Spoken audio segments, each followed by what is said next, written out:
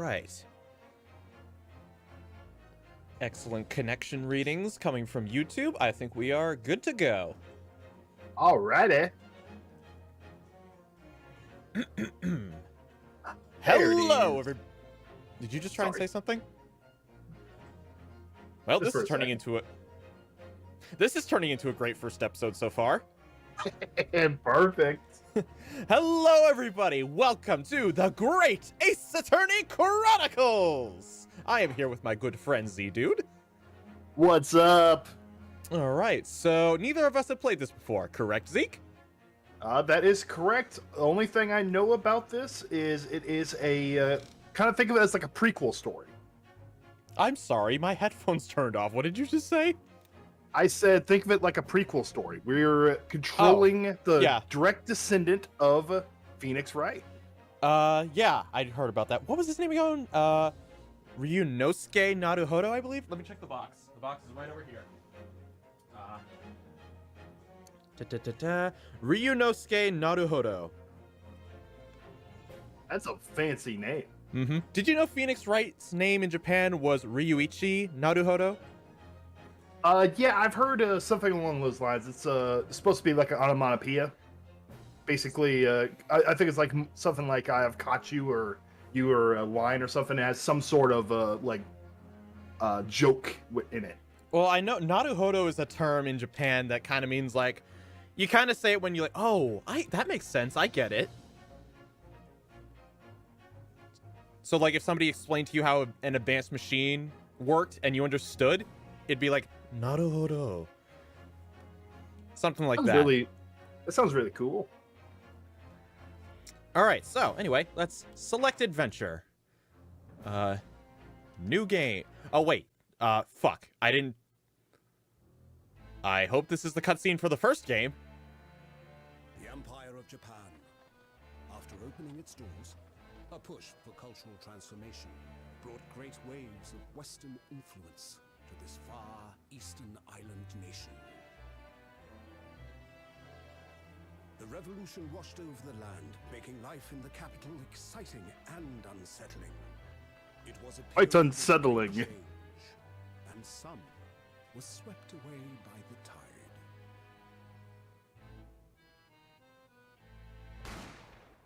Oh shit. But murder never changes. Wait, I think that's Ryunosuke himself. But for one man, the turbulence of that era was just the beginning of an extraordinary story. What? We start off and they implies he commits a murder? Take that, Ace Attorney. Eat your fucking heart out, Phoenix, right? You got accused of murder in the second chapter. This dude, he's starting his game getting accused of murder. He's like, these damn kids, they're all spoiled and entitled, thinking they deserve at least one episode of a tutorial. Back in my day, we were accused of murder in the tutorial. All right, let me I didn't see any of these options in the what is it called, menu, so I'm gonna check these right now. Vibration of the controller on, screen flashes on, subtitles on, text skip off, text box transparency, high. Yeah, we're gonna keep that. You want high? We could probably work with it. If it gets too hard to read, I kind of have a little bit of issue reading, so if it gets a little too bad, you might have to darken that background a little bit. We should be fine. I mean, we did the same thing in the first Ace Attorney game. That's true. All right, so this is the 22nd of November, 8:43 a.m. Supreme Court of Judiciature, defendants, The chamber. Antechamber? Antechamber, I believe that's how it's pronounced. I still can't believe it. I still can't believe this is happening. Well, believe it, sonny boy. How can it be that just beyond the door to this quiet little chamber is the highest court in Japan, waiting to decide my fate?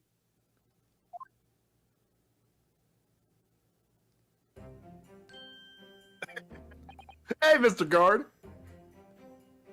Do you want to do the bailiff or me? You have a pretty good bailiff voice, but I can take it if you want. I'll just use my old bailiff voice. What? Oh, no, nothing. Save your glares, murderer! Sorry.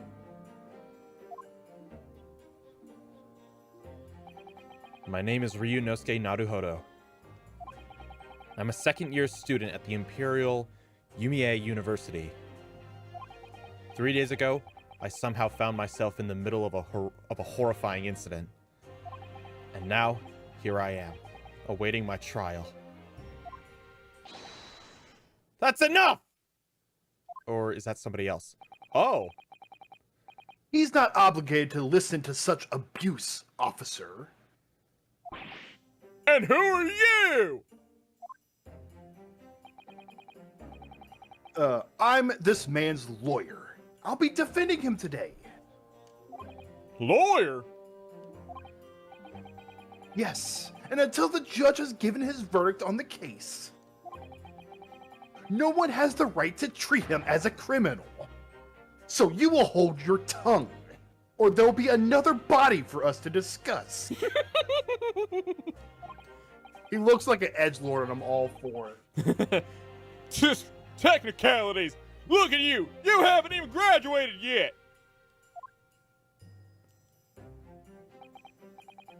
And yet, I still seem to know better than you how a court officer should behave. Ooh, shade. Right. Right, Ryunosuke? Ryunosuke. Ryunosuke? I can never say say Japanese titles. We'll get you some practice in, don't worry. Oh, yes, of course. Sorry. You don't know who I am, do you? What are you apologizing to me for? Oh, no, I suppose that wasn't my fault. But really, Kazuma, I never meant to drag you into this. I'm sorry. Kazuma. There you go again, apologizing. Just like always. I guess these guys have known each other for a while. Though I must say, you've been all over the newspapers these past few days.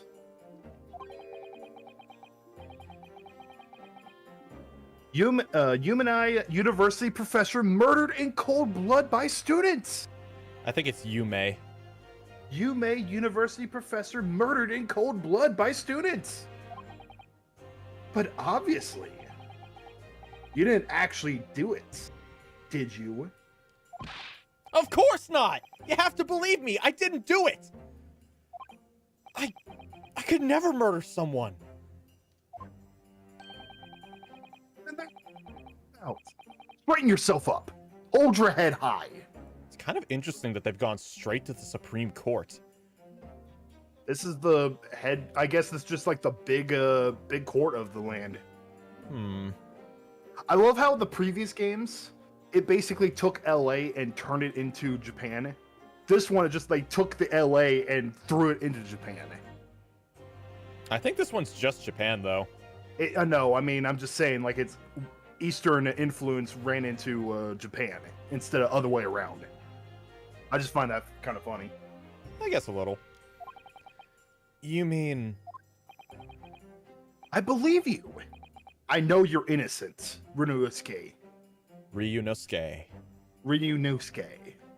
There you go. That was pretty close. It's going to be the entire week of this because tomorrow I'm doing more Danganronpa. A brand new game, so there's going to be at least 16 new characters for me to butcher their names. Do you want me to be there to yell at you? I just mean, be your vocal coach? If you want to, I mean, I know D-Mad's probably going to also do the same thing, so two people will be perfect. And you're fine. Two people would be even better. Kazuma Asogi, my best friend. Also in his second year at Yume University. But he's far more clever than I. A star student, in fact. He's even a qualified lawyer. Impressive, considering he's still under... Oh. Not that impressive. Stay out of my mind! The very concept of lawyer is only a few years old. Here in Japan, anyway. My qualifications don't mean much. Yet. You said the exact same thing 3 days ago. But I'm proud to have a friend like you, Kazuma. Truly. 3 days ago. Yes, that's when all this started. Congratulations, Kazuma. It looks like you're going to get... It's like you're going to get study... Oh. It looks like you're going to get to study abroad at last. No, I've been forever dreaming of this day. I kind of wonder, does this game have like one of those things where I can hide the text? It would not be that. Let me save right here just in case I frick something up. Okay. Now let me try this game. Okay, so it's not. Oh, Is that under okay. options? Y is the history button. Good to know. It would appear... Options is a little plus. Well, no, I'm trying to, like, make the text box disappear so I can just get this full image in frame, but I don't think, since this game doesn't have that option. Oh, well. I'll work with what I got. Finally, those government elites have acknowledged my academic achievement and successes in court. So you'll be representing Japan as you immerse yourself in the most sophisticated legal system in the world. I'm really happy for you, and proud as your friend. There's not a soul in the university who doesn't know Kazuma's name. He's a living legend. It's like there's some mysterious aura billowing around his temple. Want to bring change to our own legal system. That's why I had to cross the ocean to see the real thing with my own eyes. The heart of the British Empire. I wish I could see it too. Then come with me. We'd have a wild time tearing up the streets of Her Majesty's City of London together. Her Majesty's City of London. If only it were that simple. Oh dear. Oh dear, look at the time. I better be going. Alright, I'll see you later. I think I'll stay and enjoy this place a while longer. Good idea. After all, it's not every day you get to visit a high-class Western restaurant like this. See you in English class tomorrow, then, partner.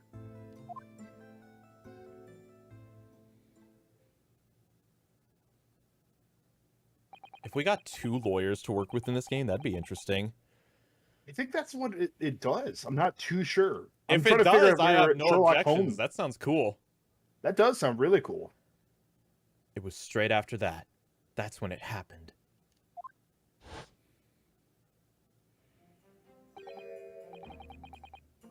Asogi, may I have a word? Oh, okay, so an older man and his daughter. Professor, I didn't know you were coming. He's got a little fluffy ball on his coat. Well, this case has personal significance to me. But never mind that for now. Asogi. You should go immediately to the judge's chambers. To His Excellency's chambers? Why? He was looking for you before. You advocating for the defense in this trial was a sudden decision. It seems there may be confusion about procedures, it seems there may be some confusion about procedures today as a result. Who is this man? I feel as though I've seen him at university before. I see. I'll go at once then. I shall accompany you. All right then, Ryunosuke. I'll see you in the courtroom. Ryunosuke. Ryunosuke? You'll get it eventually. Yes, thanks, Kazuma. I like to bow.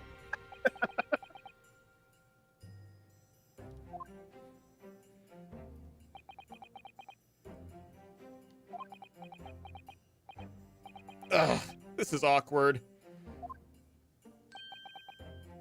If I may. It kind of looks like a Japanese Omni-Man. You think? I think so.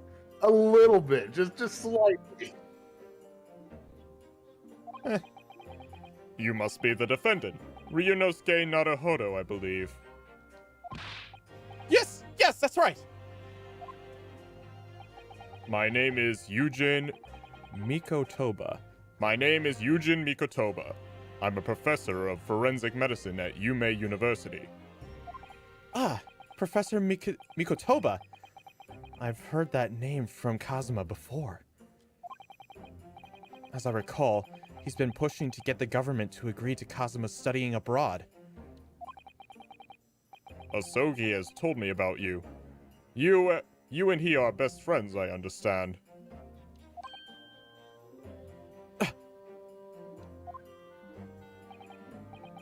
As such, I feel you should know.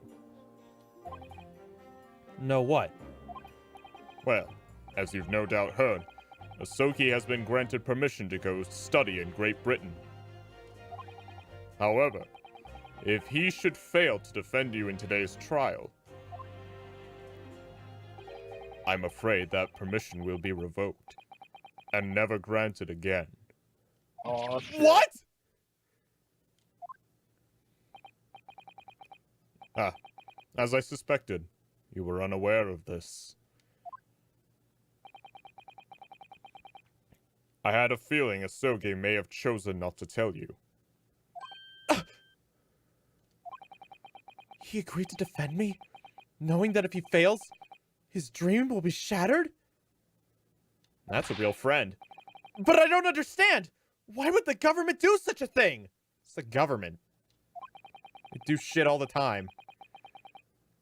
Stupid shit. The administration has chosen from a large number of applicants for overseas study. It's very difficult to persuade them to grant permission, even in the most favorable of circumstances. I don't believe it! But I didn't do it! I swear! I'm not a murderer! I'm sure that's true. Nevertheless, I can assure you that proving your innocence will be no easy task. You see, there are certain peculiarities about today's trial. Sorry? What do you mean? You'll soon understand once proceedings get underway. I think I've seen the prosecutor in this game. He seems really cool. But then, what should I do? That violin, though. What? This music is so good. It is good. I think is this like the Tense theme? It could be. I love it. Well, naturally, I'm going to suggest doing anything that could lead to a conviction. What? Right. So, as soon as the trial starts, the judge will pose a certain question to the defense. When that happens, you must answer before anyone else. You must say, I do. I do? But what will the question be? Surely not. Do you accept the accusations brought before you? Omni-Man is planning something. I don't trust him at all. Nope, not one bit. He did it. He did it. The violins are telling me he did it. We'll have to find out. Of course not. Defendant! Court is about to begin! Proceed to the courtroom at once! Huh? It would seem, what the hell is that word? Serendipitous? Surreptitious. Serpent soup decisions are to be cut short. I don't fucking know. Let me. I use big words. Surreptitious. Ah, it would seem our surreptitious discussions are to be cut short. Everyone that's saying hello, hello, hello, hello. So allow me to summarize. Kazuma Asogi must not be the defense lawyer in this trial. Oh. Of course, as the defendant, the final decision is yours. What are you waiting for? Do you want to be found guilty for failing to appear? Get moving! There's no point in anyone advocating for the likes of you anyway. This is it. If this trial goes badly, Kazuma's dreams of studying abroad are over. And what's more, I'll be found guilty of murder. And so, with absolutely no idea of what lay ahead, I embark on that unforgettable trial. Let's do it. My one and only chance of proving my innocence. The trial that would decide my destiny.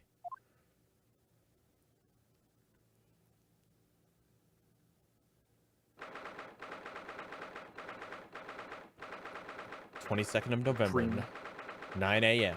Supreme Court of Judiciary, Courtroom 2. He looks nervous. So, this is a courtroom. Bro, just act natural, okay? They won't know you're on crack cocaine. The Supreme Court of Judiciary. Is that how? Judiciature? Judicator. Oh, that could be adjudicator. The Supreme Court Adjudicator. No court in the land has more power.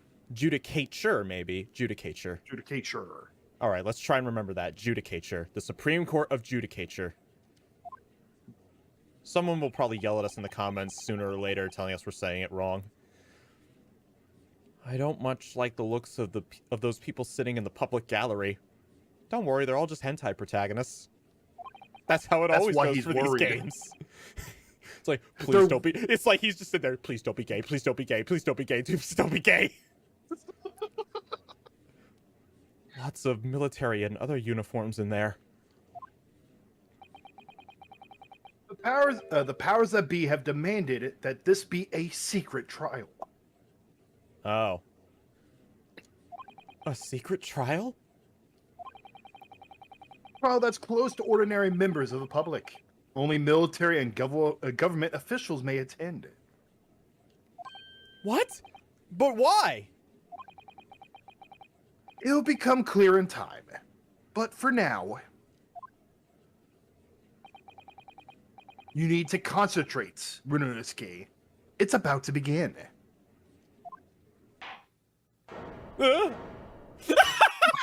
Yes! He's back! What the fuck was his name? Pain.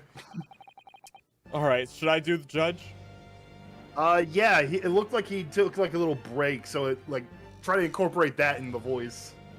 The court will now hear the trial of Ryunosuke Naruhodo. Execution is ready, Your Excellency! So his name's Achi in this timeline. This is the defense. Before we begin, there is one point of order I would like to confirm. Yesterday evening, the defense made a last-minute request for a change of advocate.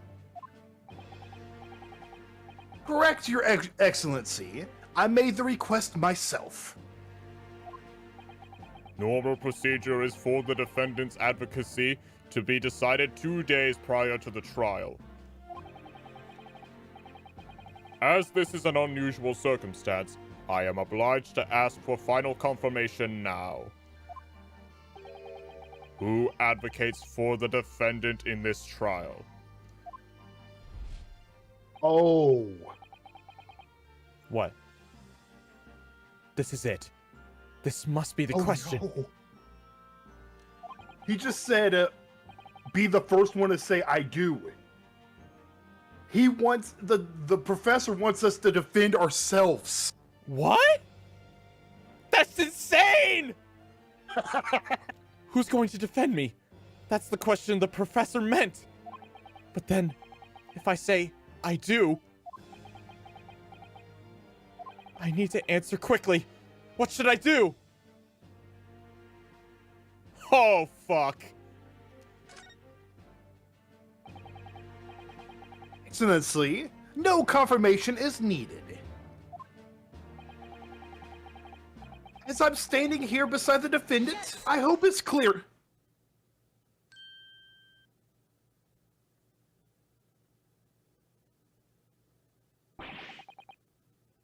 What is the meaning of this unruly outburst? I would like to inform the court that Ryunosuke Naruhodo will be defending myself. Oh no. You'll be... What? You're playing at Ryunosuke. Ryunosuke. Professor Mikotoba told me everything just now, before the trial. He did what? He said that your dreams of studying abroad would be dashed if you were to lose.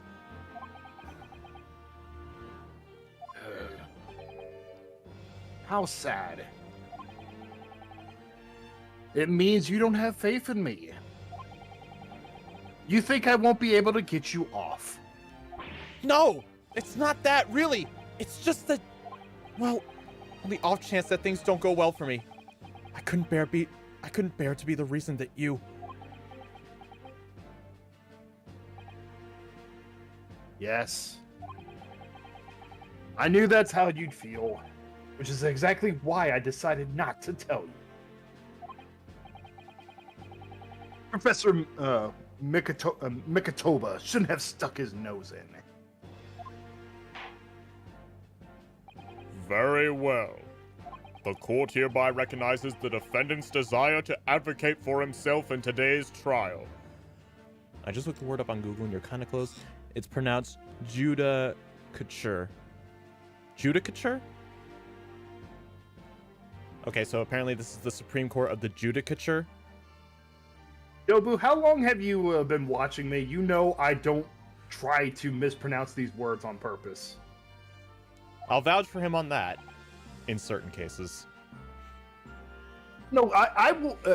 Okay, that's legit. Why, for the most part, I do nicknames for a lot of characters.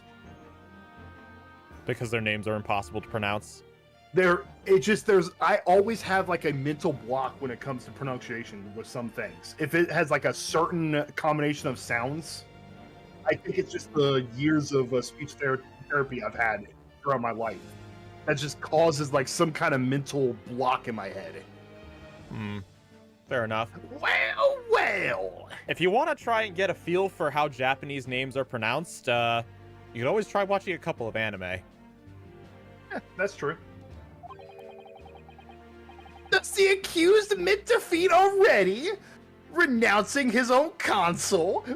Really? Objection! Make no mistake, counsel. This merely shows the defendant's innocence is so apparent. He's confident he can speak for himself. He's like, oh god, I fucked up. I fucked up bad. Oh my god, can I get a redo? It's like, okay, so there's 6 guys right there and a window right there. Maybe if I take that rope, choke that guy out, break that window, maybe with that guy's sword, I can make it out of here alive. That's so. Naruhodo-san. Oh! Yes! Exactly! Exactly what I wasn't thinking! I'm not confident at all! I pulled that damn trigger! In fact, my mind's a completely blank! I realize you're in charge now, but still, try not to look so bewildered.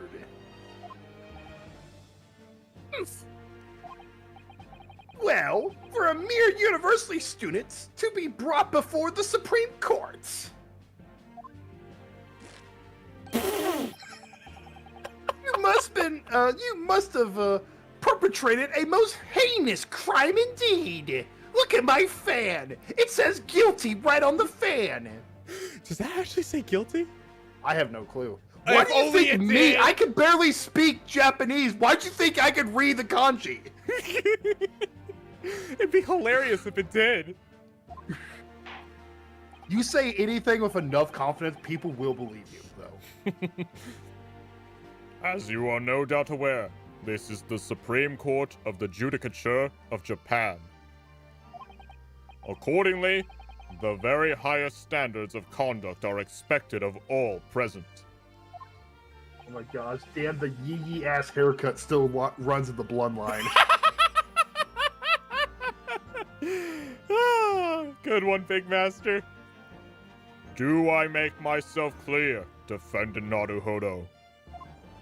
Yes, Your Excellency. I can say Naruhodo. Naruhodo. That's way better. I say it, I can't even say it.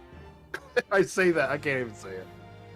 Is it therefore my duty to assess your competence for the task you have undertaken? My Say competence? objection. Say objection and points. Okay, you're all good. What does that mean?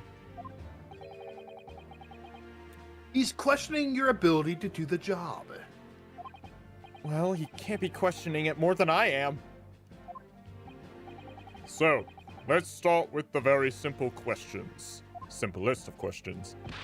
Oh, yes! Kindly state before the court the name of the victim in this case. Well, that's easy enough. I've heard his name more times than I care to remember. But... wait. Ah! I'm so nervous! I can't even remember that! What was it again? Ryusuke. Let me guess. Your mind's gone blank? You know me so well. All the relevant information for this case can be found in the court record. But I can't even find that! It's simple. You can access the court record with a press of the R button. If you ever find yourself forgotten something, just consult that. It's all in there. I just have to press R for the court record? Alright, there's no time to lose. Okay, let's see. We have a university collar pin. Proof that I am a student at the Imperial Yume University. I always wear it on the collar of my uniform jacket. Oh, just like his ancestor, he probably has the ability to show that to every single person that walks. That'll be fun. This is the list of evidence you collected. Now try switching to people instead with R. You'll find details about the victim in here. When you're done, press B. Just press B to go back. Okay, so Yujin Mikotoba, a medical school professor at the Imperial Yume University. He's an authority in forensic medicine and Kazuma's mentor. Take Tsuchi. I think it's Take Tsuchi Achi, the lead prosecutor of this case, who would appear to have little love for the changes the cultural reform has brought about. And John H. Wilson, 47, the victim of this case. He was visiting He was a visiting professor of medicine at Yume University from the British Empire. I'm loving it. I'm loving the differences of the names. There's like Kazuma, there's Achi, there's a name the main character I can't even pronounce, and then the victim's name is John. I didn't even catch that at first. It's just funny. It shouldn't be funny. Post-mortem report. That's an interesting Yo, the way of bullet saying did not pass autopsy. through the victim's body? What? Wait, death occurred a little after 2 p.m. and was caused by loss of blood from a gunshot to the chest. The bullet did not pass through the victim's body. It was stuck in his body. Okay, that makes sense. All right, in the chest. Oof, that sucks. Oof. So remember, everything to do with the current case can be found in the court record. Now, you better not keep His Excellency waiting any longer. Go on. Find the victim in the people section of the court record, then press X to present it. Try it now. John H. Wilson. X. Yes! The victim's name was Dr. John H. Wilson.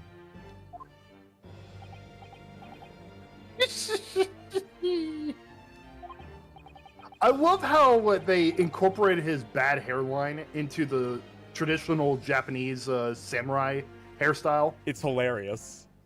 It is hilarious. Well, at least you can remember the name of an esteemed member of your own university.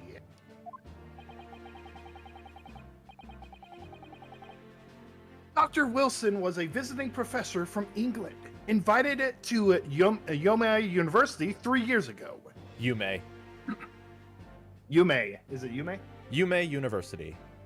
Yume University 3 years ago. Indeed, which is the reason why this case has such profound implications. Because the dude it's was a member of the British, like that's why it's a multi-country affair. the British Empire They're pissed. is at present our country's most valuable foreign ally. And as most of you will be aware, we have just signed a new treaty together after lengthy negotiations. There can't be anyone who hasn't heard of the Anglo-Japanese Treaty of Friendship and Navigation. I think it's Anglo-Japanese, but... Oh, Anglo-Japanese Treaty of Friendship and Navigation. And yet, despite these delicate circumstances, the blood of an Englishman has been spilt on our soil. You are both undergraduates at the Imperial Yume University, are you not?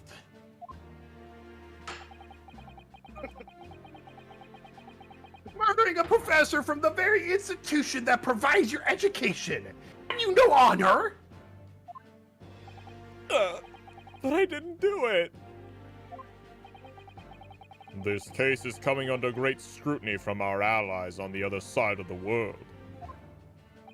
The court therefore wishes for a speedy resolution to this matter. In other words, our feeble government is scared of unsettling English's policymakers. Upsetting English. Heh. Roast. And you're a convenient and expandable scapegoat to blame for this crime. Expendable. Oh, expendable scapegoat to blame for this crime. So that's why this trial has these unusual peculiarities in it. Exactly. Our government needs to convict someone as quickly as possible. All because the victim is an Englishman. Yes, Dr. Wilson was an Englishman. But nationalities and treaties won't make any difference for me here. The fact is, I was there at the scene of the crime.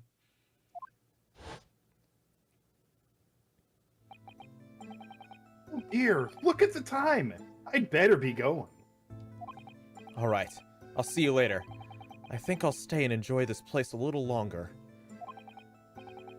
Yeah, after all, it's not every day you get to visit a high-class Western restaurant like this. See you in English class tomorrow, then, partner.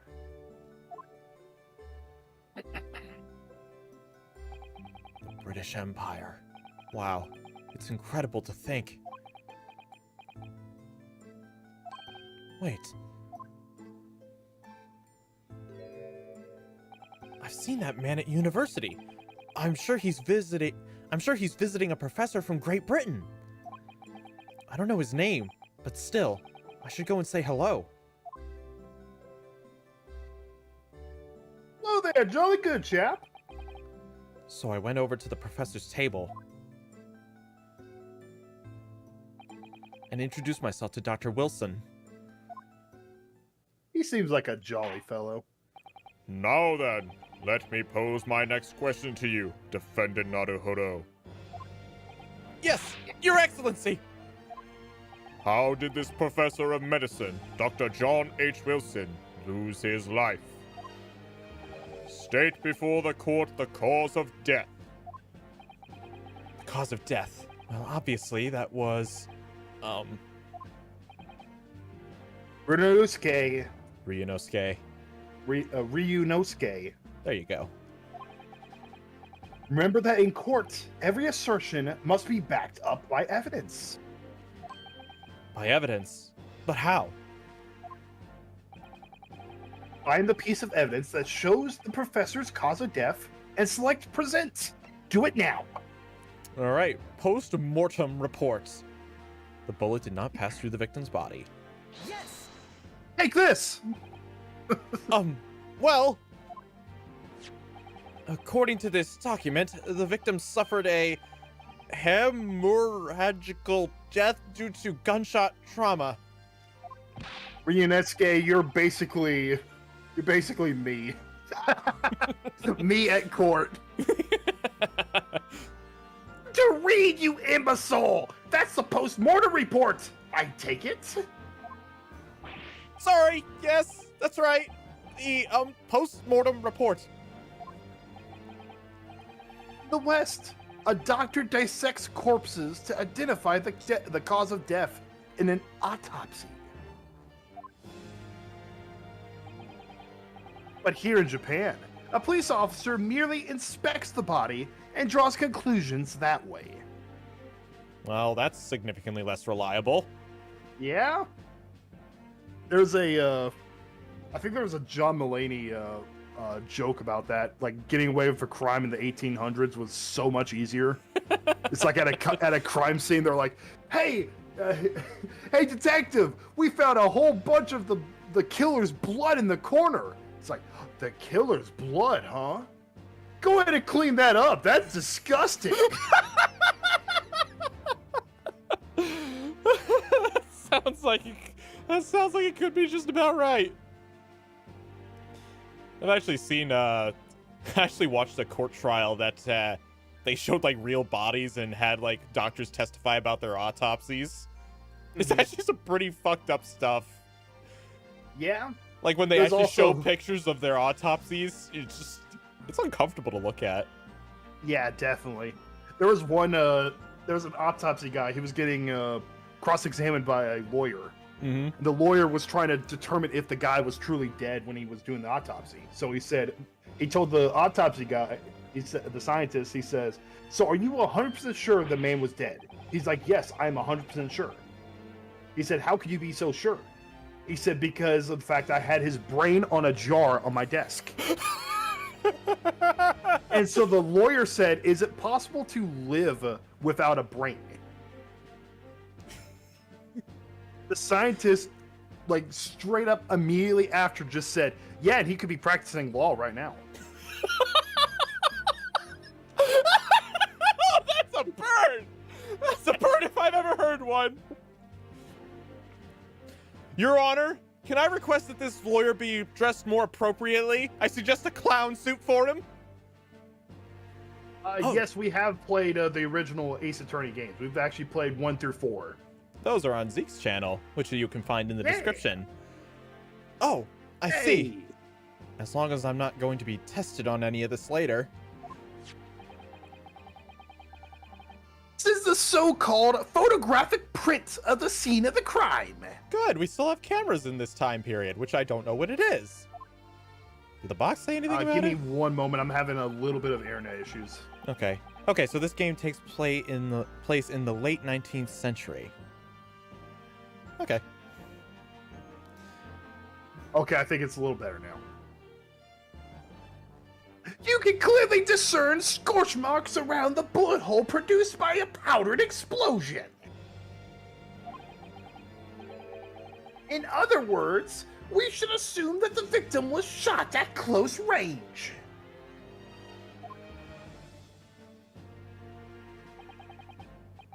Thank you, counsel. The court will accept this modern scientific evidence into the court record. It's a photograph. They're like, this is cutting-edge technology. The photographic print of the victim has been entered into the court record. All right, photograph the victim. Photographic print shows the victim. He was shot from the front in the chest and subsequently died. So Oh, that's wait. from the front. From the back, front end came out the back. The bullet did not pass through the body. The victim, was shot from the front in the chest and subsequently died. Oh, I thought it said it came out of the back. No, these confirm the same detail. Shot in the chest. Oh, okay. Shot in the chest. Bullet did not pass through the victim's body. I feel like the fact that the bullet didn't pass through is going to come up later. Uh-huh. So that's a photographic print. Now that's something I've never seen before. It's clearly superior to a drawing. The detail is incredible. Very well. I am satisfied with your answers. Let us start the trial.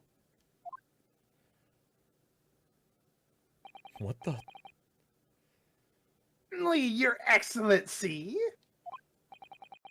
So, without further ado, in order to better appraise the court with the facts of the case, execution hereby call its first witness, who was there at the scene of the crime when it happened. This is it then. I think I may have worked out what the professor had in mind. The professor? You mean Dr. Mikotoba? Yes. Clearly, you're the defense lawyer today, not me. But that doesn't mean... Well, I can still act as your assistant. Ah, of course! When he was speaking with me before, he simply said, Kazuma Asogi must not be the defense lawyer in this trial.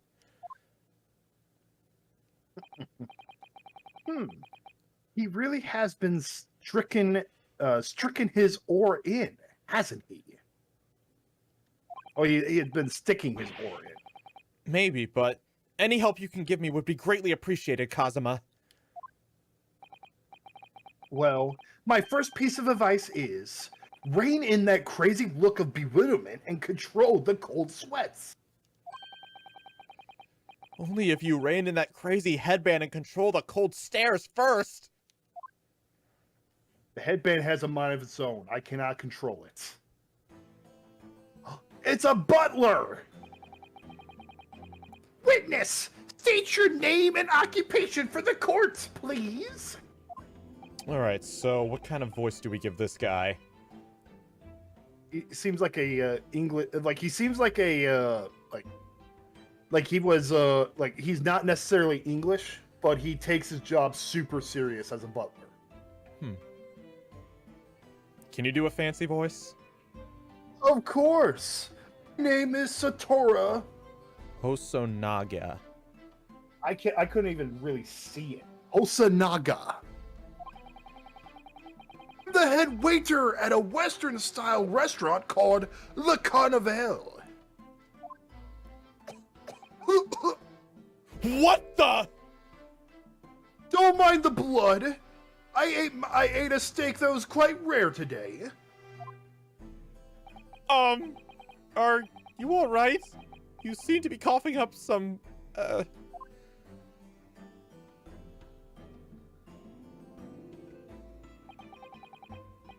It's a regular occurrence. It really doesn't bother me. Alright, I know they're not very useful at this time, but you maybe should see a doctor.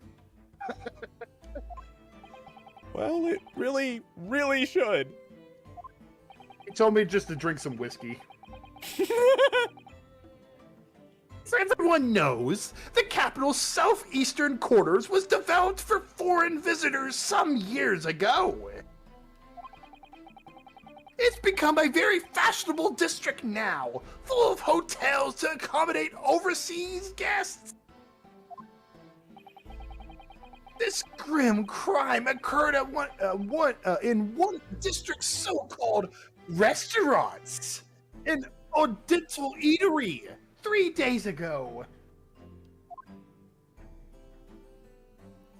Understood. Hosogana-san, you will kindly tell the court everything you can about the incident. What, sir? And no petty interjections from the inspiring lawyer boy, please. I wish we could have GIFs as YouTube thumbnails. I would totally be using this as a That is thumbnail. a great gif. This has some, like, actually, objection, dumbass energy. I'm too sexy for my... I'm too sexy for my shirt. I'm too sexy for my shirt. Too sexy for my glasses.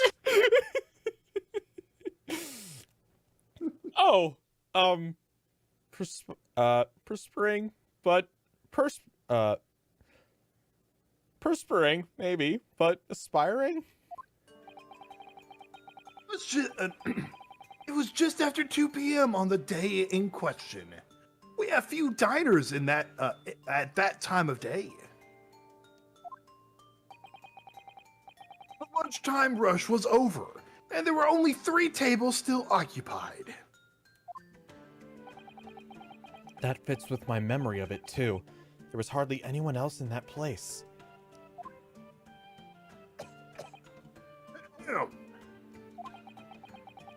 It was when I was in the kitchen, putting away crockery and cutlery. A gunshot rang out, so I hurried out to the dining area to see what had happened. I found the victim, an English gentleman slumped in his chair. And standing immediately beside him, gun in hand, was the accused university student. Yes! Hold Yes, on! that was me! Let me just clarify something here. While I did pick up a gun I found lying on the floor besides the professor, I didn't shoot him! Objection! I believe I asked you to refrain from petty interjections. The court wishes to listen to the witness's report of what he saw, you amateur. But... The next time you interrupt at an inappropriate time, you will be penalized, Defendant Naruhodo. Don't worry, Ryunosuke. There you We'll go. have your chance to fight back.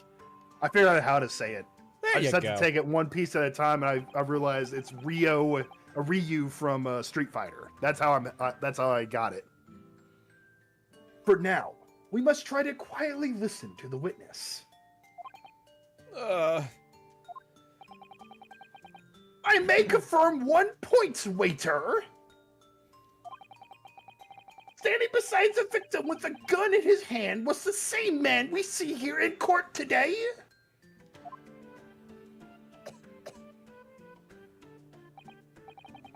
Yes, without question. I see. Hello, Jay-sama. And apart from the accused, was there anyone else standing besides the victim?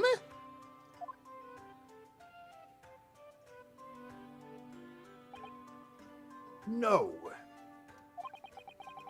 There was no one else around that table but the deceased Englishman and the university student.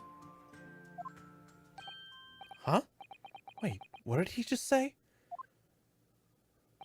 There was no one else around that table. What's the matter, Ryunosuke? That's just not right. When I went over to Dr. Wilson to say hello... The violins are back. Oh. It's Carmen Sandiego! She was the one that shot him! I don't know who that is. There was a Don't woman... make me feel old, dude. There was a woman sitting opposite him at his table. Really? And that's not something the waiter could have missed. I've been warned about interjecting, but still, what should I do? Oh, he's doing the evil anime glasses thing. Oh! Interject. Yes! Just a moment, please. Dr. Wilson wasn't alone that day. I'm sure of it. There was a lady sitting with him at the same table. Objection! Dear me, dear me! What are we gonna do with you? With your blatant disregards for court proceedings, I'm beginning to wonder if you're not a fraud. Could it be that the accused, this mere student, is not a real lawyer after all? But I'm sure of what I saw.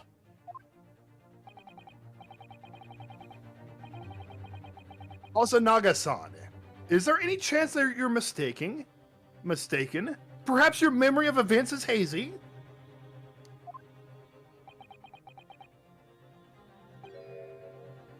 No.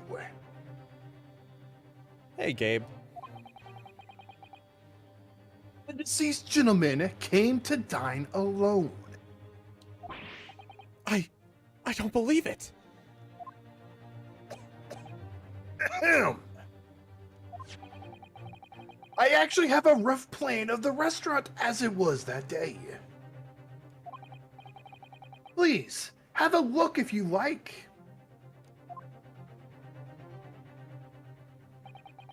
Let me see.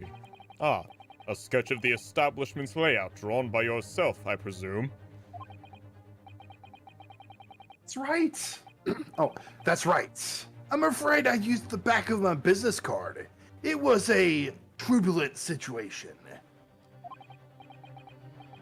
However, as you can see, the gentleman in question was seating alone.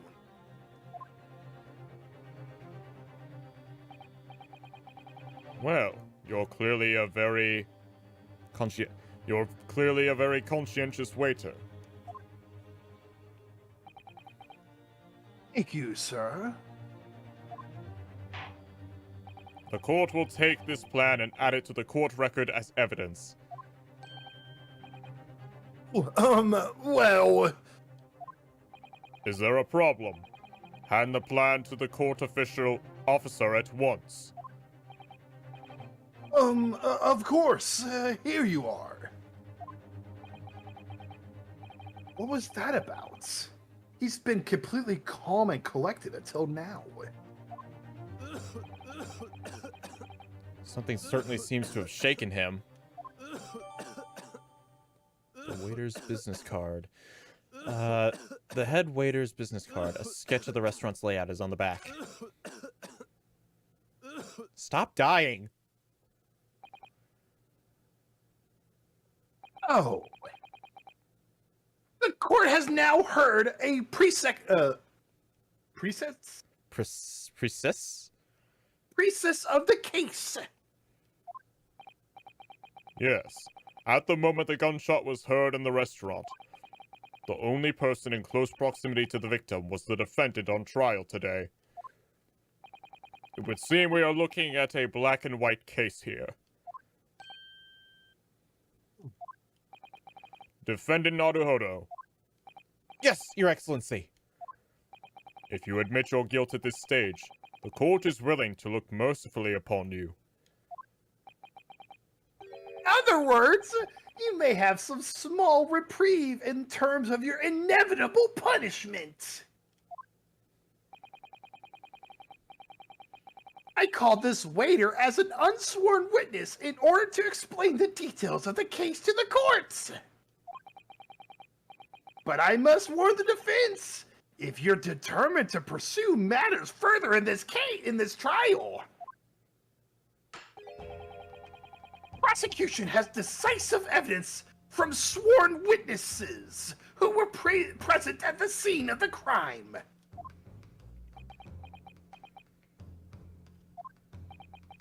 What do you think I should do, Kazuma?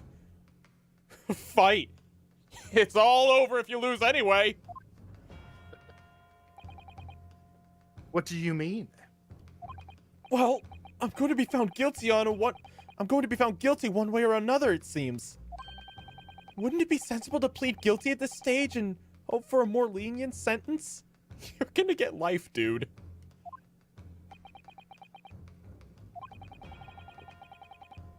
Everyone keeps telling me that this trial is unusual about these peculiarities.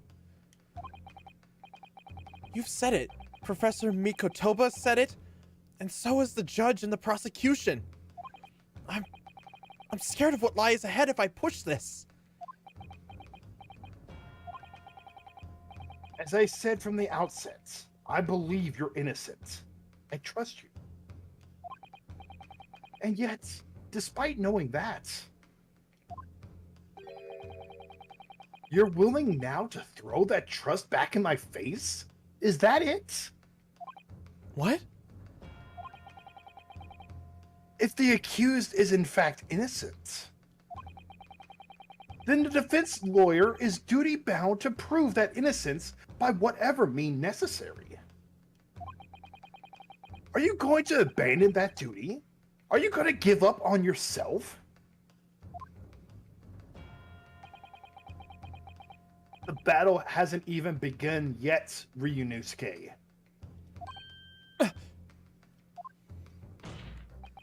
Whoa. The defense pleads not guilty, Your Excellency.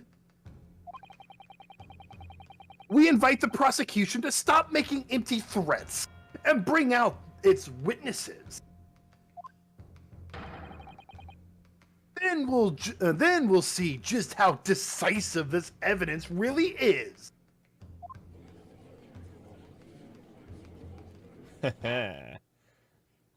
Indeed. Prosecutor Achi, please continue with proceedings.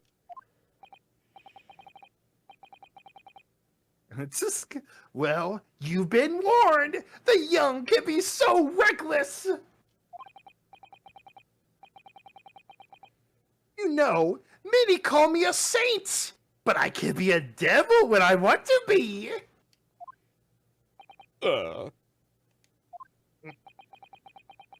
In a few short moments from now, the dumbstruck youth mouth of yours will be silenced forever. The prosecution calls its next witness.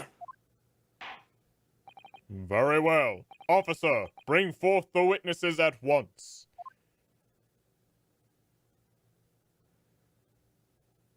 We have two of them.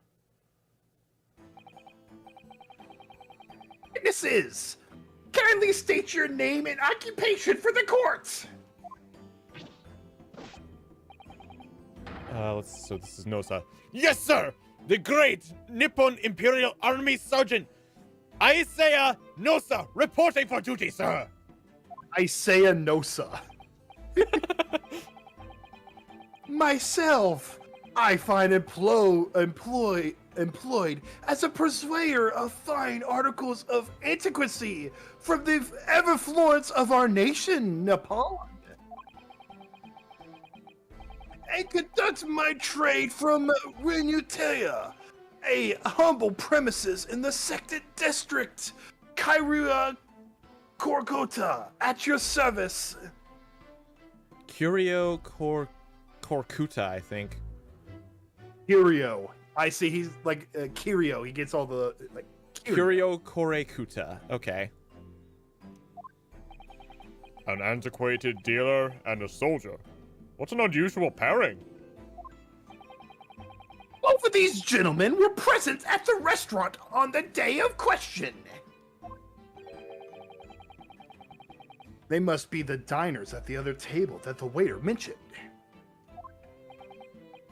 Myself, I habitually take tea of the most exquisite aroma at the establishment in question, always post-noon. And not infrequently conversed with interesting parties regarding the curios with which I make my business. I can't understand a word that old man is saying. He's an antique dealer. It sounds like he's a regular at La Carnival. He seeks out potential customers who may have an interest in antiques and try to sell his wares to them. He obviously targets La Carnival because it's a high-class restaurant with rich clientele. Right, I see. Although, to be honest, that sergeant looks more like he'd be a seller rather than a buyer. Oh, you both witnessed the precise moment of this atrocious incident. Is that correct? Affirmative! The enemy unit was seen attacking the foreigner in what can only be described as an act of war, sir! It was that black uniformed rogue infantryman over there who unloaded his firearms, sir! This man's impossible to understand as the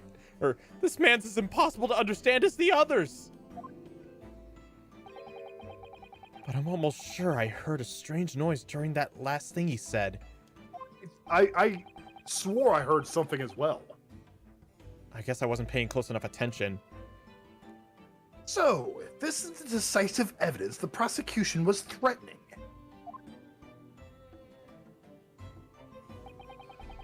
The soldier is claiming that he actually saw the precise moment you shot the victim dead. Yes! Well, are you starting to feel uncomfortable? If I'm honest, I was feeling uncomfortable from the start. Now, the court will hear from your formal testimony, please. You will state everything you saw at the precise moment that the incident occurred. Yes, sir! Wait, I heard that too. Is it a baby? That's what it sounded like. Does he have a baby on his back? Oh, would that be funny? Oh, that would be perfect! Yes, sir! Standing by, ready to report, sir! Unsavory memories of a most acerbic afternoon.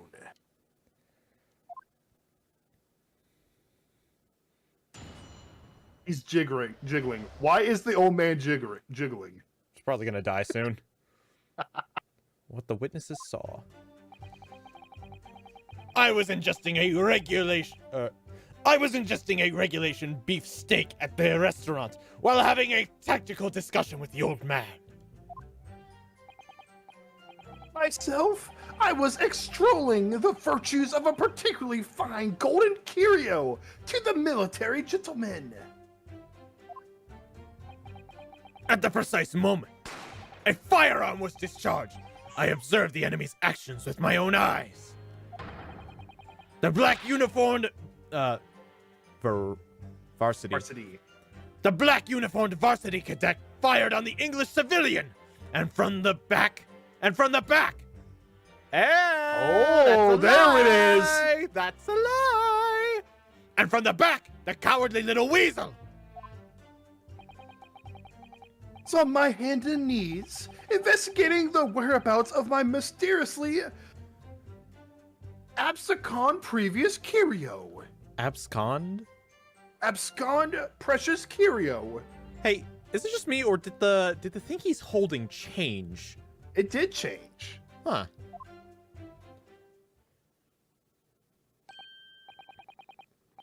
Well, so you, Sergeant Nosa, actually witnessed the vital moment. You saw the split second where the defendant fired the weapon at the victim. Yes, sir! Affirmative, sir! That wicked university cadet, sir! The cruel and unforgivable enemy! Oh my god, the old man has a knife now! Oh, whoa! This is where I skin you alive! What times we live in, when an English gentleman may be sound in the broad light of day. I'm pretty sure it's illegal to bring a knife into a courtroom. He does not care. This man's like, I dare you to do something. But this is ridiculous! I didn't shoot anyone! Is that really true, Ryunosuke? Yes! All I did was pick up the gun that I saw lying on the floor!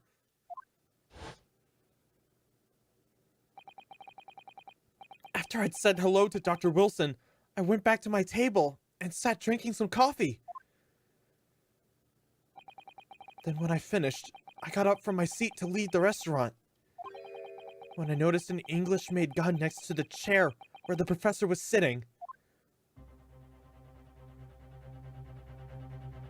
It's a gun. I thought perhaps the professor had dropped it. So I bent That down. triggered discipline of Ryunosuke, though. I mean, can we just talk about that real quick? Yeah. Finger off the trigger until you're ready to fire. He got that trigger. He's never seen this gun before. He already has trigger discipline. Yeah, it's good. So I bent down, and just as I was picking it up, should've listened to the other rule. Don't point at something you're not willing to desecrate. Oh, if that is true, there was obviously a criminal on the scene somewhere. And somewhere in these two witnesses' testimonies. Oh. And somewhere in those these two witnesses' testimonies, there's a clue as to who that criminal was. There is? Ryunosuke, you must exert your right to cross-examine the witnesses. Cross-examine. Do it now.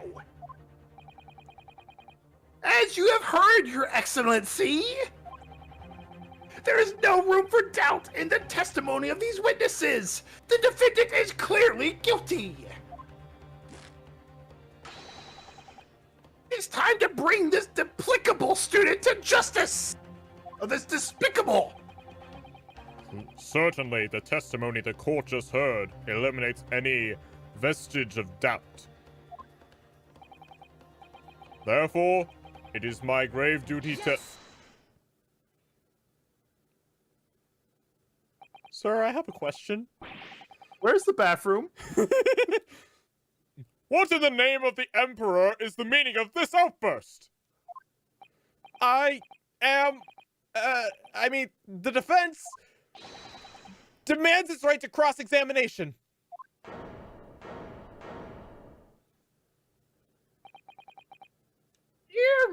Dear me. Welcome back, D41K1. You're just in time to see us do our first cross-examination. Let me guess. The Hachimaki handband boy next door told me to do it. How pathetic. Huh? How did he know? The prosecution objects. This is a clear waste of time. The defendant obviously has no experience. How can he possibly carry out a cross-examination? It's my right, bitch. Don't you know what that word means? Huh? I guess you wouldn't, being a prosecutor. Objection! That's just a low blow, my dude.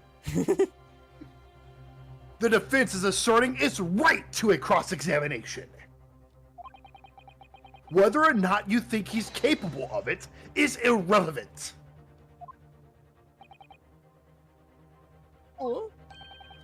Cosmo is so commanding. Very well. Let the defense conduct a cross-examination of the witnesses. I love how the judge has like hard liquor to his left. Did he? I didn't notice. I gotta take a look. That's what I think that bottle is. It's just like a bottle of like a hard liquor. Oh, let's find out if next time I get a good look at the judge. All right, this is where the battle really begins, Ryunosuke. But I don't even know what I have to do in a cross-examination. Isn't it obvious? Isn't it obvious? You have to expose the lies in the witnesses' statements. How? You didn't fire the gun, which means what that soldier has said has to be a lie. Well, yes, but It's just a case of proving it. And the key of doing that is the evidence. right, evidence. All you need to do is present some decisive and indisputable evidence that proves the witness is lying. Now let's go, Ryunosuke. Don't let them beat you. All right then, it's all or nothing. Oh my gosh, that weak ass desk clap. You gotta work on that. All right. I was investigating a regular steak at the restaurant while having a... Let's press just to see if he says anything funny. Yes! What do you mean, yes? This is where you say, hold it.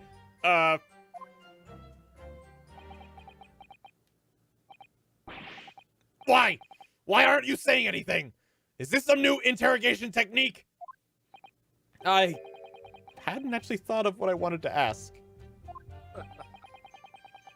Just ask about anything that catches your attention. Anything that bothers you. All right then, this beef steak you mentioned. What kind of food is that? Imbecile! Ah! Beef steak is a delicious cut of veal, vigorously cooked on a cast iron grill and served piping hot! Oh. If food could receive medals of honor, beef steak would be almost as highly decorated as a cutlet. Right, I see. Thank you, sir. So, next question.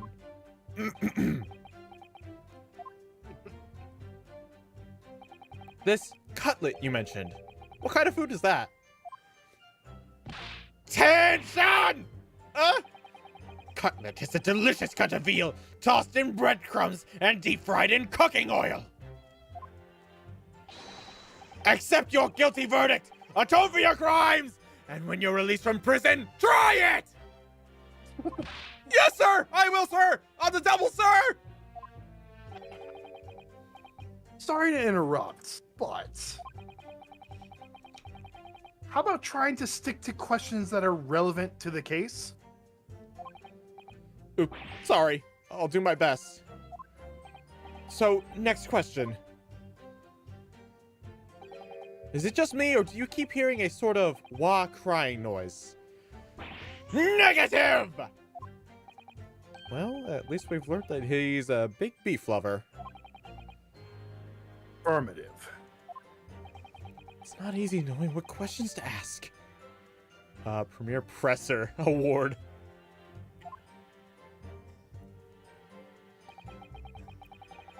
Ah, fuck it. We'll press him too. Why not?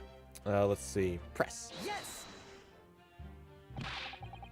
I have no idea what you're talking about. On boy! A koban? You mean an old Edo coin? Prior to the incident, a treasure of exceptional value from the Honai period entered my possession. I think that's Hoei period. The Hoei period entered my possession. I took myself to the restaurant the following day, with said item secreted in my bosom pocket, in the hopes of a influence cognizance appraised of its indisputable value being present. So, you were hoping to sell your Kaban coin? To Sergeant Nosa? Whom you met at the restaurant? Yes. It's quite clear it's quite clear where you're going with this, boy. You're about to assert the penniless soldier would have no hopes of purchasing a precious Koban. Isn't that so? Well? You little upstart candidate! Or cadet! You want to add disrespecting a superior officer to your list of crimes, do you? Blatant subordination! No, I didn't say anything! Although penniless might be just the word I was looking for.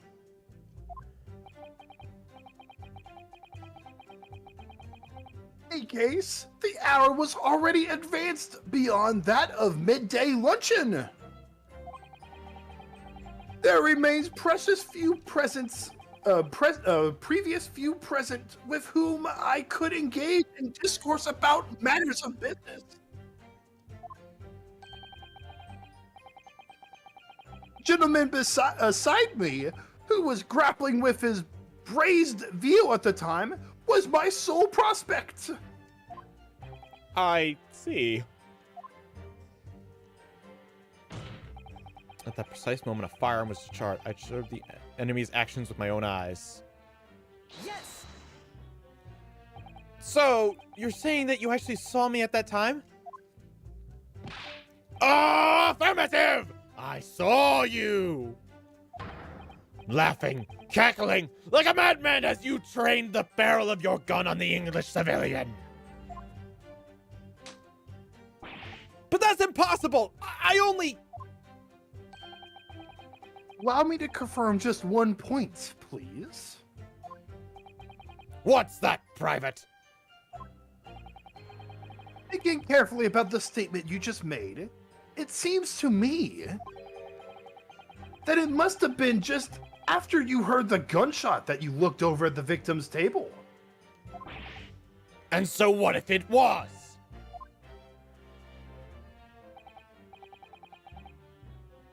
Oh, if that really is the case, it would mean that you didn't, in fact, see the precise moment that the killer actually fired the gun. Hope you two are having fun. Thanks, Funky Thor. We are.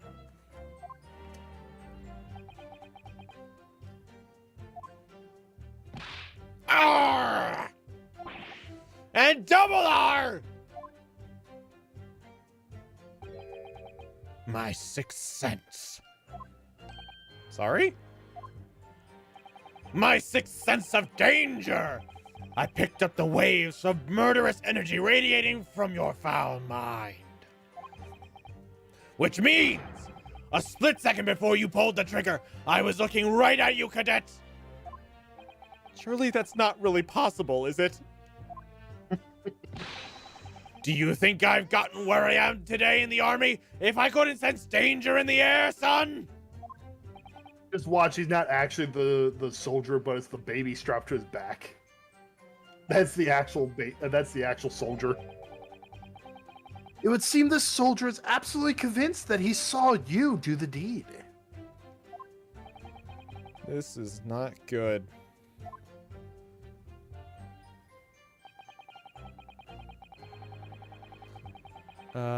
Let's do it. Present. Oh, is this the one where he says, and from the back? From the Okay. back. Present. It's like, yo, you're about to lose a check mark if you get this wrong. Huh. You could do either the photograph of the victim or the post-mortem report. I guess this one. Yes! Remember the stop previous saying games, you could do yes? the same. Say objection, dude. Come on. Give us that classic line. He's new to this, okay? no excuse.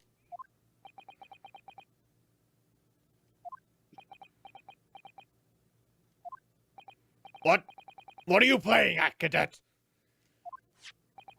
What is the meaning of this subordination? Thrusting this wad of paper into my mustache. Inconsistency, sir.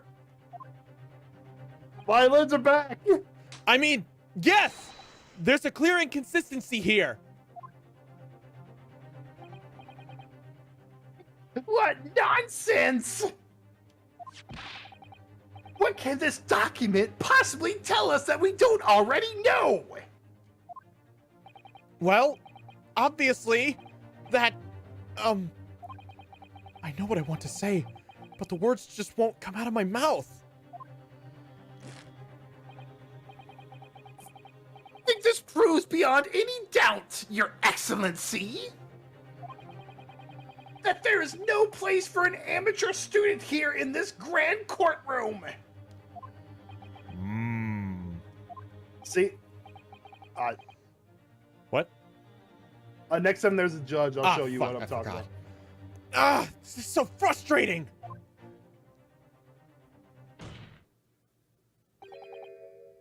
Oh, please. Surely this doesn't require an explanation. It couldn't be more plain. To spell it out would be an insult to the court. Kazuma, what? You shut your mouth. Let Dad talk. What are you talking about? It's apparent from a single glance at the post-mortem report presented by the defense that there is a clear discrepancy here with the sergeant's statement. What? Sergeant Isa Nosa. Isa Nosa. Yes, sir. Oh, yes Nosa. Like yes or no, sir? sir. It's Okay. like yes or no, sir. I get it. Yisa Nosa or something like that. I don't know. Yes, sir. What, sir? Statement you just made was this.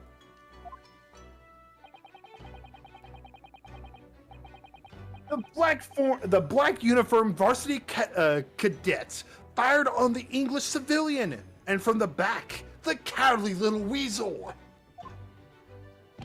Yes, sir. Affirmative, sir.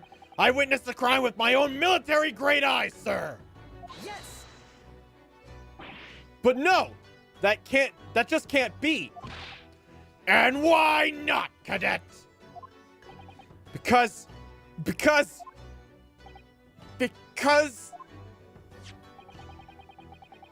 As it clearly states in the post-mortem report. I love the little detail of his eyes shifting over to Kazuma, like, help me out! It was funny. Fatal hemorrhaging from pectoral ballistic trauma. No exit wound. Bullet did not pass through the body. The photographic print of the victim clearly shows the same thing. The victim, Dr. Wilson, died from a bullet wound to the chest.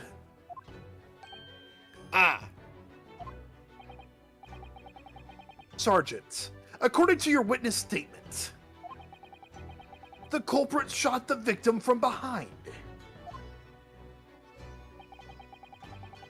And that is an obvious discrepancy here. Well, how do you explain it? He does have a baby on his back! The baby! Oh, well... What the... What was that? Something just popped up from behind his back, but he pushed it down again. Certainly. This is a clear discrepancy with the facts here. Look at the right of the judge. Or the left of the judge. I don't think that's alcohol or sake It or looks whiskey. like the bottle looks like liquor. That would be Very inappropriate for a judge. The judge is tipsy. Yeah. Yes, sir. At this juncture, that would appear to be indisputable.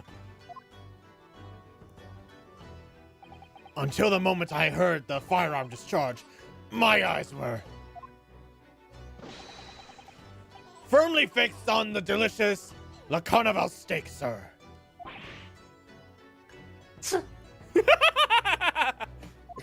He's like, oh shit!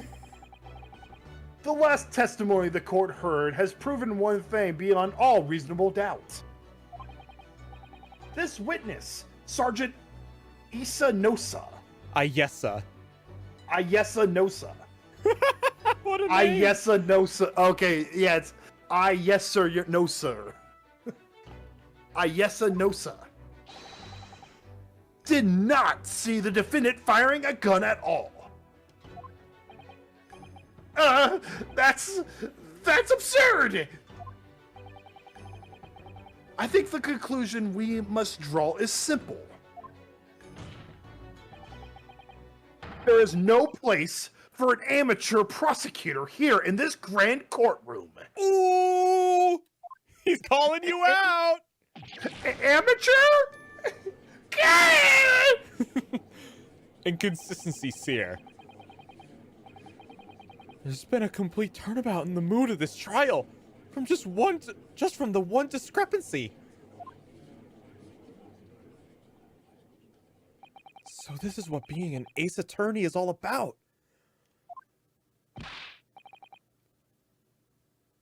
But I definitely saw him.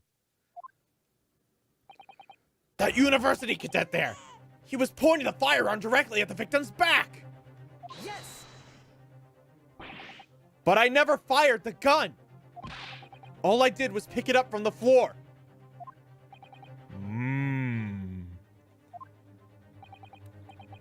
And you, old man, you didn't see the moment the victim was shot either? Myself, I have already been quite clear. The gunshot interests me not. I was far too busy on the floor. Too busy on the floor? Sorry, what were you doing? Hunting for treasure. Treasure? What the? Indeed! My hoary era kaban! My prize coin! On each occasion when I visit that restaurant, it is my habit to place it in my place in my bosom pocket a particular trinket of interest from my shop, Rashutai. Rasute? Rashutai. In the hope of meeting a rich dinner, in the hope of meeting a rich diner who might like to buy it from you. On the day of scrutiny, it was the military man that I profaned my hoey treasure. Believe that he would purchase such a rare find. I did not, but I was presented with a little alternative, and then, after averting my eyes for the briefest of moments, it was there no more. It simply vanished. The coin? The kaban vanished. Hunting around under the table, I was, in case mayhaps it had fallen there. And then it happened.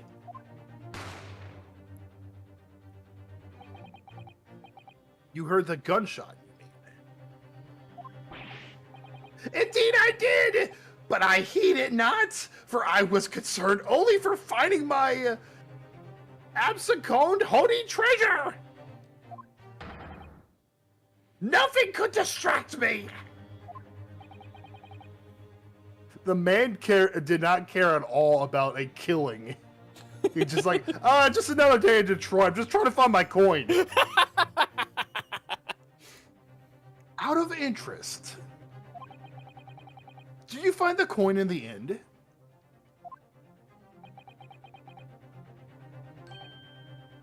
No.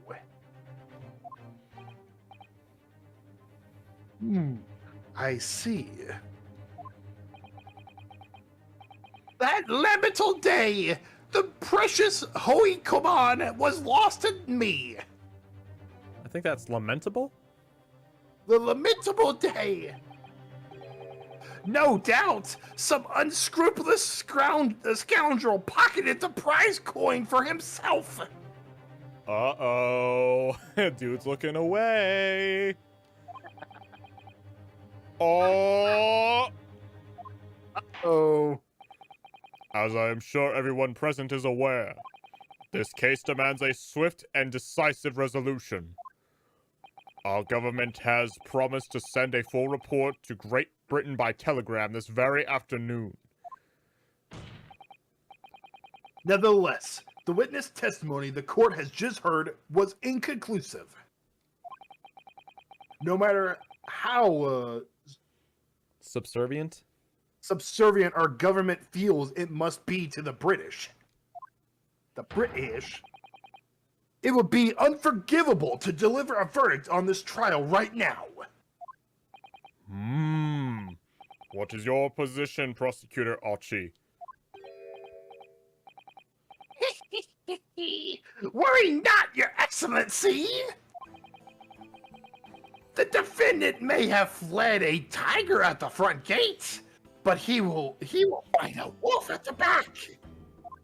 Because he's at a furry convention! My witness have further testimony to make! Explain. Upon hearing their next statement, it will become abundantly clear that there is only one person who could possibly have committed this despicable crime. Equally despicable defendants, Ryunosuke Naruhodo. Naruhodo. Naruhodo. What? He really seems to be despicable. He really seems to have a despicable opinion of you, doesn't he?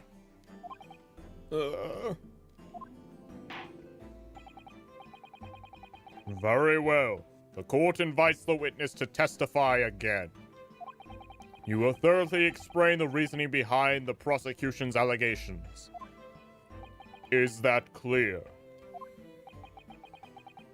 Clear as Kiriko glass, Your Excellency. Yes, sir. At once, sir. Awaiting signal to testify, sir. I love that baby on his back. That's hilarious. Excuse me, but there's something or someone peeking out over your shoulder, I think. Affirmative! The newest member of the Nosa family to rise up through the ranks. His, ranks, sir. Name? Ido. Ida Nosa. Ido Noso. I don't know. It is I don't know, sir. Oh my god, that's perfect. Oh, that's great.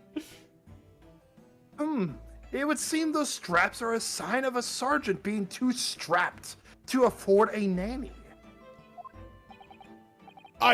Even if what I saw wasn't That much I myself did see. Uh-oh. Wait, hold up. I think we're losing connection. Give 1 sec. Oh.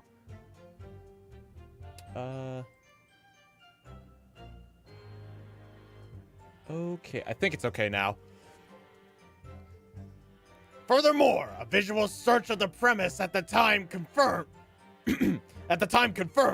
that we were the only personnel present.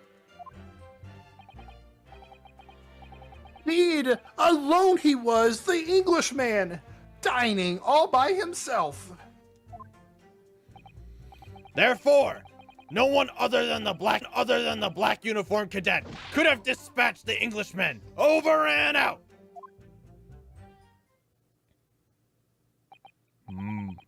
These testimonies are Wait, that's nonsense. The victim, Dr. Wilson, wasn't alone at all. Please! Enough of these outbursts already! But there was a woman. There was a young woman at his table. You must have seen her. Everyone there must have seen her. Objection! Call yourself a lawyer? Then you will respect the rules of the court and speak accordingly! We are not here to listen to your fantasies! Ugh.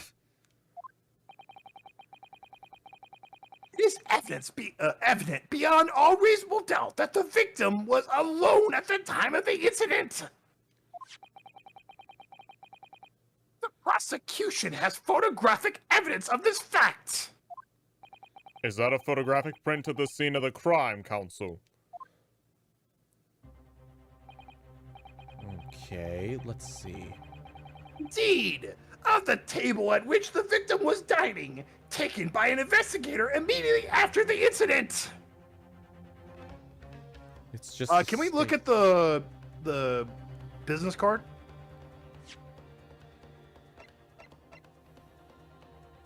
Okay, examine. Just as I thought. Okay. That's all we need to know. Okay, let's see. So there were 6 tables. He died right there. Okay, Do you see the inconsistency? let me take another look. Aren't there supposed to be 4 chairs here? Not necessarily the chairs, but where if the victim was facing the way he is, he's not seeing what he's supposed to be seeing. If he was sitting where the waiter was saying he would be looking at the wall, not the other tables. Wait, hold on. Let me take a look. I'm not sure about that. I am sure about that because he's looking at the way he's lined up there.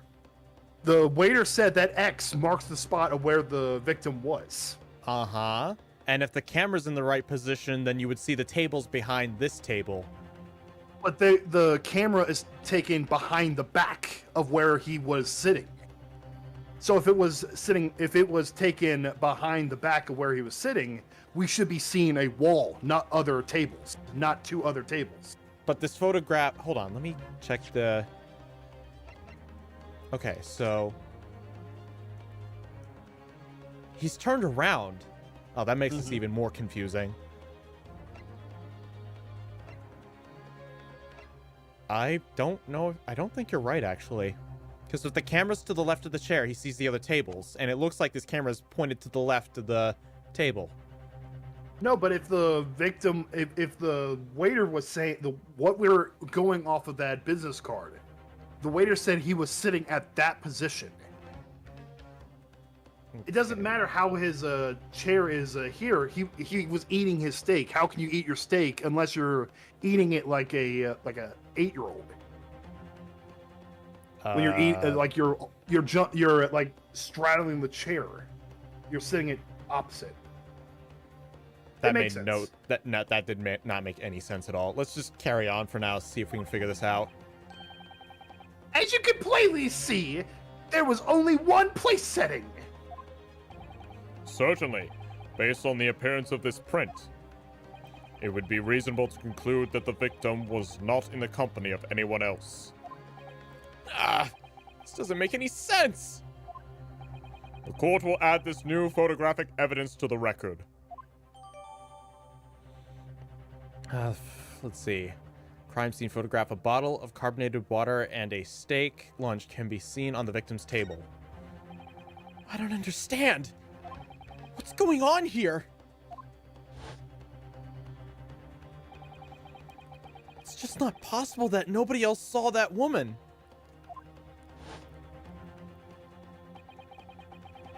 The waiter before said the same thing.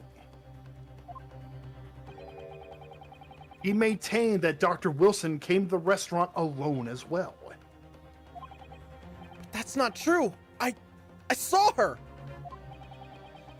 I swear that I saw a woman with him.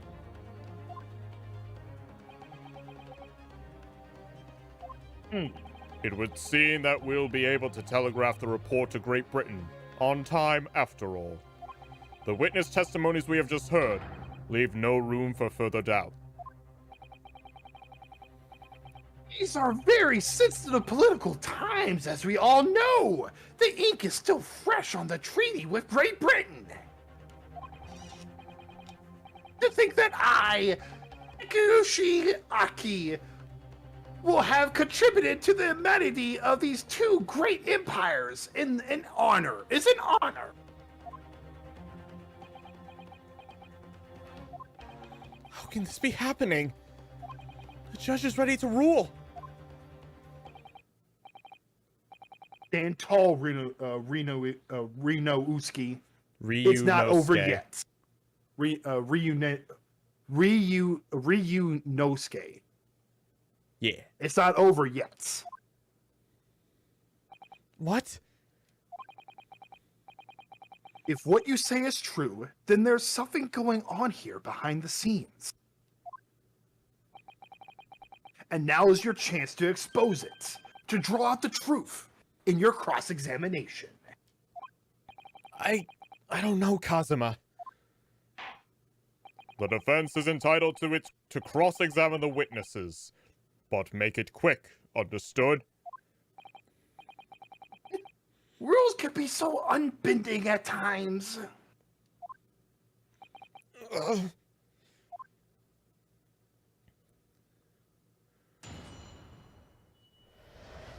Zeke will never say that name right. I believe he will one day. I said it right a few times. I just kind of had a stroke midway through saying it, then kind of forgot how to say it afterwards. Even what I saw wasn't precise moment. It was almost the same thing. Yes. No, it's not the same thing at all! For starts, I didn't fire that gun! We have a different opinion on that. The opinion of a uniformed officer versus that of a fledgling cadet. I don't think so. Just defend it.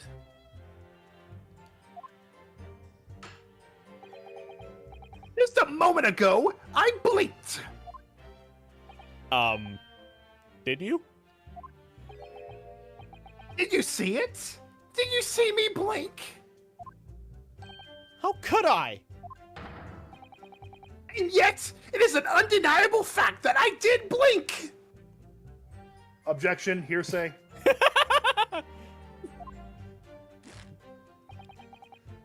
So there you have it. Have what? Attention! The sound of the firearm rang in my ears, and the very next moment, I saw you waving the gun at the Englishman! Man, Mario and Luigi's Partner of Time's looking weird nowadays. I think that says it all, don't you?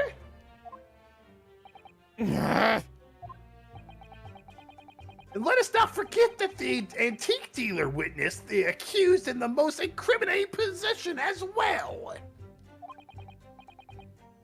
Isn't that so, Koryakuta-san?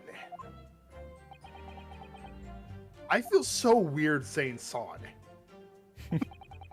It just feels just unnatural. I know what you mean.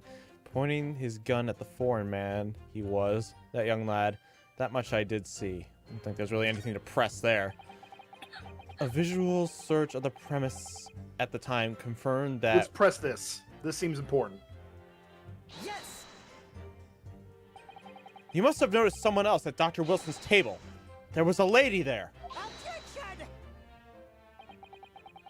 As you have been at pains to point out time and again, I feel I'm growing a callus in my ear. And yet, No one else appears to have caught even a glimpse of this woman. If only there had been more people dining there at the time, then someone else would have noticed her. Unfortunately, it is already past 2 p.m. when it happened.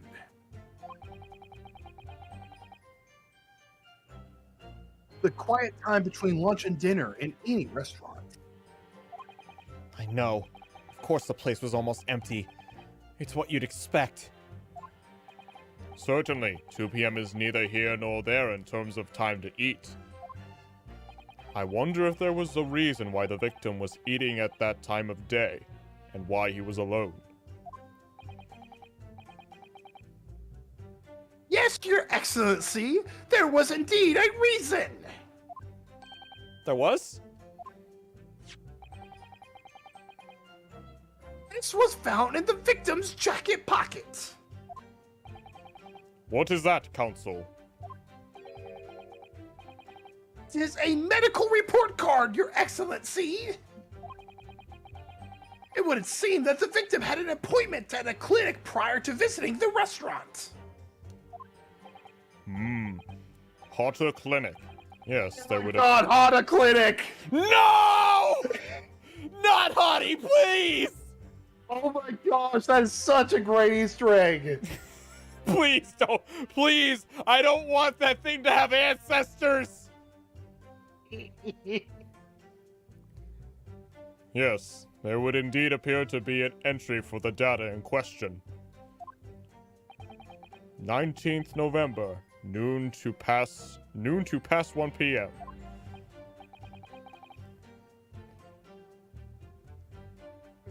The very day of the incident.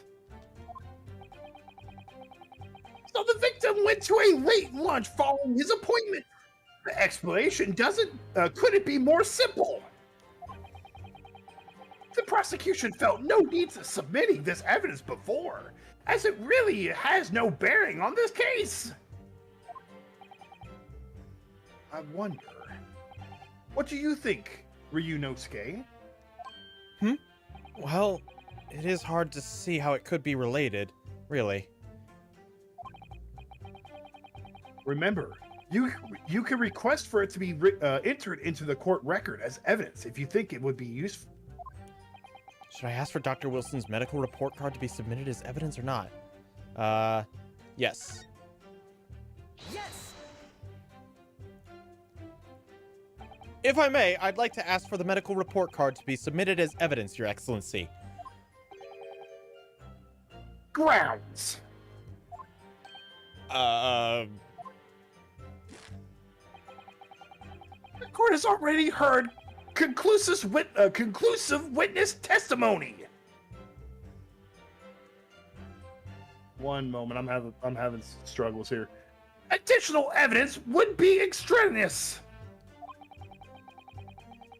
Not to mention that the victim's movement prior to his arrival at the restaurant are of no concern. Objection! Whether or not they are concerned is up to us to decide. We have the right to explore all possible avenues. I beg your pardon?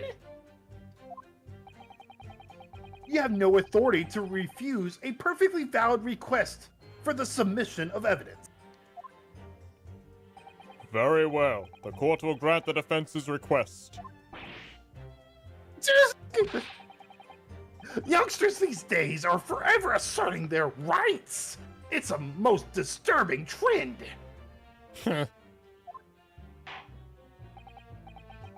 Officer, kindly add the victim's medical report card to the court record. A medical report card from Hada Clinic that was found in the victim's pocket. What we need right now is new clues. Let me take a look real fast. Oh. It doesn't give us any extra detail. We have to explore things from every possible angle, even if they don't seem relevant at first. Right. I hear you. You can conspire to prolong this trial as much as you like, but it's the day after the festival. But it's the day after the festival already for you. What do you even mean? I don't know. Or perhaps you've forgotten that these witnesses' testimonies leave no room for doubt. Feel free to reiterate for the accused, Korikuta-san.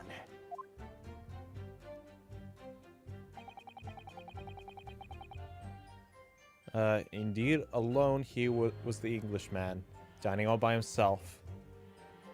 Let's go ahead and press it, because we're sure there's a female. So you actually saw that with your own eyes, did you? I'm taking that this is the Switch version. Yes, it is. The victim, Dr. Wilson, dining alone. That I did! Forgive me for the position I placed you in.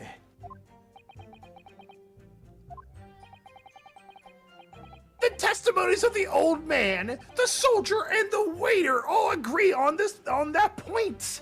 Isn't that interesting? And let us not forget the incontestable evidence we have to support their statements as well.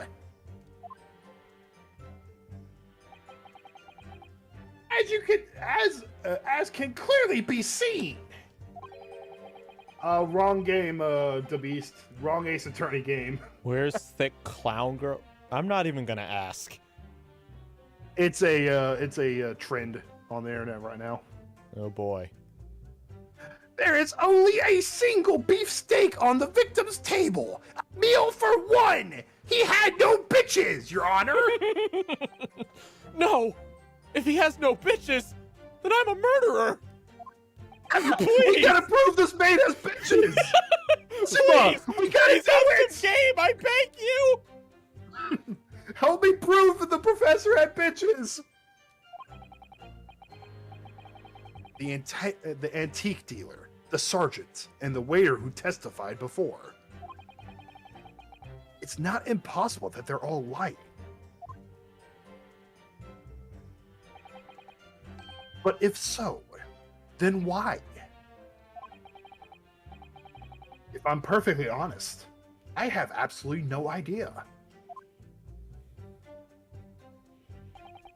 No one other than the black uniformed cadet could have dispatched the Englishman over and out. Let's press it. Yes! Why aren't you telling the truth? What? What did you say, cadet? I clearly remember. There was a woman sitting across the table from the professor. Perhaps one of you might not have noticed. But for both of you to have failed to see the professor's dining companion, it's just not possible. Unfortunately for you, Defendant Naruhodo, it's just not a case of these two witnesses alone. Sorry? The waiter, whose testimony the court heard earlier, clearly stated the same thing. We got 3 witnesses who are lying together with the same story. Holy crap. How the hell can we pull out of this one? He also said that the victim was alone. I'm gonna be right back. All right. That's right. Of course. I'll just do it. Precisely. In other words, you are the sole proponent of this phantom lady. But if such a woman were indeed present at the scene, the prosecution demands to see proof.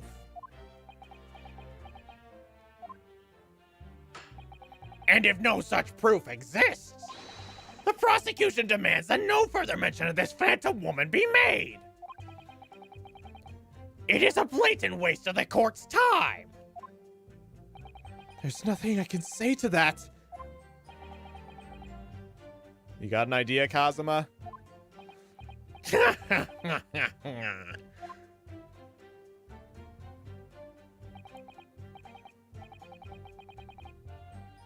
I better wait for Zeke.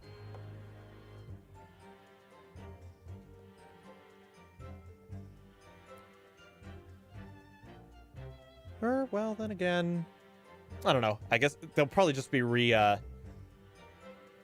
Let's just see. All right, I'm back. Oh, just in time. Excellent work, Ryusuke. You've gleaned some new information now. Well, yes, but I don't feel like it changes much. I can't see it. I can't see that it brings any real discrepancies to light. I wouldn't be so sure. Let me see that medical report card you got before. A medical report card from Hata Clinic that was found in the victim's pocket. Nothing about it. Oh, you mean this? Yes. This is a brand new piece of evidence. So perhaps we should examine it in a little more detail? How exactly? You'll notice that some pieces of evidence bear a magnifying glass. These are ones that you may examine. Press A button, and you can take a closer look at the piece in question. Okay. Use right stick.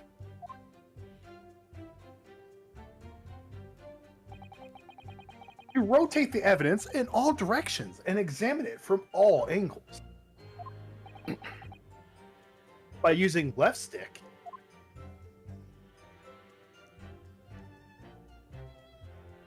you can move the cursor. Okay. You can move the crosshairs around to hunt for clues that may have been missed before. If the crosshairs start to pulsate, press A to investigate further. So, partner, I think you should take a closer look at this medical report card. See if there isn't anything. See if there isn't something new to be learnt by examining it in more detail. We'll try. All right, I'll see what I can do. I need to use right stick and left stick and A to inspect my area of the evidence that looks, or to inspect any area of the evidence that looks suspicious.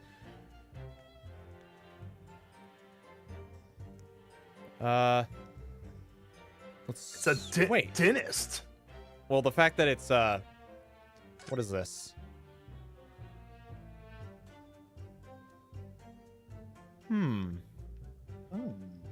Let's take a look at this recent one. He's a good noodle. That's what it looks like. Let's have a look. This is some kind of medical history. Ah, and there's an entry for the day the professor was killed.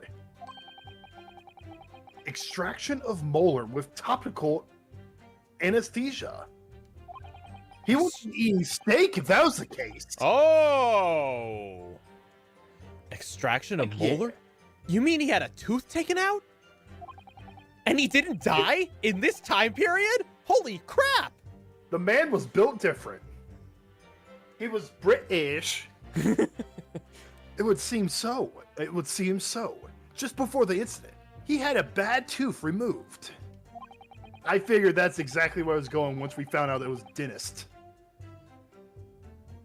Perhaps they used laughing gas. That's the most modern practice in the West for pain relief. Yes, I've heard of this anesthesia. You want to know something fun about healthcare? What? Did you know the oil man Rockefeller, I think his name was? I think so, yeah. Like one of the richest men of his time. Mm-hmm. You know, like practically every the lowest earning poor people in America have like better access of healthcare than he did. Really? Yeah, that's how much the standards have improved over the years. Wow. Yeah. Thought that'd be a You fun want to hear little fact. something really cursed? Where you why you should not do drugs? I don't do drugs, but sure, why not? No, this is just to scare everyone in chat Oh, away okay. from drugs. This man, I went to the dentist office. This was a few years back, and apparently this guy was getting like a root canal or some kind of dental exam being taken care of. He was a recovering opioid addict. Okay. He couldn't have anesthesia at all. And what procedure did you say he was getting? Some sort of dental dental surgery. Without Like maybe anesthesia? He couldn't have anesthesia because he would have relapsed because of it. So they had to operate on him while he was awake? Yes. Oh, that sounds horrible. Yes. So yeah, don't do drugs. Yeah, let me add to this story. When I got my wisdom teeth removed, and you know, I still have the wisdom teeth, in that little plastic container.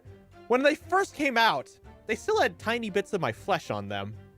Fun. Yeah, so can you imagine having a procedure where they have to cut your flesh? And you can't have anesthesia for that? Yeah, don't do drugs, anybody. Don't do drugs. Although it's hard to believe there's anything that can actually stop you feeling pain. There's a cautionary note from the medical practitioner as well. Strictly no food or drink besides water for 3 hours post-procedure until anesthetic effect has passed. Dang! Really? Sounds like information worth bearing in mind. The medical report card's information. A record of dental work. On the day of the murder, the victim had undergone dental treatment and been prohibited from eating or drinking anything but water. With this new information... And there's carbonated water and steak on that table. The meaning of that one particular statement totally changes. Oh, I think it's time we listen to the testimony again, don't you? Hell yeah! Definitely. They gave him the old medieval surgery. Yep. All right. No anesthetic? Like, no bitches? No anesthetic? Let's see. Where did they confirm there was only one person present? Died. Oh, dining by himself. That must be it. Or wait, it could be. Therefore, no one. It could be by himself. It could be either one of those statements. I feel dining all by himself. This has got to be it. Medical report card. Yes.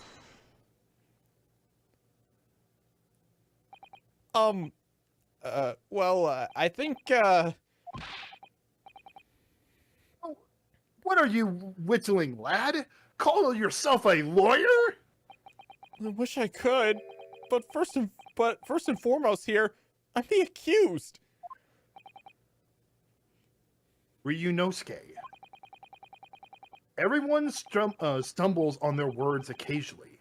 Under the circumstances, I wouldn't worry about it. Thanks, Kazuma. I could see it quite clearly in that cross-examination you just carried out. When you raised your hand straight up like that, so purposefully. You knew exactly what it was you wanted to say. So why didn't it come out of my mouth? Don't feel like you had to choose your words carefully. Just say what you're thinking. This is a court of law, so maybe choose them just a little bit carefully.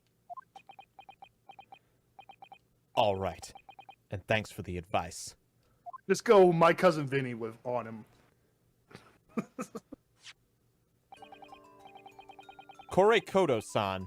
This is a medical report card belonging to the victim. I see. And I don't see. What of it, boy? Comparing what is written on this report card with your witness statement. Something clearly doesn't add up. Objection! Me, dear me! Have You forgotten my word so soon, you amateur? Who are you? Sorry, what? Who are you? You're not interrupting court procedures with your amateurish drivel. But See if I can explain in words that you might understand.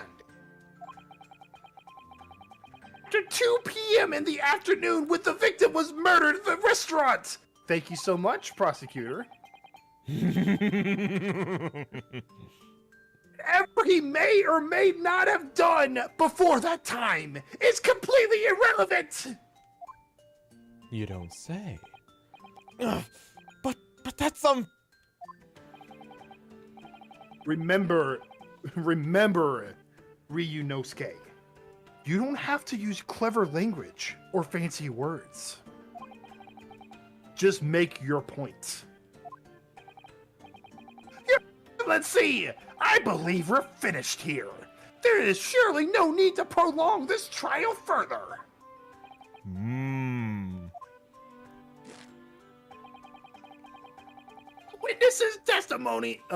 The witness testimony the court has heard have been clear and concise.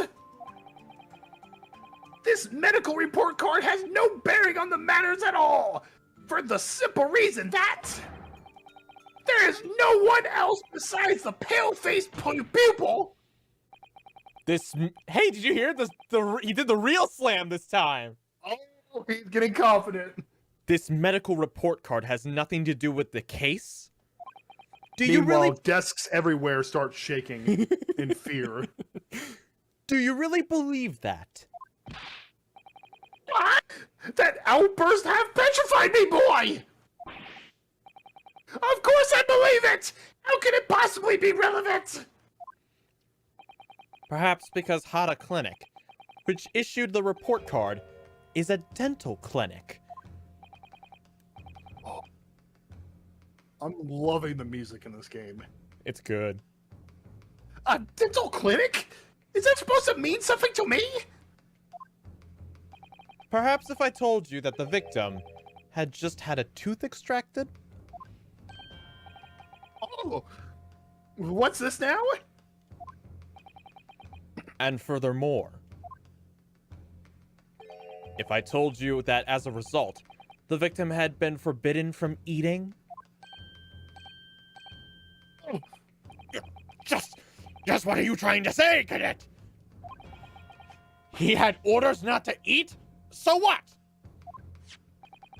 It's all written up in here. No food or drink other than water for 3 hours post-procedure while anesthesia wears off. No, that can't! Korekuda-san! What, boy? What? As you just heard, when he was killed, sometime shortly after 2 p.m., the victim couldn't have been eating anything at all. No! Additionally, There's more? you have assured the court with unwavering self-confidence that the victim was dining alone. Oh, there we go. But that cannot possibly be the case!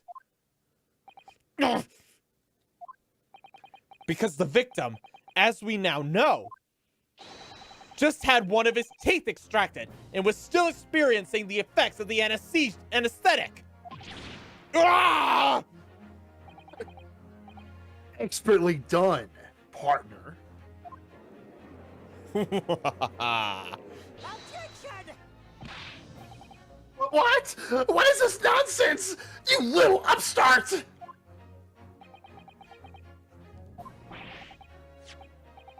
Baseless accusations! Just look at this photographic evidence! You can clearly see the plate of food at the victim's table! Objection! Use your head.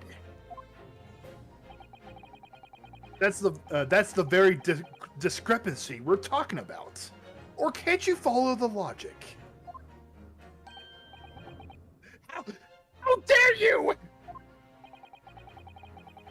I think it's fair to say that the tables in this restaurant case have turned.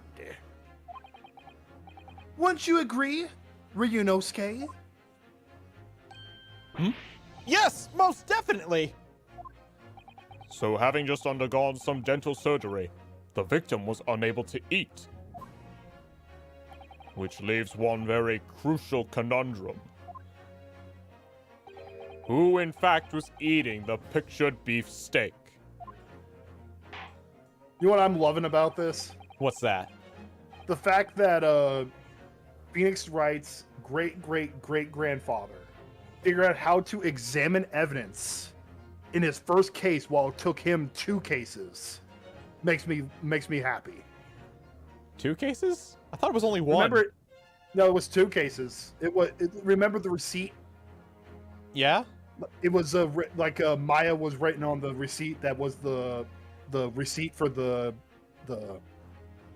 what's it called? The lamp that broke. Yeah? He never flipped that piece of paper over. Yeah? But he still knew how to, like, he still learned how to examine evidence. I get what you mean. Mm-hmm. But it's like he still was able to hold his own for a while against Mr. White. Well, yeah, I'm not trying to take that away. I'm just saying he figured out, like, before he was even a lawyer. Ah, I get what you mean. The court will hear the opinion of the defense on this new puzzle. I assume you're ready, counsel? Counsel? Oh, that means me, doesn't it? All right. The answer to this question is going to be pivotal. Pivotal. This is the start of your turning this trial around. Show him what you're made of. I love that stance where he's like almost flipping the sword on, or turning the sword, unsheathing the sword. Unsheathing the sword. Yep. Got it. So, the person eating the steak at the victim's table must have been, the victim himself, me, the 2 witnesses, and as yet unknown third party. It was Carmen Sandiego, Your Honor. Obviously, it can only have been someone else who was sitting at the professor's table. Objection! Will not let this go, will you? There's no such person! Yes! The professor had no bitches! That was because I saw her! I saw him have bitches! What? When the incident occurred, we know that the victim couldn't have been eating anything. Yet we have evidence of a half-eaten steak on his table. Therefore, the only logical conclusion is that there was someone else there eating it.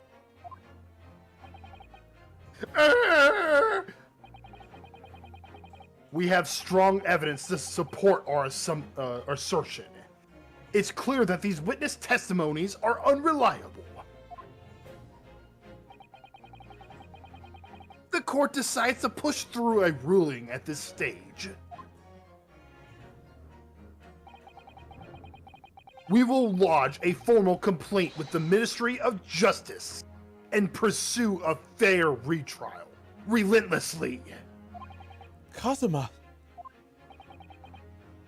Are you insane? You want to take on the government? Bring it. He's like, yeah, bitch. I'm gonna take on the government. Fuck yeah! Don't worry, counselor. Don't worry, counsel. I have no issue with you. What do you mean? Yeah, he's a scummy prosecutor. I have issue with them. Those 2 witnesses in the stand. What? What? What are you talking about? We have demonstrated with evidence that the victim was not alone. So, if it now turns out that the 2 of you deliberately lied when giving your testimonies, obviously you will be charged with perjury. Oh! Perjury! And since this is a murder trial, you will also be deemed complicit in the killing. No! Complicit in murder? No!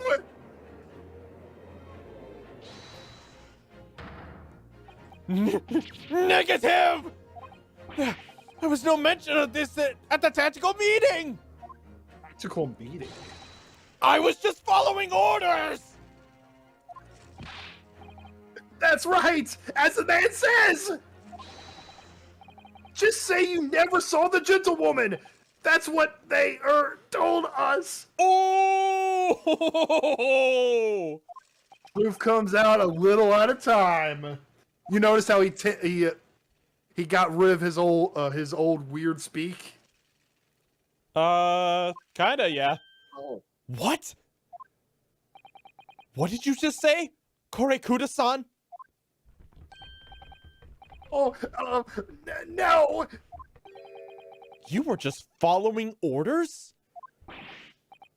Now hold on, lad. I was, say you never saw the gentlewoman.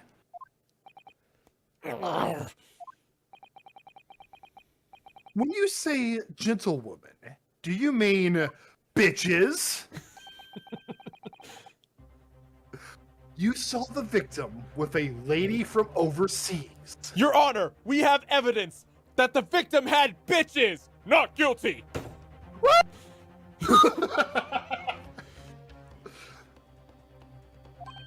What?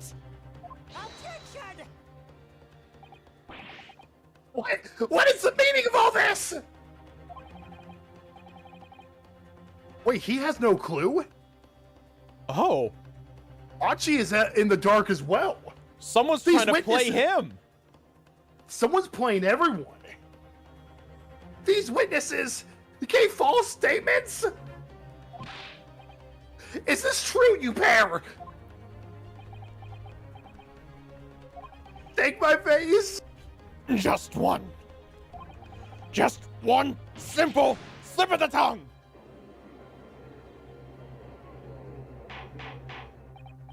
Order! Order!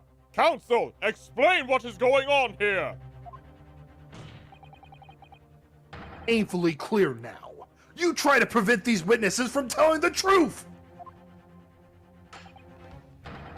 Absolutely not! The prosecution knows nothing of this! Then who's behind this? Who tried to make you keep your mouth shut? What the fuck? Okay.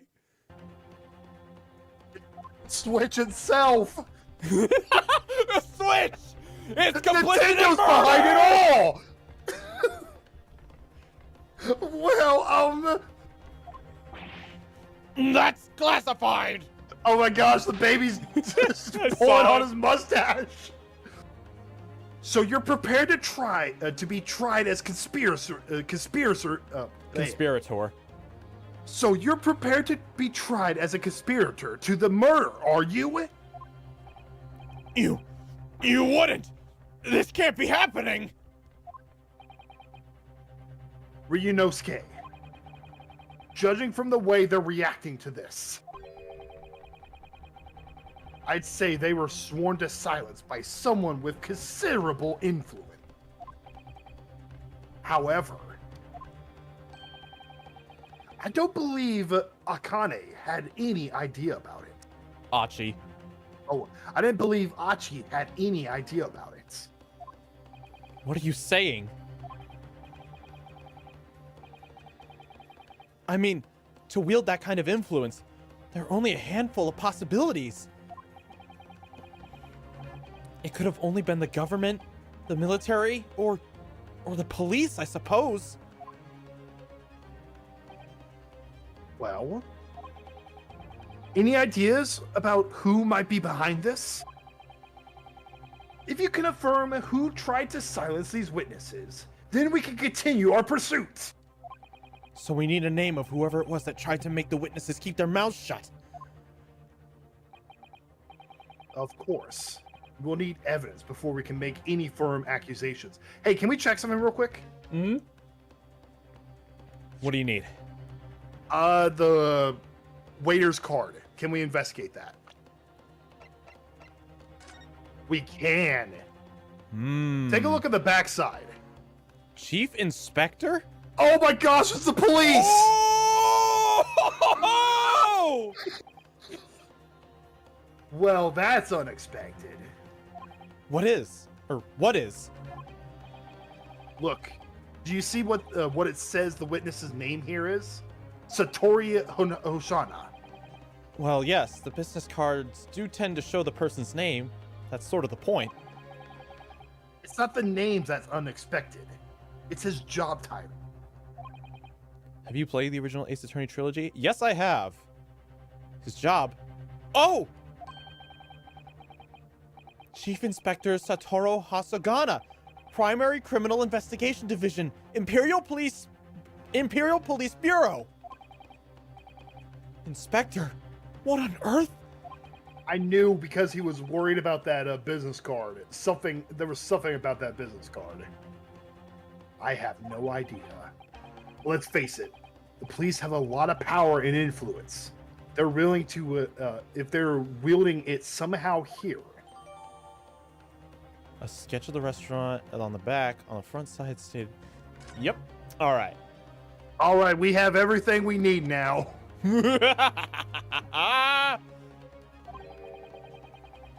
Evidence that proves whoever it was really did wield this, his or her power here. But how? How can we possibly? Remember how we made progress before? Before? We examined this piece of evidence in more detail and found a new clue as a result.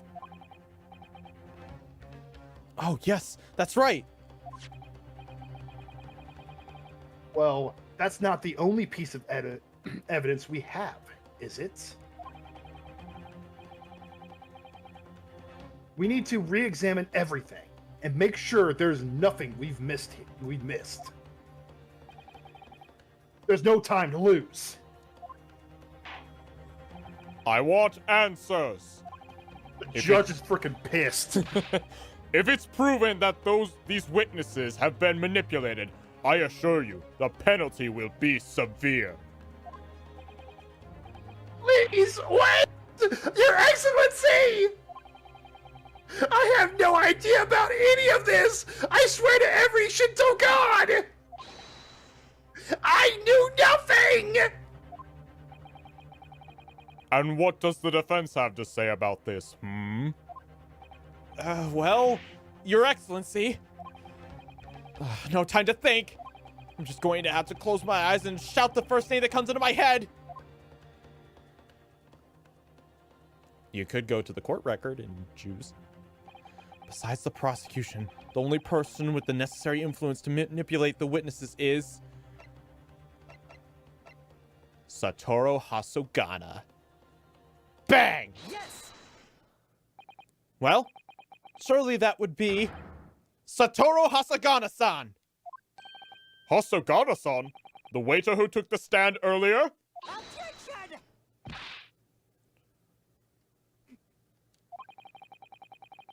What possible reason would the waiter have to make these witnesses give false testimony?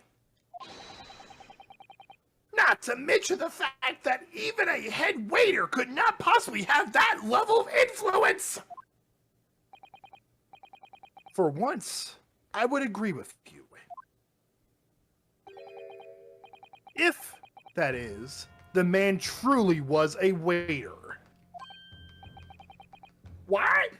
If he truly were... Come on, Ryunosuke. Time to hit this court with the truth.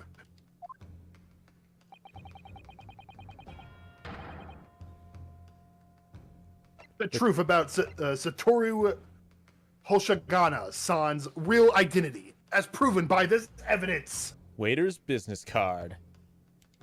Yes! Did I just... Oh, okay. No, the business card was flipped. I'm like, did I really just select the wrong thing? The plan of the restaurant sketched by the man in question? I agree it shows a great deal of attention to detail, but I'm not sure we can conclude anything. Sorry, Your Excellency. The back of the card. That's the back of the card. It's the back of the card that's of interest. I beg your pardon? Or perhaps I should have said the front.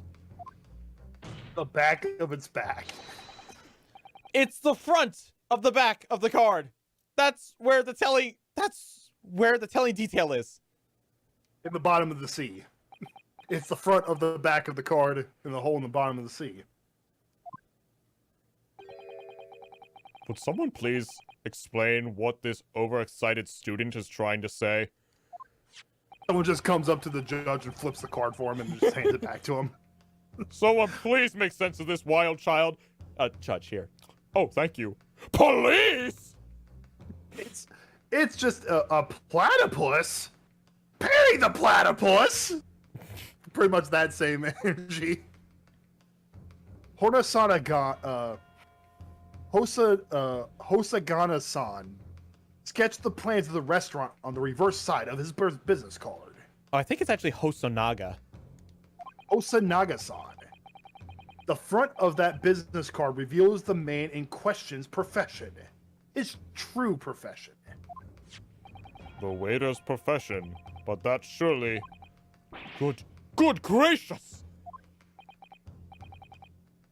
That's right, Your Excellency. The card reads, Chief Inspector, Primary Criminal Investigation Division, Imperial Police Bureau. What? The waiter is a police detective? I haven't heard any mention of this before! Why haven't I heard any mention of this before? The Imperial Police Bureau has immense power, absolute power, as far as regular civilians are concerned. So, witnesses there in the stand.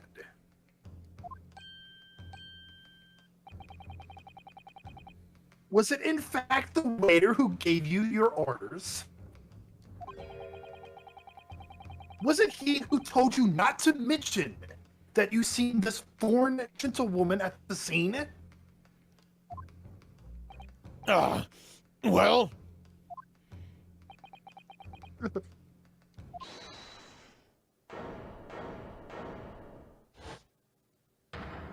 Oh... Inspector Hosogan... Inspector Hosanaga!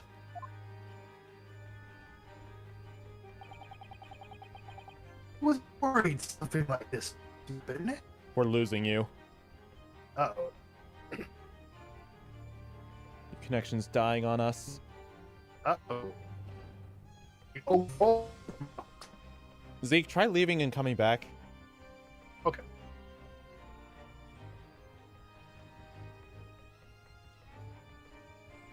I hope it's not my line that's the problem.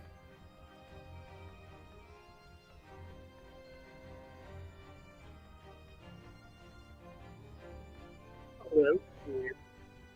Hello? Hello? Okay, there you are. All right.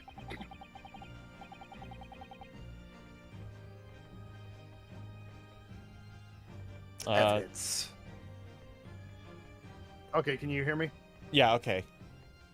My internet's been on the skit. It's been freaking out. I think I know what I need to do this weekend. The moment you asked me to submit my sketch as evidence, I realized it was a possibility. The court will take this plan and add it to the court record as evidence. Oh, well... Is there a problem? Hand the plan to the court officer at once. Of course. Here you are. Yes, I remember now. He did act strangely when the judge asked him to hand over his business card. Strive to carry out all investigations flawlessly. It's my guiding principle. But I let myself be distracted when I made that sketch. It was an unusually careless mistake. So, you mean to say you really are a detective? This just goes to show the only detective you can trust is Dick Gumshoe. Everyone else frickin' sucks. For real. Well, Emma was okay. I mean, she was more like a forensics person that was assigned to be a detective. Yeah, I guess. But The fact that she didn't want the job made her likable. But why would a detective be working as a restaurant waiter? Ah, of course! Your salary must be terrible! I was working undercover. I wasn't like that Gumshoe chap. Undercover?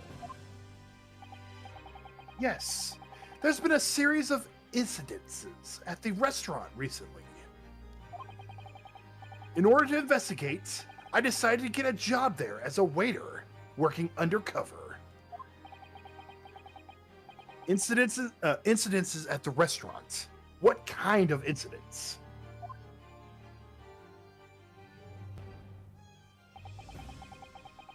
That would be classified police information, which I am not at liberty to divulge. However, I can state categorically that they are unrelated to this case of homicide.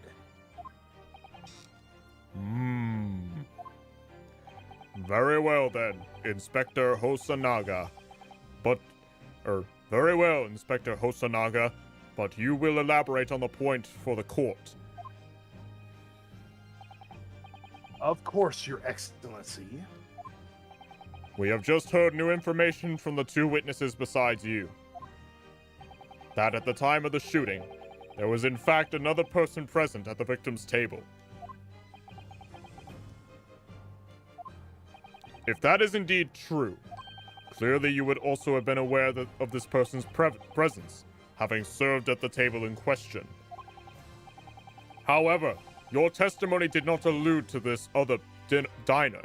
Therefore, I am led to assume that in your professional capacity as a police officer, you required these witnesses to be in agreement. Would that be correct?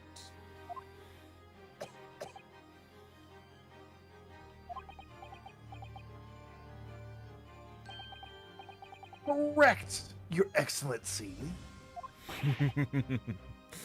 Unbelievable! As I suspected.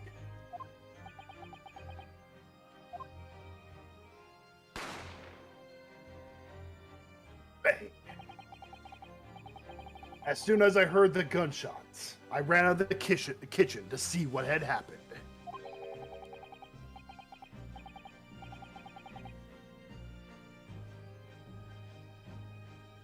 The victim sat slumped in his chair, and beside him, gun in hand, stood the accused student. Sitting opposite the victim at the same table was a young lady, who I guessed to be an Englishwoman. Why did he just cough out blood? We don't know. That's his character trait. That's all we know about him. So the truth comes out. I immediately sealed off the restaurant and reported the incident to the bureau. It was then when I received some special orders. Special orders? You mean to say...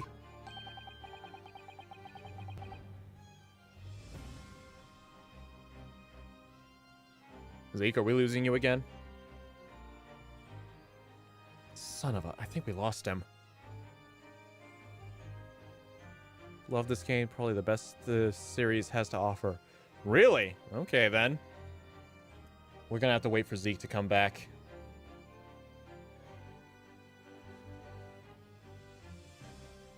Let me send him a message. Just to be sure.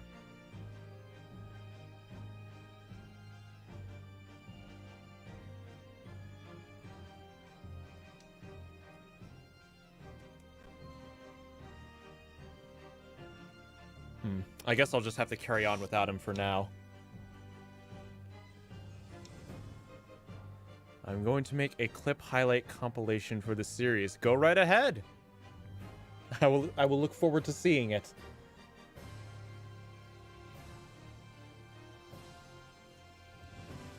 All right, anyway. Let's see. Remove the Englishwoman from the scene at once.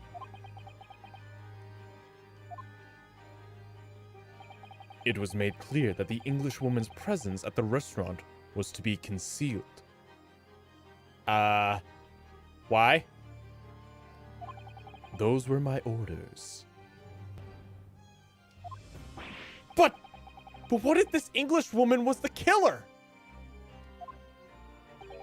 I think it would be in everyone's best interest not to pursue that idea. Huh. Why is that? Zeke just sent me a message. Let me he completely lost internet. Yo, I think Zeke said he's with Comcast.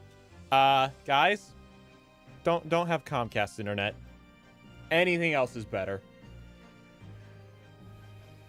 Let me just say, okay, I'll carry.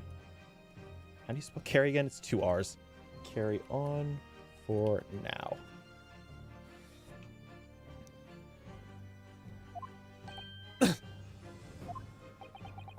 The Empire views the friendly terms of its relationship with Britain more highly than anything at the moment.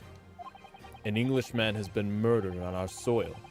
To name an Englishwoman as the primary suspect, well, without irrefutable evidence, that would be completely out of the question. So that's the reason for the disappearance of the Phantom Woman in this case. But it's not right!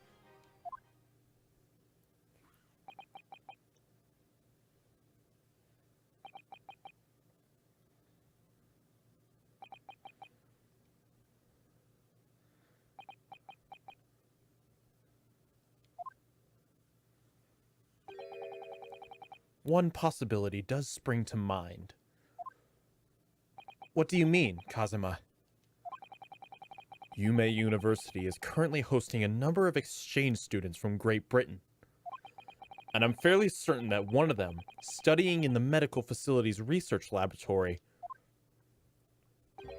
is a young Englishwoman. Oh! What? You're a shrewd man. I can see why you're the chosen candidate for the overseas study tour. You mean... When I removed the woman from the scene of the crime, I thought it prudent to check her identity first. Then the court demands that you name the lady in question at once, Inspector. The Englishwoman sitting at the university professor's table was a certain Miss... how do you say this? Jaziel? All right, I am Gisali? back. Oh, good, just in time. We're getting name. We have a suspect being named currently, and I don't know how to pronounce her name. Jezali Miss- Brett? Jezebel. Hang on a sec. Gotta plug my headphones in. They're dying. Oh. All right, I'm back. What were you saying? I think Miss Jezebel Brett. You're lagging like crazy still. Oh my god, I fucking hate internet. I don't know if it's the connect or everything involved. I can't even decipher what you're saying. Okay, be back. All right.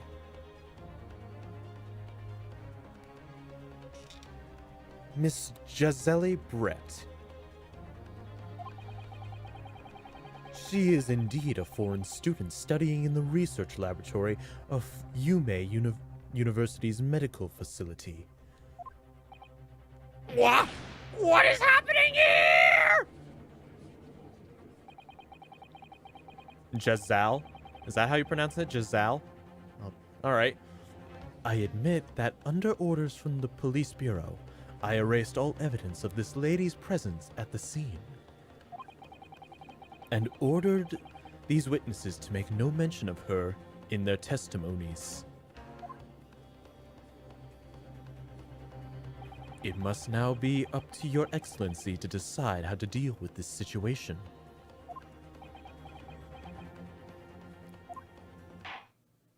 Very well. My thoughts on the matter are as follows. Thus far, the case presented to the court has been underpinned by a particularly critical premise. Namely, that the victim was dining alone. However, as we have now discovered that this premise is false, it would be a desecration. It would be a desecration of our justice system to ignore the truth and give a ruling at this point. Objection! But, Your Excellency! That would mean missing the noon deadline of a ruling in order to send the telegraphic report to Great Britain! Our own government will surely be very displeased by such actions! Calm yourself, Counsel. I will not allow the government of our country or any other to influence the proceedings of my courtroom. Ah!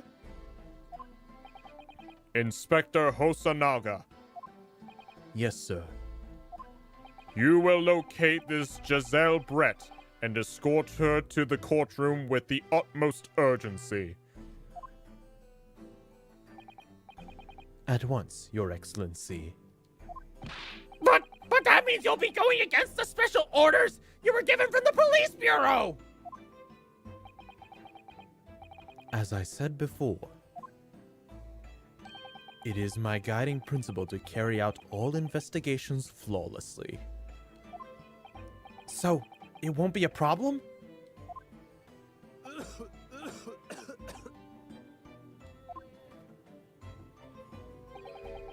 Nothing will get in my way.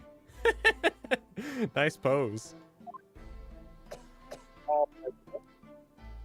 Hello? Hello, can you hear me? Yeah, you sound better now. Okay, that's good. Court will adjourn briefly. The prosecution must call the English student Giselle Brett to the witness stand. Do I make myself clear? Yeah! Your Excellency! Good. Then we will have a 30-minute recess before reconvening. Do you need me to explain anything about what's going on?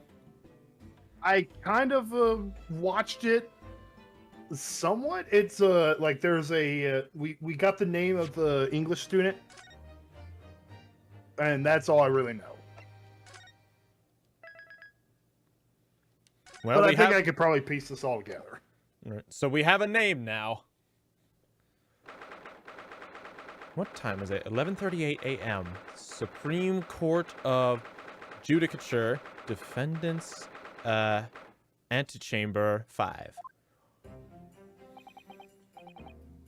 Excellent work, Ryunosuke. That was superb. Ugh, my heart was in my mouth the entire time. It was almost unbelievable. I mean, looking at you in there. You were drenched in sweat, your eyes popping, your knees knocking, and you were grinding your teeth. It was a grim sight. Before I knew it, you started finding inconsistencies in the testimonies. I think you might have a natural talent for being a lawyer. Forget it! It's terrifying! If I get through this, I don't ever want to see the inside of a courtroom again! Oh, just you wait.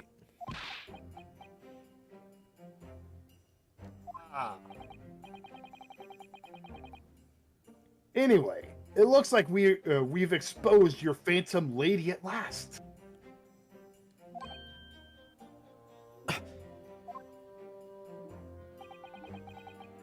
Miss Jezebel Brett, a student from Great Britain, is she? I think it's just pronounced Giselle. That's what chat said. Giselle Brett, a student from Great Britain, is she? That's what I was trying to tell everyone from the start! Dr. Wilson wasn't alone. There was a young woman with him. Like I've been saying all along. Yes, you have, haven't you? I might not be overly confident in the courtroom, but my powers of observation are one thing I'm sure of. Yes, I could see that. So, about this young gentlewoman. Hey Doug, welcome to the stream. Thanks to our detective friend, she was hastily escorted away from the scene, it seemed. Did you see what happened with that? No, I didn't see any of it. I was just on my way out of the restaurant myself, then on the floor next to Dr. Wilson's table. I noticed there was a gun lying on the floor, and just after I bent down and picked it up.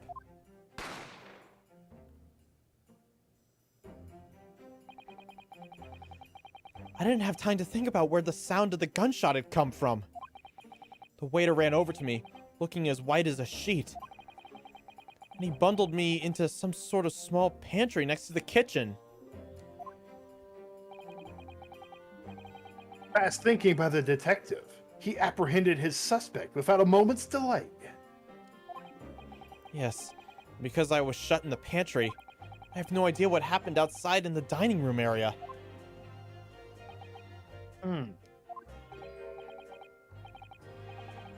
Oh, this has got to be that guy.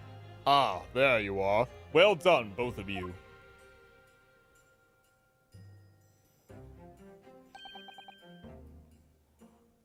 Professor Mikotaba. Well, it seems I was right. The pair of you make an outstanding team. You've exceeded my expectations, I have to say. Think, Mark, think. Yes, it seems you planned this from the start. You arranged things so that I would be able to act as a lawyer in this trial. Our modern country is still in its infancy. Our justice system, even more so. Which is why I firmly believe that we need to send our brightest young stars overseas to learn all they can. I wanted to avoid a situation that may have resulted in your study tour to Great Britain being cancelled.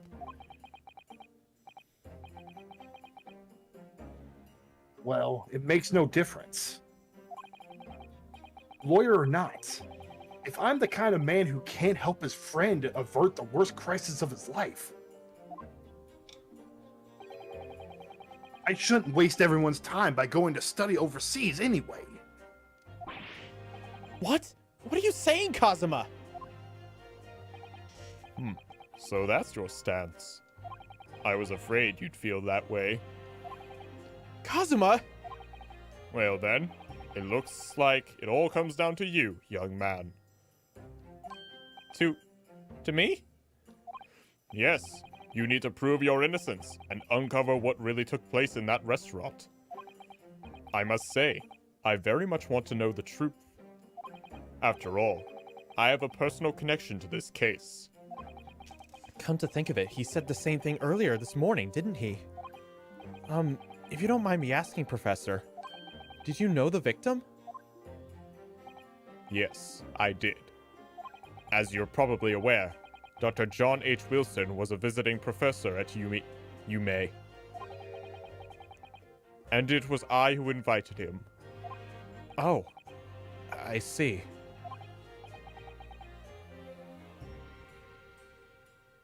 I didn't know that before. Anyway, you're about to go into battle. The victim was a university professor from Great Britain, and a well-known one at that. Naturally, our government is looking to identify and punish the culprit as quickly as possible. But let's not forget who we're going up against. The gentlewoman whose involvement our police bureau went to extraordinary lengths to hide. Yes, and I'm sure the prosecution will use every tool at their disposal to quash your case. But I have no doubt that you pair will put up a good fight, right to the last. Best of luck! Thank you. Now then. I need you to run an errand at the university at once. There's something I think we may need. Of course. Good luck, Kazuma-sama. Oh, Sama, huh? What does Sama mean? It's a, let's see, what's the best way? Kind of singles, like, superiority. Oh, okay. Kind of like, Is it something you would say to like a teacher kind of, or a well, boss? I think it's like, okay, imagine like, it's hard. I think the best way I can describe it is, So it's like it's- a more formal greeting. it's a formal way of recognizing your superior in a way. Like, you know, you have maybe like if you're learning from a sword master, or it's like you know a sword master. Let's say you're in Japan and you know a sword master. I think you'd address them with Sama at the end of their name to recognize their profession. I think. Oh, okay. So like if I was like to go to like a noodle shop, like a ramen place, or like a sushi chef, I would put like Sama at the end to show respect, kind of like sir. It's very circumstantial. I don't fully understand how it works, but it is a way of establishing I recognize your superiority. Okay, like I recognize that you're what you're doing is awesome or you're superior, but at the same time it's kind of like an informal thing where no one will be offended if you leave it out. It's really complicated. I'm not sure if I'm doing it justice with my description. But okay, here we go. Here's a good example. Like the way you say princess in Japanese is hime-sama. I believe hime itself just means princess. And to address the princess, you say hime-sama. So I just looked it up. Collins English Dictionary says it's a Japanese title of respect. Another thing is a more formal version of san. Yeah, okay. That thing's probably got it better than I do. Defendant Narahodo! Court recess is over! Please make your way backside the courtroom at once! It's time. Let's get back to it, partner. Let's go in there and deal a decisive blow before those old fossils know what hit them. Yeah! Kazuma? What? Thank you. Really. What for? Well, if you hadn't said you believed in me, then I'm fairly certain I've already been found guilty by now. Look, I have faith in you. As a lawyer and as a friend. Coming from you, that means a lot. If I'm found guilty in this trial, he's really going to give up on his dream of studying abroad. That's the kind of true friend he is. So this isn't just my battle anymore. Whoever we're up against, we absolutely cannot afford to lose. All right then. I'll save the thank yous for after the trial. You can treat me to one of those Sukiyaki. sukiyaki meals I like from Yumai Cafeteria on University Street. Yume. On Yume Street. With an extra large portion, of course.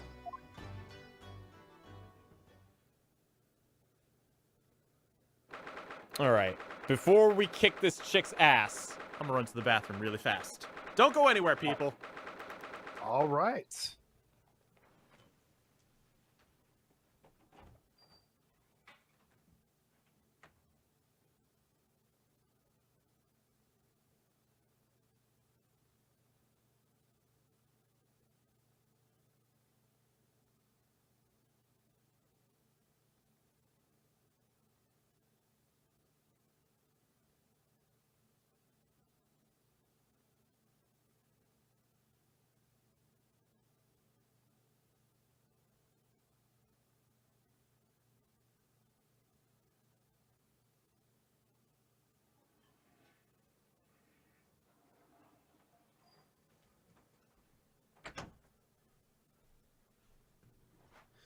Alright, I'm back. Let's do this.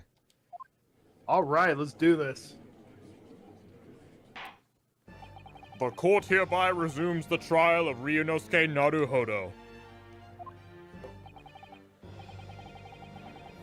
Prosecutor Achi, have you managed to subpoena the witness? Yes, Your Excellency, against all odds.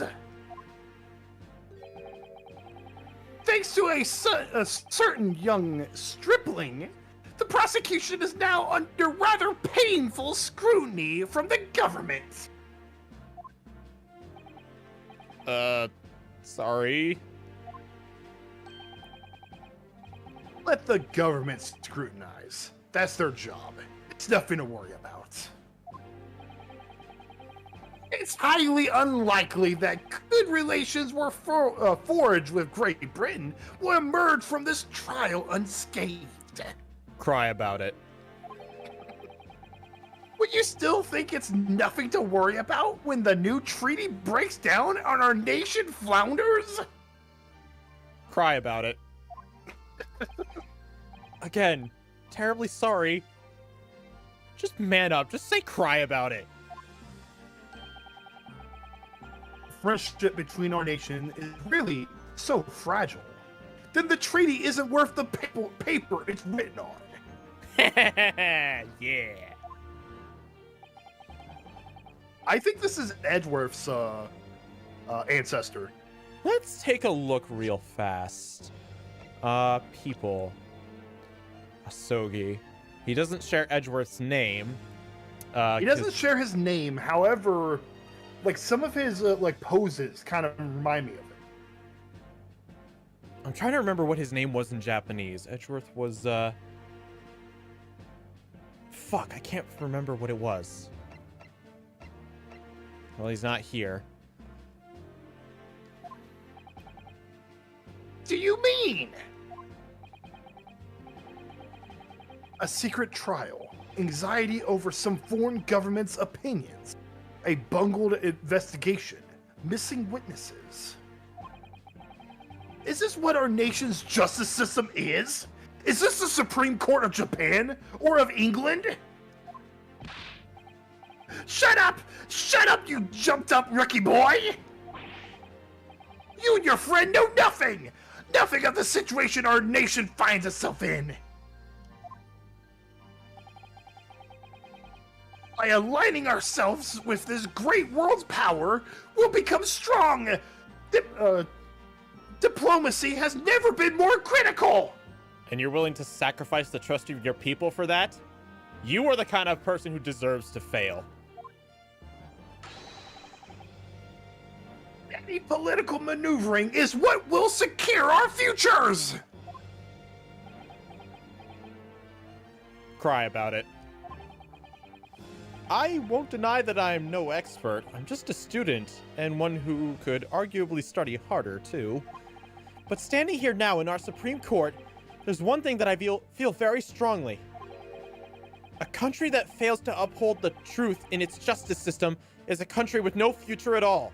Couldn't have said it better than couldn't have said it better myself.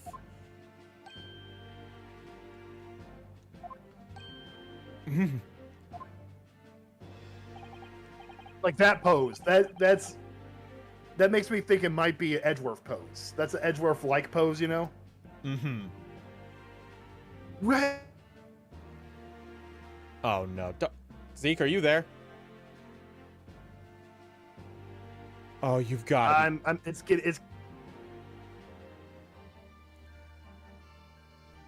You're cutting in and out.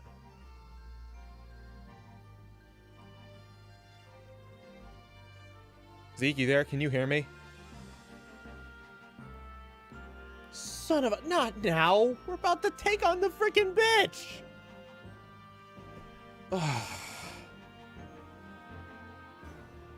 Miles does that pose all the time. I don't think Edgeworth's name in Japanese was Asogi, though. I think it was... I can't remember. Oh, well. Well said, Ryunosuke. Despite that wide-eyed look of terror.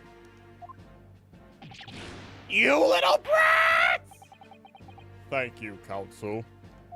This court is the pinnacle of our nation's justice system, and exists solely for the pursuance of truth. With that in mind, this trial will now resume. The next witness taking the stand. The visiting student from Great Britain, Miss Giselle Brett. All right, well, I can't continue without Zeke. He needs to see the student. You... Nah,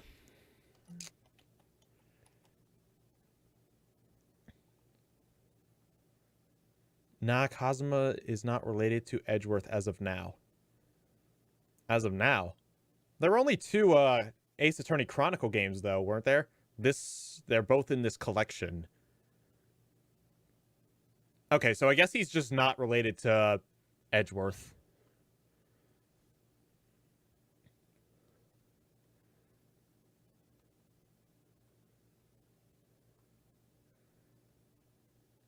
Thought it might have been an ancestor to the Faye family, but no, he doesn't share a name with them either. Let me think. I think in the Japanese version, I think Maya and Mia's last name was actually Faye. I think that's it. They do look alike, though. Do they? Let's take a look. Or wait, here. Okay, yeah, they do have a bit of a similar face. All right, Zeke just went completely offline, so I think if we just give him a minute, he'll probably come right back. Man, fucking internet, I swear. Let's see. Why don't we go ahead? Now might be a good time for me to quickly look over the court record. Just to, you know. Can I examine this further? Huh. Oh, it's part of the pin. Imperial. Ah, the symbol of Yume University. Every student wears this pin with pride. It's funny, but most emblems seem to be either round or rectangular. I like this spike design, even though it doesn't really make any sense. Although, it does cause problems. Lots of students end up cutting their fingers on the badges. Perhaps it was the idea of one of the founders. A sharp pin for a sharp mind, or something? It's an interesting concept. The post-mortem report. There's 2 pages. Okay, victim John H. Wilson, male British, time of death, 19th of November, shortly after 2 p.m. Cause of death, single bullet, fired at close range. Fatal hemorrhage from pectoral ballistic trauma. No exit wound. Bullet did not pass through the body. And we have the photograph. Got that stake. Magnifying glass. Ouch. Huh. So it just blows up the image slightly. Okay. Waiter's business card. It's pretty much the same thing. You know, we got the chief inspector, whatever. And we got the X. This plan of the restaurant raises a number of questions, I think. Definitely. It's supposed to show the relative position of everything in the moments following the incident. But there's nothing to show the woman you say you saw there. Exactly! And that's not all. Look here, in the upper left where it says kitchen. Okay, so there. Oh, yes. What of it? No one would use those complicated characters to write kitchen, especially not if they were in a hurry. You mean you don't remember those characters yourself? Or you mean you don't remember those characters yourself, don't you? Oh, you mean you don't remember those characters yourself, don't you? Study harder, Ryunosuke. Ha ha ha ha ha. Kitchen. This plan of the restaurant raises a number of questions, I think. I think this is the same... Yeah, okay, this is the same thing.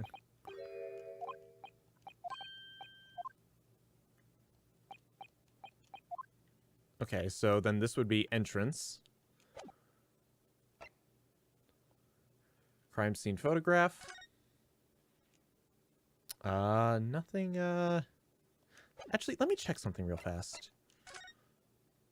Okay, I can see like the little part of the vase right there. Alright, so nothing's really different here. Medical report card. And that's everything. I think Zeke just completely, like... Wow, we just completely lost him. Alright, guys, well, I'll leave it up to you. Should I carry on without Zeke, or should I wait for him? Let me know. Yeah, Discord actually just shut down our call because he was taking too long.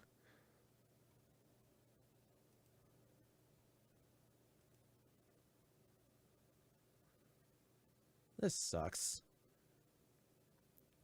Why can't things just work, you know?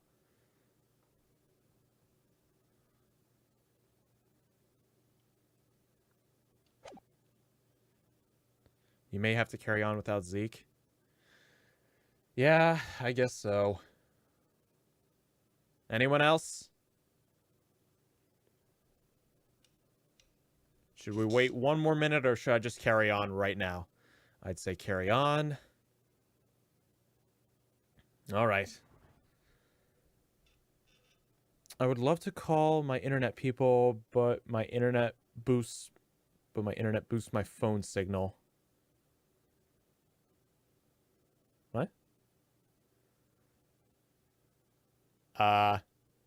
Oh. Sorry, Zeke. Well, then I guess I'll just carry on by myself. The visiting student from Great Britain, Miss Giselle Brett.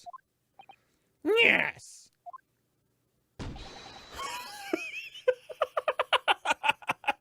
Your Excellency! What does this chick look like? A swan? Huh. Wow! What a delight it is to welcome such a fine gentlewoman to Japan! And from such a distant land! Tea! Someone bring English tea! In England, no discussions take place without tea! Fucking hell, power just surged. Jeez! What? Why? Just what? Alright, guys. Looks like we're carrying on. Is that true? No idea. So, ahem. Could we possibly trouble you to state your name and occupation for the court? Of course. My name is... Not you! My name is Satoru Hosonaga. I've been working undercover as the head waiter at... Yes, we know about you already. Inspector Hosonaga, where are your manners? In England, it's always ladies first. Is that true? No idea. I think the judge is just being a simp. More importantly, a little earlier today you said something to me. You said your powers of observation are the one thing you're sure of. Oh, yes. I think I did, didn't I? Yet your description for this amazing sight was simply a woman. Sorry, Ryunosuke, but powers of observation aside, your powers of description are sorely lacking. Guilty. So, dear lady, once again, if we may trouble you for your name and occupation, please. Alright, Zeke just came back online, so we might get him just in time. What the... Well, I can't read Arabic. Anybody want to translate?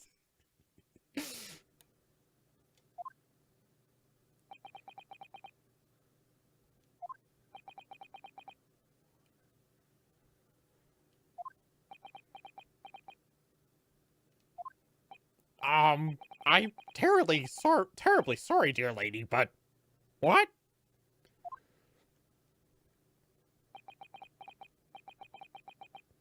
Oh, I bet the joke here is that they're technically supposed to be talking in Japanese and they're talking in English.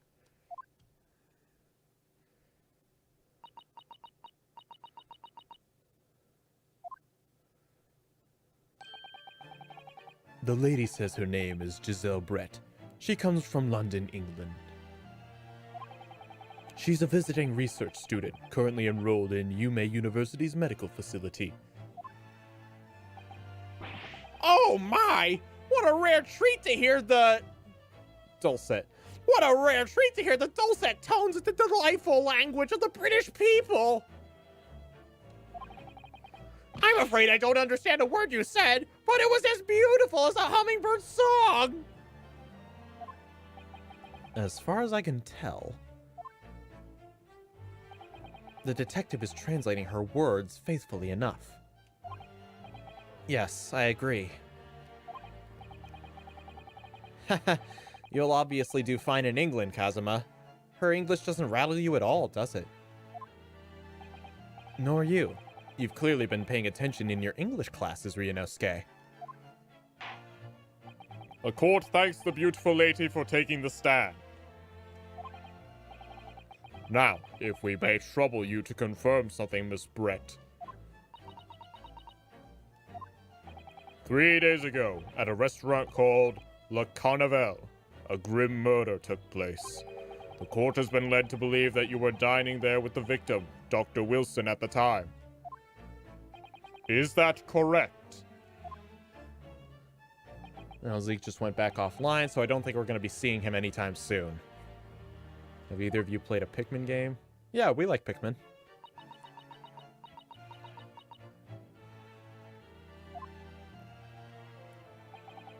She says yes. This could take some time. So even though she's studying here in Japan, she can't speak any Japanese? That is, quite inconvenient.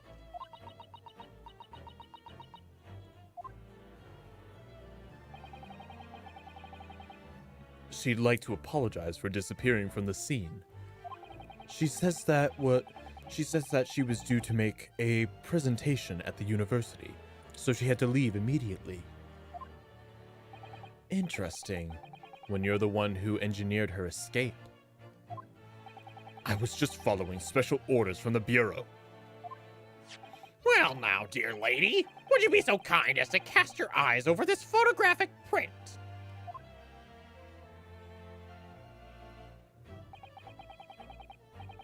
She can definitely understand them, though, right?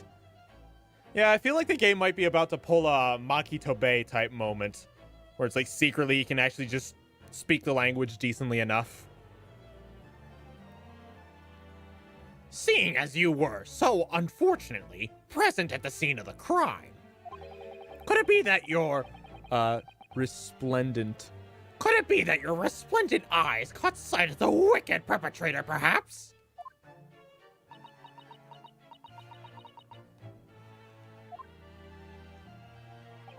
Apparently it was a very frightening and sorrowful sight. Do you mean to say? Yes, it would appear the lady did witness the crime. The very moment when the accused, standing right there in this courtroom, shot the victim in cold blood.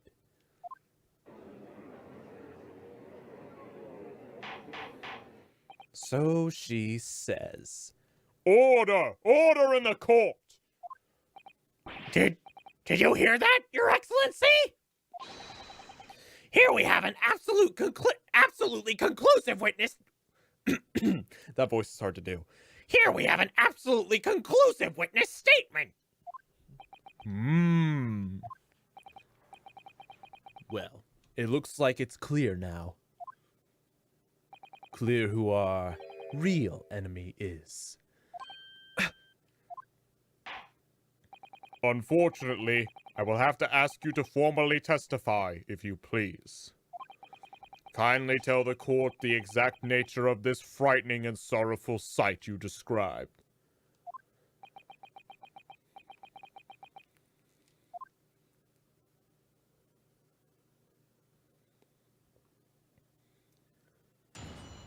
Witness testimony.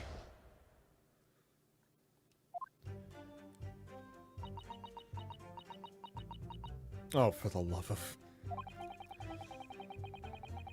I arranged to meet for a slightly late luncheon with Dr. Wilson that day. The professor was unable to eat, so I ordered for myself only, a beef steak. After a while, the accused came over to greet the professor, and they got into a fierce argument. Then not long afterward, the accused took the professor's gun and shot him right before my eyes.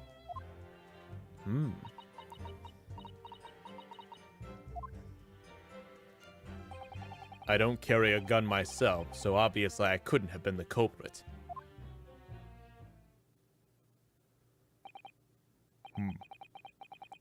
This is a... No! I didn't have any kind of argument with the professor at all! Objection! Quiet, you filthy wretch! Look at you, you black-hearted blackguard! And look at this snow-white angel! I'm sure even a dark-minded scoundrel like you can imagine whose words the court is going to believe! Ugh. You're still making the same mistakes, Ryunosuke. You mustn't blurt out when you're goaded. You mustn't blurt out when you're goaded like that. That's a lesson you need to learn. But he's so annoying! Of course, I was at the scene as well. I took statements from this lady and the two witnesses who testified before and reported back to the Bureau. Hey, Flexbox. It was decided that Miss Brett was not involved, so I let her go. Are you kidding me? She would be like the prime witness. The testimony of the last two witnesses were completely worthless, however. Well, even so. On the day in question, the lady was wearing the same outfit as she is today. As you can see, there is nowhere about her person where she can conceal a firearm. I'm not too sure about that. I would think she could hide a gun almost anywhere in that outfit if she wanted to. Unless and until the precise location where the witness is to have hidden a weapon can be shown, this is moot. There are no pockets in my outfit. I have nowhere to hide a gun. Those are the witness's own words on the matter. Ah, that's ridiculous! If only I was allowed to lift up her dress, I could prove it! Don't think about doing anything rash, Ryunosuke. But I didn't fire the gun that I picked up! There must have been another gun there that day!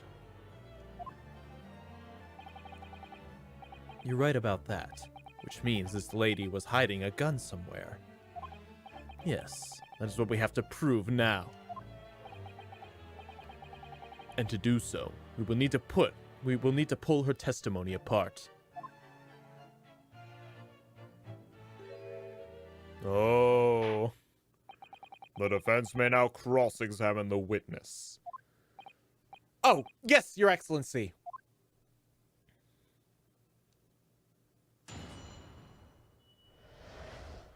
A frightening and sorrowful sight. It arranged to me for a slightly late luncheon with Dr. Wilson that day. Yes! After 2 p.m., in fact. That's really quite a late lunch, isn't it? Objection! You don't keep up with the latest fashions from Britain, do you? Late luncheons are Unvoyage. Late luncheons are unvoyage, isn't that right? No. Ah! A decisive English no has quite a sting to it. The gentlewoman is currently working in the victim's research laboratory, it seems. So it was apparently a daily occurrence that they would lunch together. But on the day in question, the victim had another appointment at the first clinic. Yes, which we can prove from the medical report card that was submitted as evidence earlier. That's right. Miss Brett and the victim went to lunch the following the victim's treatment, which is why it was so late. Yes, that all makes perfect sense. Such wonderful logic! What a shining example of English intelligence this fine gentlewoman is! So you both arrived at the restaurant. What happened next? The professor was unable to eat, so I ordered for myself a beef steak. Yes! He was unable to eat, you say? And that was because he just had a tooth removed at the Hada clinic, correct? That's right. You're supposed to actually check with the witness before answering. Was Miss Brett aware of that fact? It seems so, yes. She heard that the professor was to have some dental treatment. So that would mean that it was you who ate the steak pictured here. Is that right, Miss Brett? That's right, yes. The print you have there shows exactly as it was left after the horrifying events. It shows the table exactly as it was left. Exactly as it was left. Dear me, what a harrowing experience! To have traveled to a distant island on the far side of the world and to be embroiled in such a tragic incident. God, his voice is hard to do. Have no fear, my dear lady. I swear I will crush the evil fiend that has subjected you to this terrible plight. So the victim, Dr. Wilson, had nothing to eat or drink at all.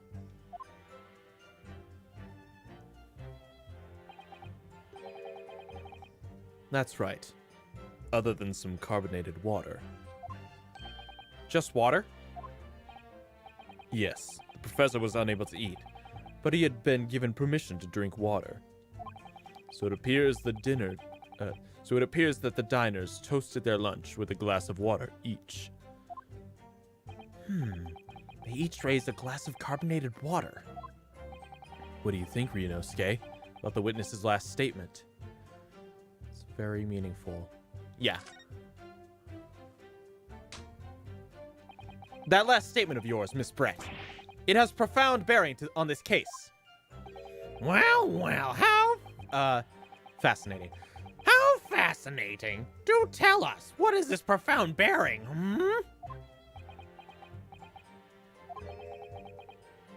The significance of the statement will become apparent when the time is right. The defense calls for the witness's last statement to be formally added to the testimony. Well, step side, counsel. Very well. Miss Brett, kindly report what you just said to be added to your official testimony. Gladly, she says.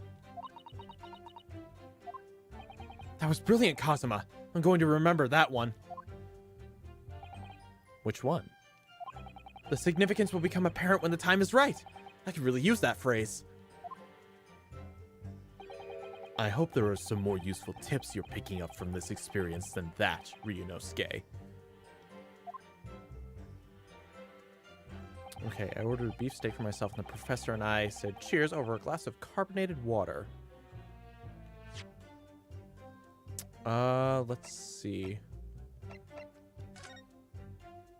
Ah, there's only one cup. Let's go. Yes! That's it! Let me just confirm something, please. It's to do with this photographic print. Just a short while ago, you spoke of this print showing the victim's table at the crime scene. That it was exactly as it was left?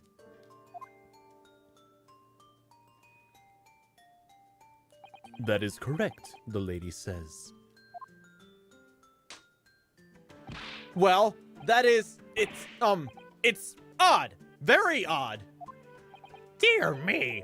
What's odd is the defense's inability to express itself. Ryunosuke, what is it about this print that looks so odd to you? Well, obviously, it's the cheers. The cheers? Miss Brett just told us that she and the professors said cheers over a glass of water. But if that's true, there should be 2 glasses on the table, not 1. Oh! You're quite right, Counsel. There's only one glass pictured here. Objection! Are we supposed to be impressed by this nitpicking over, Minute? what? Minute? I don't know. What possible difference does the presence or absence of a glass make on the case? Objection! Minimate, you say? Could it be that the detective here removed a glass from the table to conceal the lady's presence? Of course not. I would never do something so reckless. But there should have been 2 glasses on the table.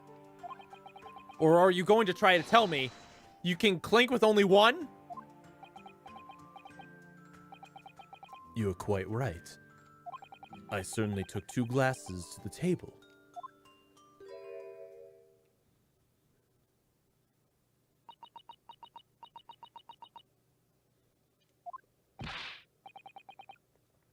Inspector, what did the lady say?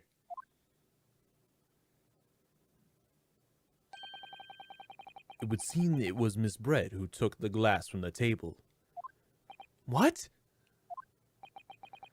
It was all so terrifying, everything that happened. I panicked and thought I should try to hide the fact that I'd been there. I panicked and thought I should try to hide the fact that I'd been there at all, she's saying. Good gracious!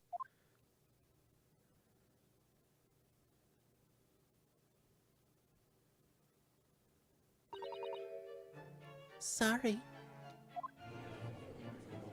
Huh. There, as I assured the court before, this is of no consequence at all. Oh, please. We must remember that this student had just, murdered this lady's luncheon companion before her very eyes. Who could blame her for concealing a glass or two in the state of disarray? That's absurd! Oh, really?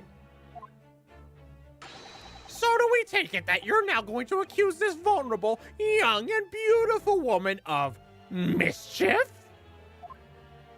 What? No. This can't be put down to mischief.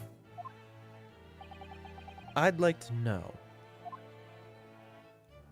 exactly how the lady took the glass from the scene.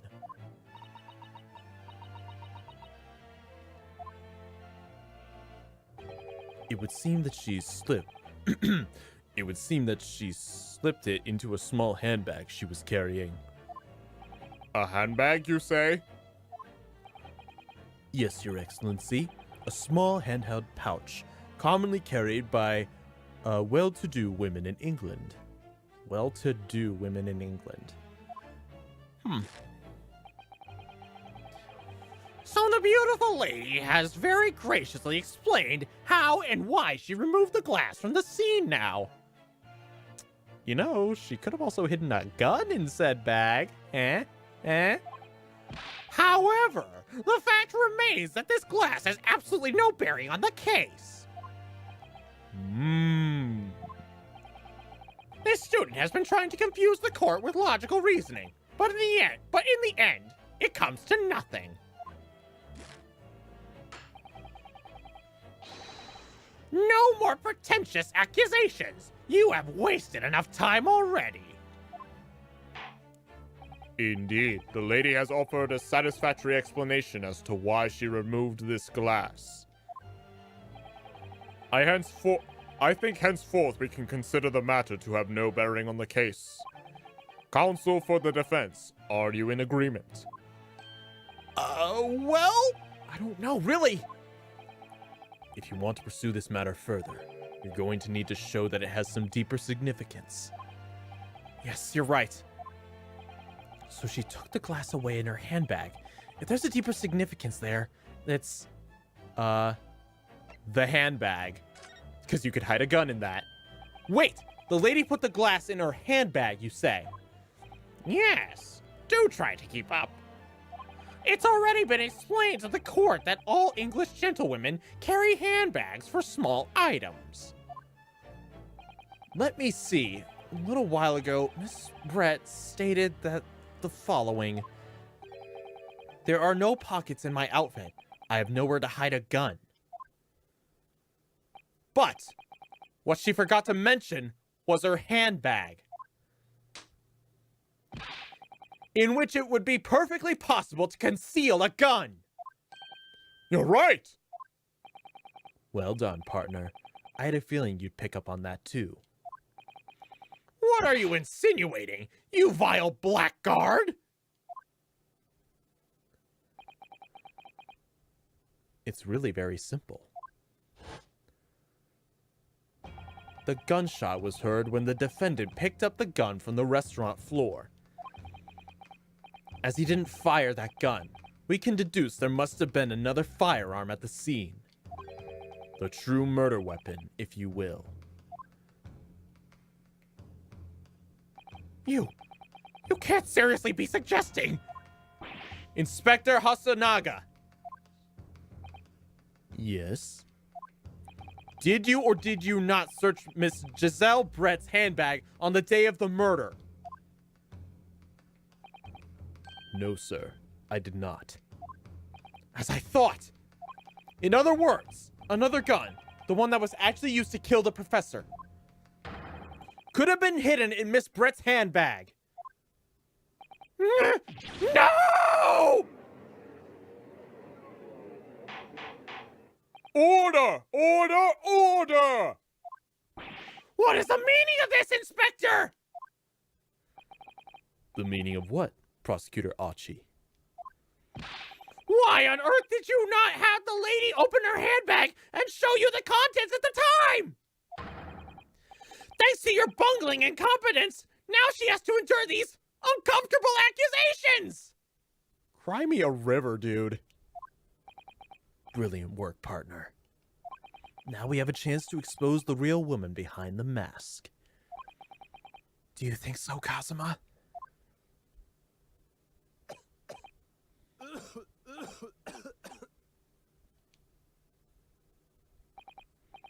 Well, what a sorry situation.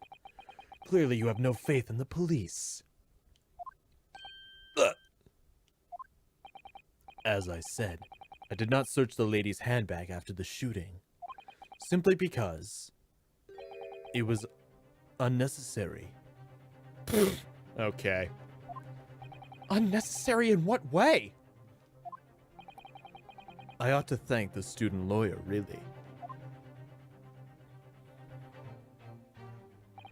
I have a piece of evidence here that I had completely forgotten about. This photographic print. A third one?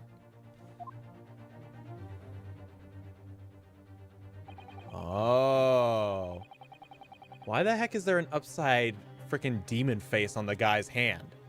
That's odd.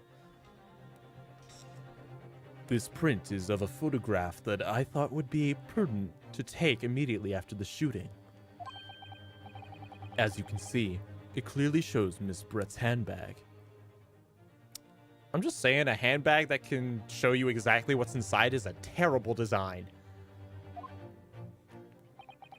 Well, I never. You can see right through to what's inside. That's right. Apparently, meshwork bags like these are the height of fashion in London at the moment. So the contents are clearly visible.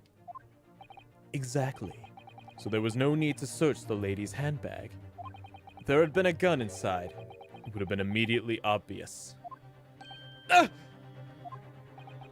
As you can see, there's nothing to imply Miss Brett's guilt here.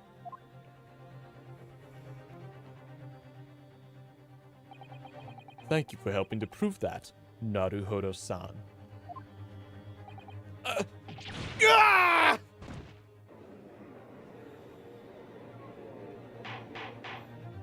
Order! Order! Inspector Hosonaga, you will submit that print as evidence at once. Certainly, Your Excellency. Photograph taken by Hosonaga-san after the incident occurred. It shows Miss Brett's handbag on a chair by the victim's table. I think you've had long enough to cross-examine the witness, counsel. Uh-oh. The court has now been shown considerable evidence. As the photographic print just submitted into the court record appears to have no further significance. I am satisfied there is no longer any room for doubt in this matter, and I must make my ruling. Indeed. And there's only one logical conclusion. That the pathetic rookie stumped over the bench before us is the only possible perpetrator of this crime.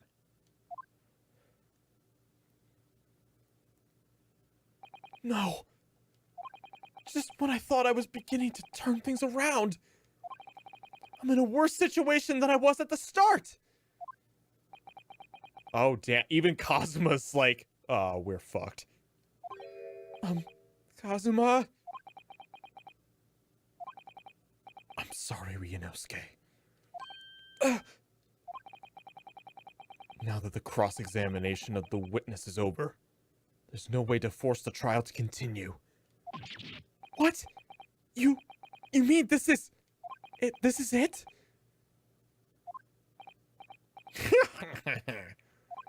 I must say, you put up quite a fight for a rookie student. But the weak are meat, while the strong eat. You were wasting your time. There's no way to defeat true justice. A fact you can chew on to your heart's content from inside of your cell. This can't be happening. Am I really going to be found guilty of a crime that I didn't commit? And Kazuma. His dream of going to study in Great Britain will slip through his fingers. Kazuma. What? Is there really no chance now of turning this trial around? You heard the judge. There's nothing about that last photograph the detective produced that we can contest. Which means there's no basis on which we can argue for the trial to continue.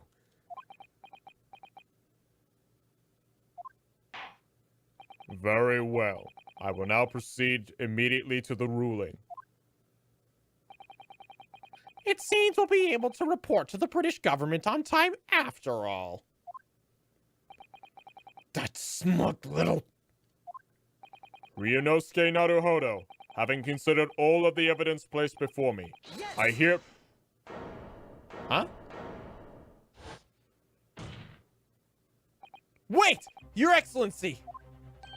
Ryunosuke. I don't think you can rule on this case yet. Objection! The amateurness is getting tedious. When His Excellency deems that the trial is over, he gives his ruling. That is the most basic protocol of the courtroom. Yes! Your Excellency, just a moment ago you said this. As the photographic print just submitted appears to have no further significance, there's no longer any room for doubt in this matter, and I must make my ruling. Now that means that there was a problem with the evidence, some significant detail, I mean. Then ruling on the case at this time would be out of the question. Objection! This blatant straw clutching. Look at this photographic print. All it shows is the handbag of the gentlewoman was All it shows is the handbag the gentlewoman was carrying on the day in question. There can be no problem with this evidence. You better know what you're doing, Ryunosuke. I understand your objection, counsel. Certainly, the new evidence submitted by the detective has not undergone the court's scrutiny. However, I fail to see how we can glean any new information from this handbag. Ha! My thoughts exactly. Really, the prosecution is becoming tired of this rookie's desperate wheezes. Yes, I am desperate, but this isn't a wheeze. There's something about this photograph which just doesn't seem right. If only I could put my finger on it.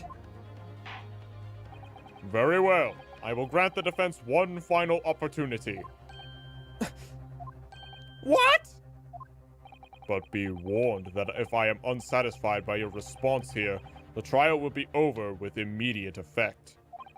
Do I make myself clear? Yes, Your Excellency. So, take another look at the photographic print Inspector Hosagana submitted before. You will identify to the court where in this print we see the significant detail which you have alluded, or to which you have alluded. I can see this. You will... Yeah, okay. I don't know, should the crosshair be like beating or something? You can see this. I'm guessing it's not gonna tell me. Okay, that makes sense. This is the only thing that stands out at all. Yes! Look at this, here. There's a very unusual mark on the victim's wrist. That is true. It looks almost like a burn of some description. Uh-oh. Uh-oh. Objection! Dear me, I was pondering what new piffle you would come out with. A burn, you say? On the victim's wrist? That has nothing whatsoever to do with the magnificent lady's handbag. Yes, that is a burn mark, you're right. Go on, Inspector. The police coroner also noticed it when he was performing the post-mortem examination. It was deemed unrelated to the cause of death, so he didn't note it in his report. What did I tell you? In any case, we have no idea when the victim suffered this burn, do we? And no possible way of knowing either. The more I look at it, the more I find myself intrigued by the curious shape on this mark. However, as Prosecutor Archie points out, unless a firm connection to the case can be shown, I cannot allow any further time to be spent on the details of this burn.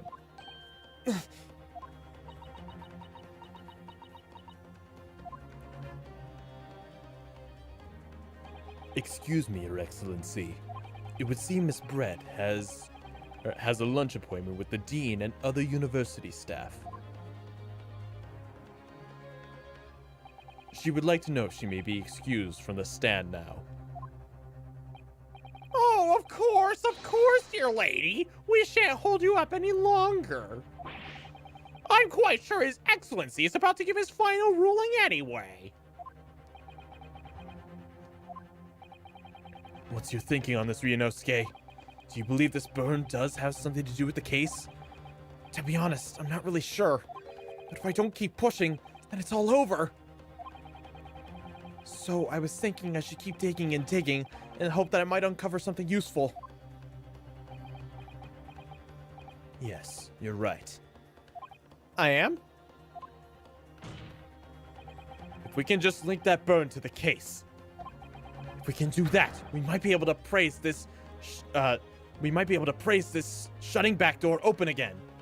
Maybe that's supposed to be pry. We might be able to pry this shutting back door open again. Just give up, Counsel. You can't possibly hope to do that. Indeed. I'm afraid that without evidence, I can't allow you to pursue what is little more than conjecture. But if we had evidence that irrefutably linked the burn on the victim's wrist to the case, then you would allow it? I would, yes. To tell the truth, I hadn't noticed that burn. But as soon as you pointed it out, what did I notice? Or what I did notice was the color draining from Miss Brett's face. Really? I have to find some link between that burn and the case.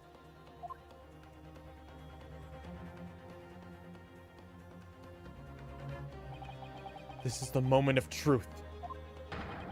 It's time to find some evidence that proves what that burn really means. So then, the defense will now present its evidence to the court. The evidence that demonstrates an inextricable connection between the victim's burn and this trial. Okay, let's see. Don't accidentally push the present button, please. Anything on here? No. Post-mortem. Let's see. Victim, John. That doesn't help. Cause of death, single bullet fired from close range, fatal hemorrhage from ballistic trauma, no exit wound, did not pass through the body. Okay, I don't think either of those help us. Photograph of the victim.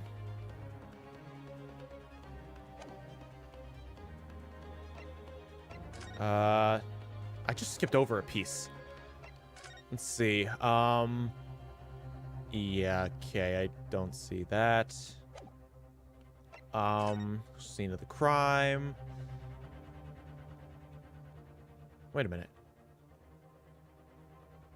Oh! That burn mark is the same shape as the... Let's take a look. Can I? Okay. It's the same shape! Alright, so it has something to do with the plate. Let's do this. Yes! What's this, Council? Yet another print? So how's the game? Interesting. Yes, Your Excellency. I believe photographic prints are an amazing invention. When we humans look at a scene, we miss things. But in a photograph, things we may have overlooked at the time are recorded for forevermore.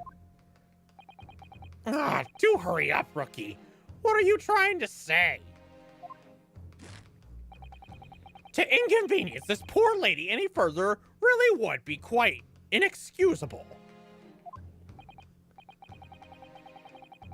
Actually, we may need you to stay with us a little longer if you don't mind, Miss Brett. You see, it's very clearly visible on this other photograph. How did the victim come to have that unusually shaped burn on his wrist? The reason is recorded here forevermore.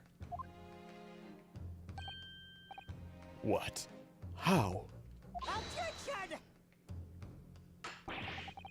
You can't fool me with your little bluffs, boy. If that's your game, then let's see how it plays out. Show the court exactly what you mean.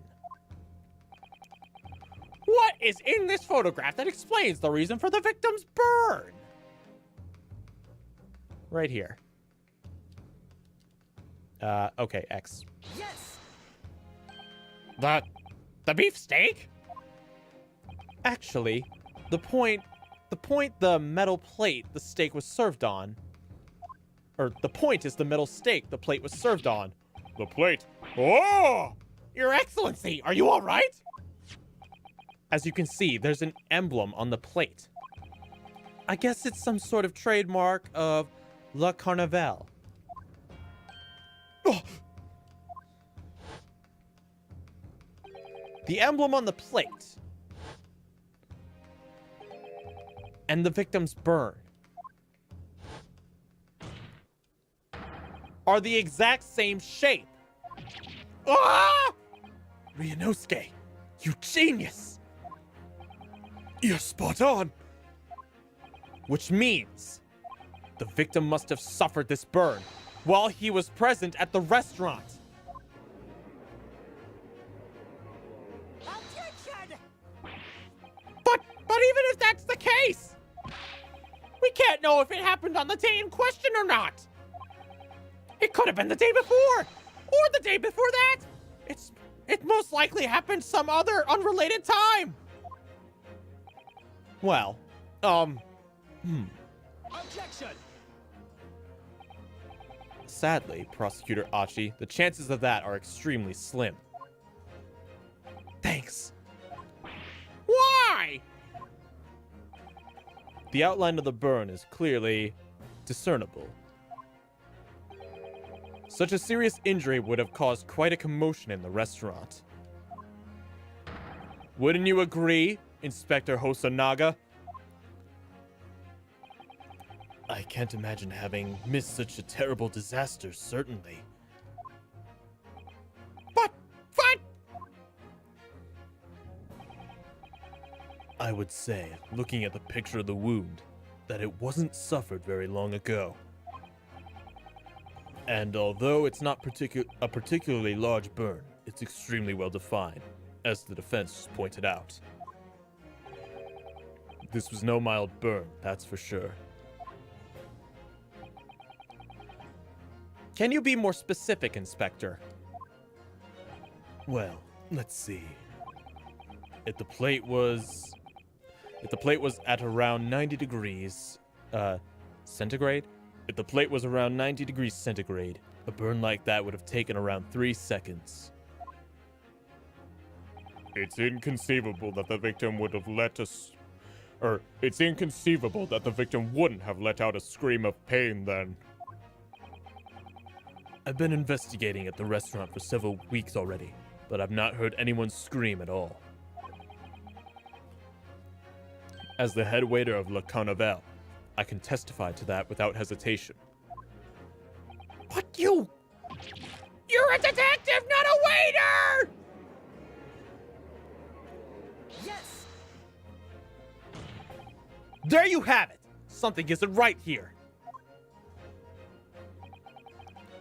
As the detective said, anyone who burnt themselves on a piping hot plate for 3 whole seconds would scream in pain.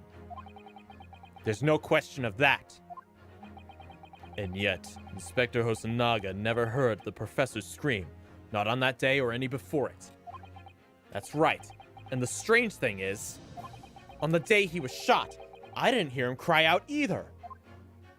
What are you suggesting? Well, if the professor had carelessly laid his wrist on the plate for anything like 3 seconds that day, That would be beyond careless, I think, Counsel. then the rest of us in the restaurant, myself, the sergeant, and the old antique dealer, all of us without question would have heard him scream. Wouldn't you agree, Prosecutor Achi? Well, yes, I suppose. So the question is, why didn't a single person hear Dr. Wilson scream? I almost don't believe it, Ryunosuke. Do you think... Can it really be true? I never dreamt we'd arrive at a conclusion like this, but... Was he already dead? I'm starting to think maybe... We've been led into a terrible trap. Was the dude already dead? There's only one explanation I can think of to make sense of this apparent impossibility. On the day in question, when he suffered the burn to his wrist, Dr. Wilson was asleep, was already deceased. Oh, what the hell? No man could remain silent while his wrist was burning into a piping hot plate for 3 whole seconds. That's clearly impossible. Apart from in one particular situation. Counsel, are you suggesting... Yes, it's only possible if the man was already dead. Oh, already? Dead?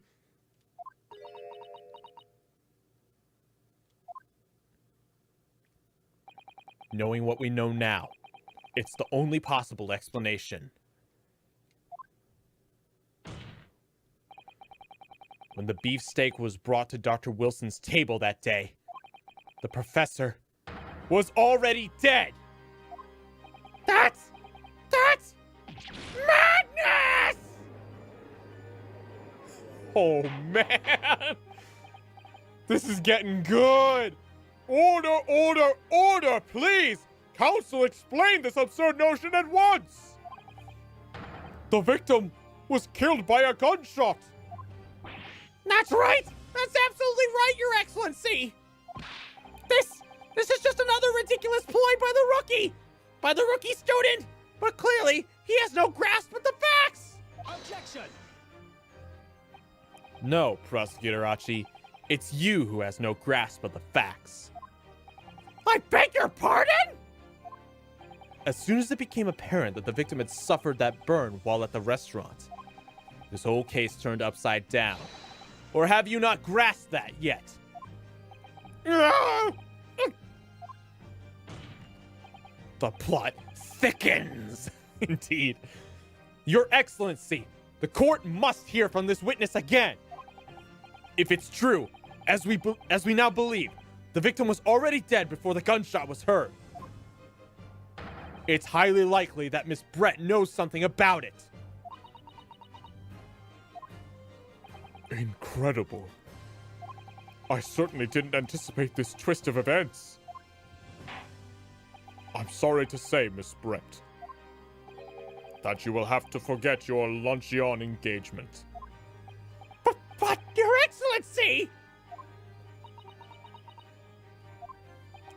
The justice system in our country may be in its infancy, but rest assured, all reasonable doubt must be dispelled before I am prepared to pass judgment. Thank you, Your Excellency.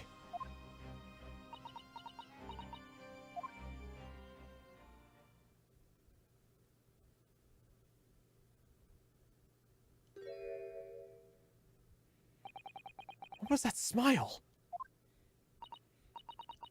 Yes, of course.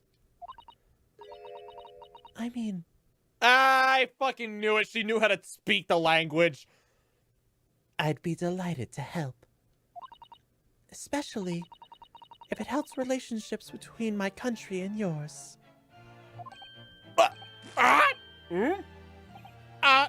Miss Brett, you speak Japanese?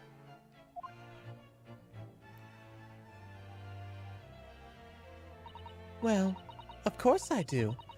I am studying in your country after all. What?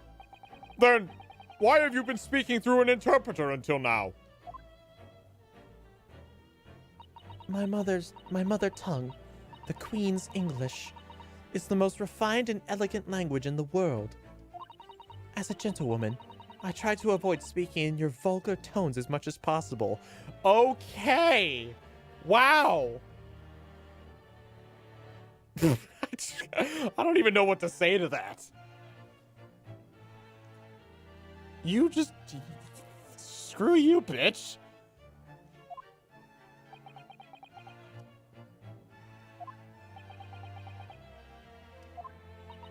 But it seems the men in this land possess none of the clairvoyance, the chivalrous. but it seems the men in this land possess none of the chivalrous virtues of English gentlemen. So I can see that I shall have to lower myself to communicating with you all on your own level. What the fuck?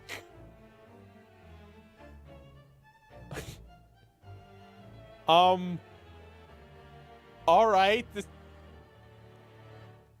Bitch, this is pretty racist, I'm not gonna lie. Oh, well, you are the, epitome.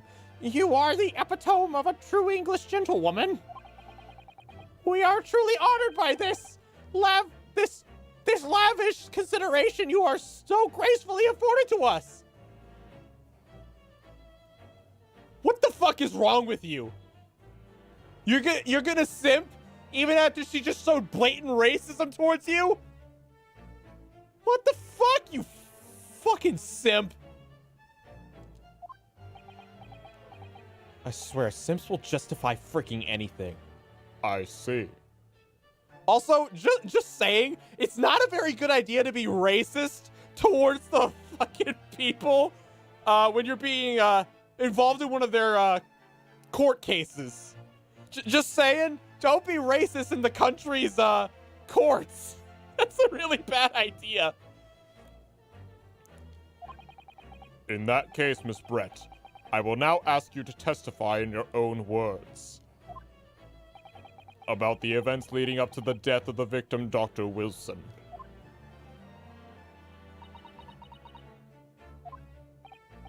So, we're finally going to hear her own words on the matter.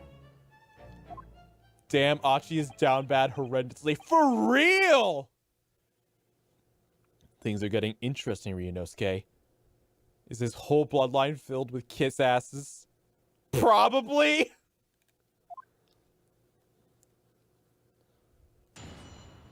Alright. Can you guys give me just 1 minute? If I don't get a refill of water, I'm not going to make it through this. Alright, I shall be right back momentarily.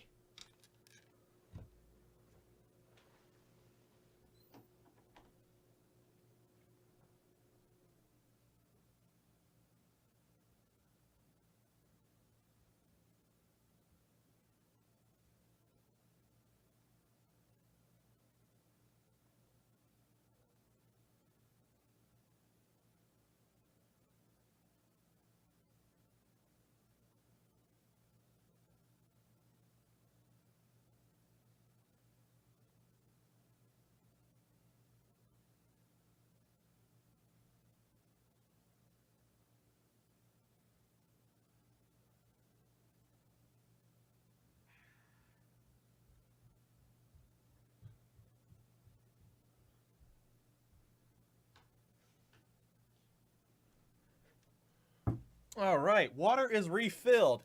Now I should be good to do Kiss Ass's voice for the rest of this stream. I hope. The victim's death. Unfortunately, I have no idea when the poor man burnt his wrist like that. When the waiter brought my steak, the professor and I raised our glasses in a toast. We already proved that was a lie, though. Oh, wait, no. Glass in the glass in the, purse. Or handbag. Whatever the fuck they called it. I think it was handbag.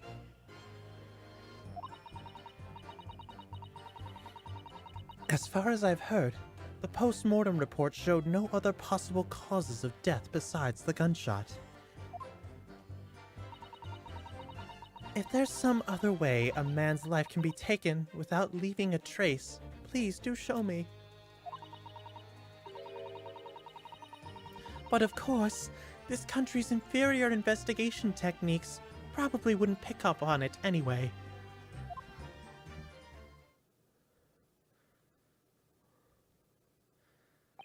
That most captivating and beautiful testimony will go down in the Supreme Court's history. Thank you.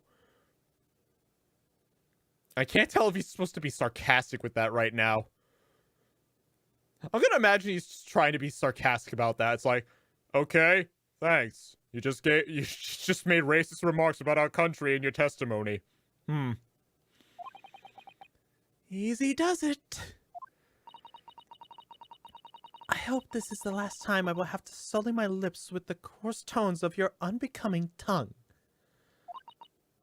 Oh, forgive me. I do hope I haven't insulted anyone. Yeah, sure. Not at all, not at all, you fucking kiss ass. It's a delight to merely hear you speak, dear lady. And it seems very clear from your testimony that this boorish talk of this boorish talk of the victim's burn is utterly irrelevant. I will be speaking to your country's Minister of Justice about what has happened here today. The Minister of Justice? May that irritating little bully of a student be given the harshest punishment possible.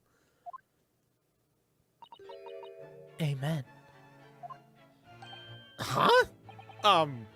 Thanks? Was that a prayer then?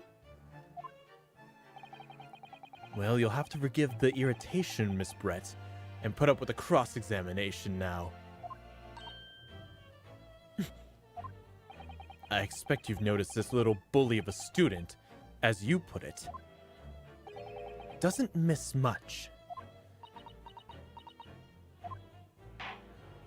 I'm sure I don't need to remind you, counsel, that this will be your final cross-examination in this trial. If you fail to demonstrate any problems with this witness's testimony, I will be ruling on the case immediately. Is that clear?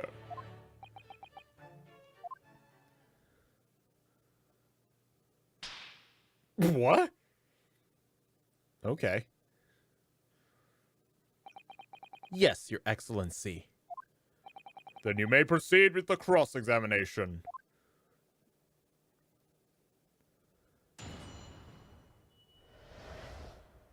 The victim's death.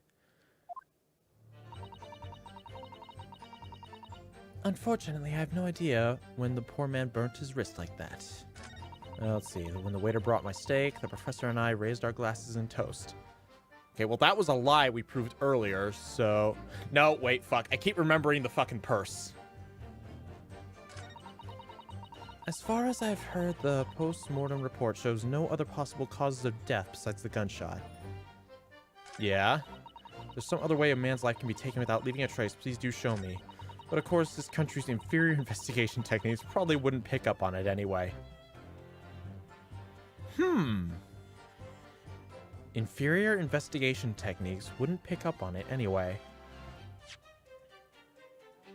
I don't know, maybe... Okay, I'll try pressing her for now. I pushed the wrong button. Go back. Alright. press. Yes! But his hand was on the searing hot plate for at least 3 whole seconds. You can't not have noticed. Do you think so? Let me ask you something. Sorry? Ever since I arrived at this courtroom, and even still now, the fly on those unsightly black trousers of yours, the fly on those unsightly black trousers of yours has been wide open. You can't not have noticed, can you? Huh? What? Ah! What fun! You hadn't realized. The dear lady is absolutely right. As your friend, you've embarrassed me as well. You've embarrassed me as well as yourself, Ryunosuke. Why didn't you tell me? Dr. Wilson was a true English gentleman. He chose honorable silence over a vulgar scream. Can your tiny brains imagine such a thing? Oh, yes! I think my tiny brain can! Yes! Well, I can't! Anyway. The waiter brought my steak. The professor and I raised our glasses in a toast. Yes! As you testified before, you were drinking carbonated water. Isn't that right? Dr. Wilson was only permitted to drink water at the time, if you remember. Which explains why he ordered that drink. Correct, waiter? Exactly as you say, sir. Although, whether or not the professor actually drank any of the water when I delivered the steak to his table, I'm afraid I don't remember that. Damn you. What? I have enough English to understand that at least. For the benefit of others in the court, it means bless you. No, it doesn't. It means the literal exact opposite. I think it means the exact opposite. Anyway.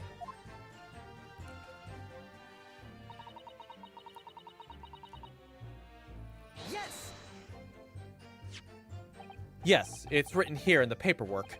Fatal hemorrhage from ballistic trauma. Yes. Luckily for all of us, a little burn on the wrist isn't going to kill us. And as there were no signs of trauma on the victim's body to indicate some other cause of death, it can only have been a bullet from your gun that put an end to the innocent man's life. But it doesn't make any sense. The burn must have happened straight away when the plate was first brought to the table by the waiter. Yes, that's true. If it had cooled even slightly, it wouldn't have been able to burn like that. And if the victim burnt his wrist on the hot plate as soon as it was brought out from the kitchen, then he must have already been dead at that point. Objection! And yet, the fact the victim was killed by a gunshot to the chest, until you show the court evidence to disprove that, this is a complete waste of time. I concur. Prosecutor Archie is right. Ugh.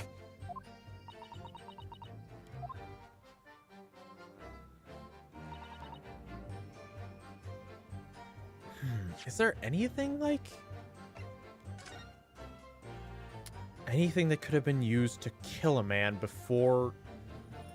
So we're working under the assumption that he was already dead when this mark was put on him. Let's see. Mr. John Wilson had a clinic.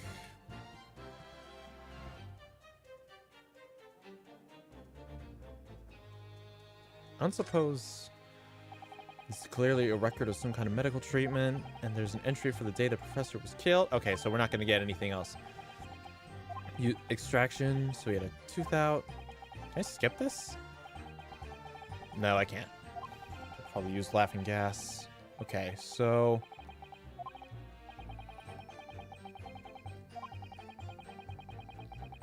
It's impossible not to imagine not being able to feel pain, though.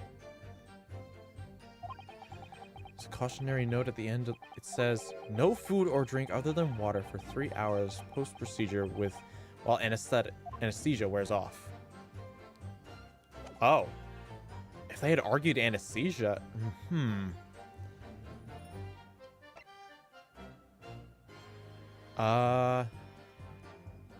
Some way a man's life can be taken.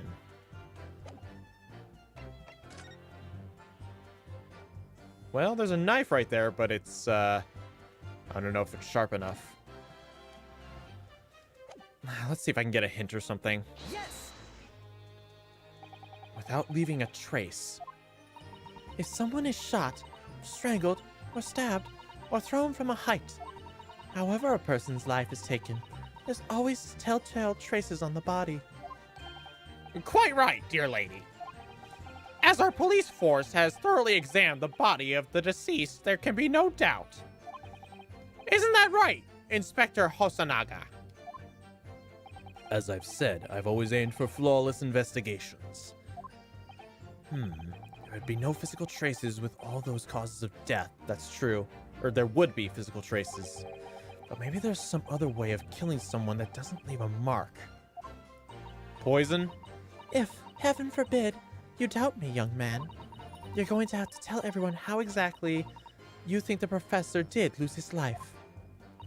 Otherwise, I'm afraid your argument falls rather flat, doesn't it? Oh no! Perish the thought! Calling such a sweet young lady's innocence into question? On my honor, I, Taketsuchi Achi, will cut down any who dares cast such aspiration. A way of killing someone that leaves no trace. We need some evidence to back us up here. Yes, evidence. To kill someone without a trace.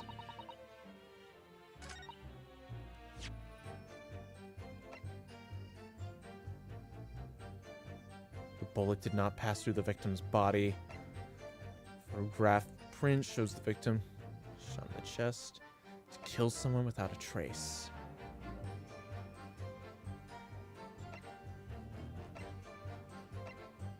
My only guess is the medical card report with the anesthesia.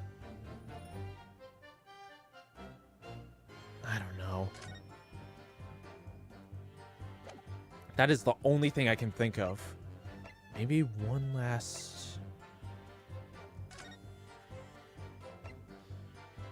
single bullet fired at close... Okay, so I've got two ideas. I'm thinking it's the anesthesia, but then there's also a perfectly good knife sitting on the table. Those are my only two leads. Well, let's try this. Yes. That statement is clearly odd. What appears to be odd? Is it the way you're presenting yourself? Oh, pay no attention, Your Excellency. As you wish. Now kindly lower your hand. Fuck. Never. Not until I've proven that I'm innocent here. Okay, so... I guess let's just press the last statement. Yes. Inferior. What do you mean by that? In the lands of the Great British Empire, the police store everything found at a crime scene, the police store everything found at a crime scene for later examination. But in this country, you investigate once and that's the end of it. Isn't that so? Quite right. La Carnival is open for business as usual today, just after the incident. Exactly. Which means that even if the investigation takes a different direction, Huh? vital evidence may be lost.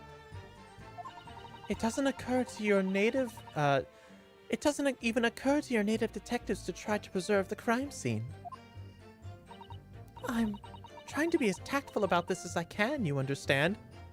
I mean, you make a point, but you don't have to insult the people of the country. Ah, killer blow! The lady is as formidable as she is beautiful! amazing. He's actually admitting our police may be flawed. Perhaps Prosecutor Archie is finally starting to see sense. I very much doubt that. Still, there's something about what Miss Brett just said. There was a moment before, and something didn't seem quite right.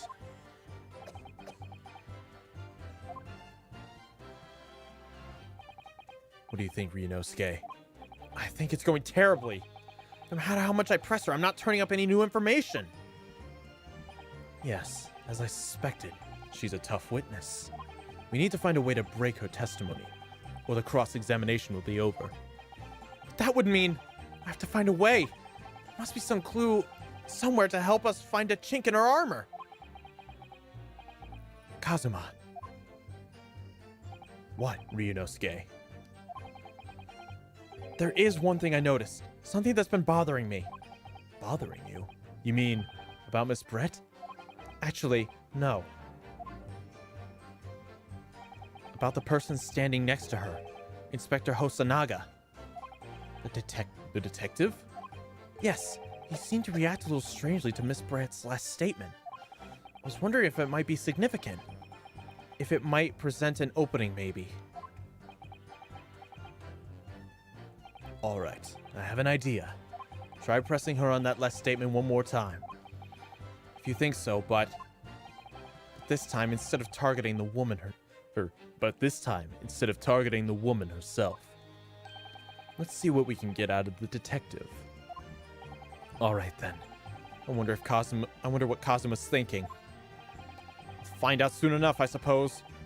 Once I press Miss Brett on her last statement again. Let's give this a shot.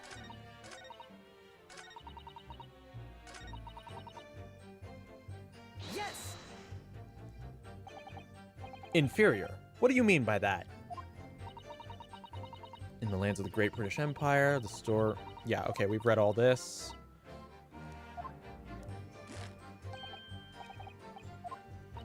Wait.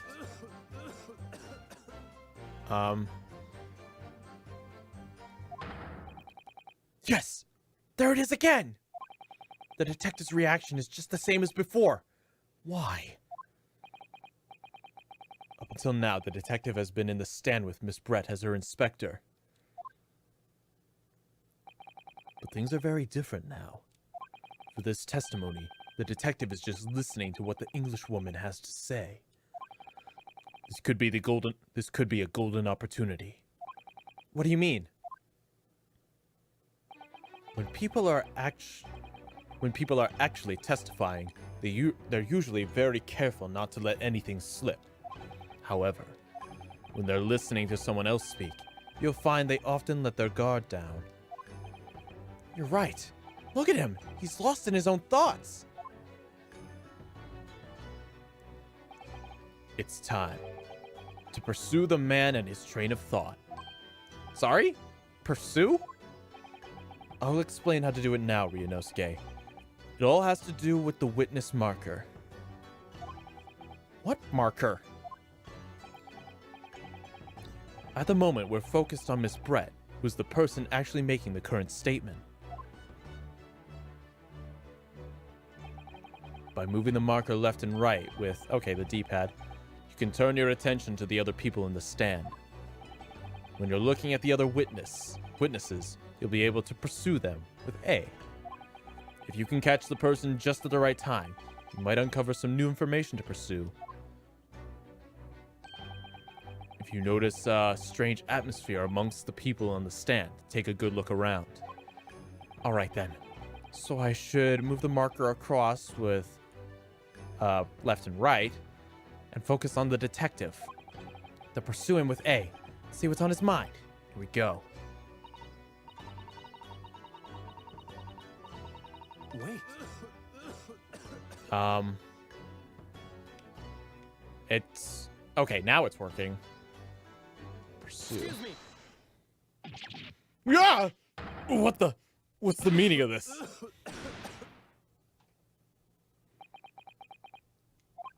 I'm so sorry. I didn't mean to shock you. He really was lost in his thoughts. Deeply. It looked like you were thinking something just now, Inspector. Perhaps having heard what the lady next to you had to say? If there's something you'd like to say, please, share it with the court. Objection! What is the meaning of this? It's the delightful English woman who's testifying at the moment. If you can't find a fault with her testimony, the cross-examination should be over immediately. Oh no. Is that how it works? Absolutely not.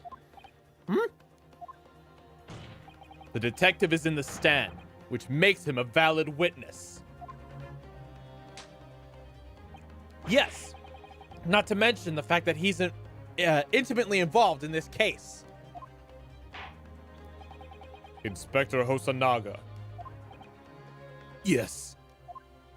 do you have something to add in relation to the statement just made by Miss Brett?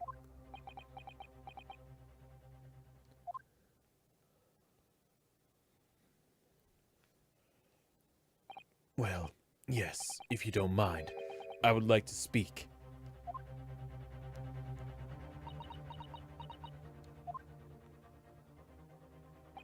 The lady is right. Our country's police practices are not as modern as those used in Great Britain.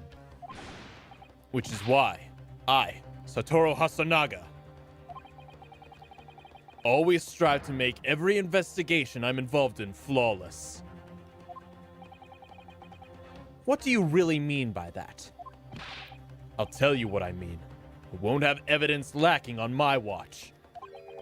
I'm not afraid to take everything I can from the scene of the crime. It's preserving evidence, you see. I don't care if they call me a crime scene thief. I'm not ashamed of what I've done.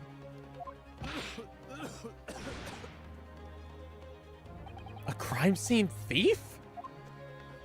Well, it looks like the lady's remarks have touched a nerve there. Take this, for example.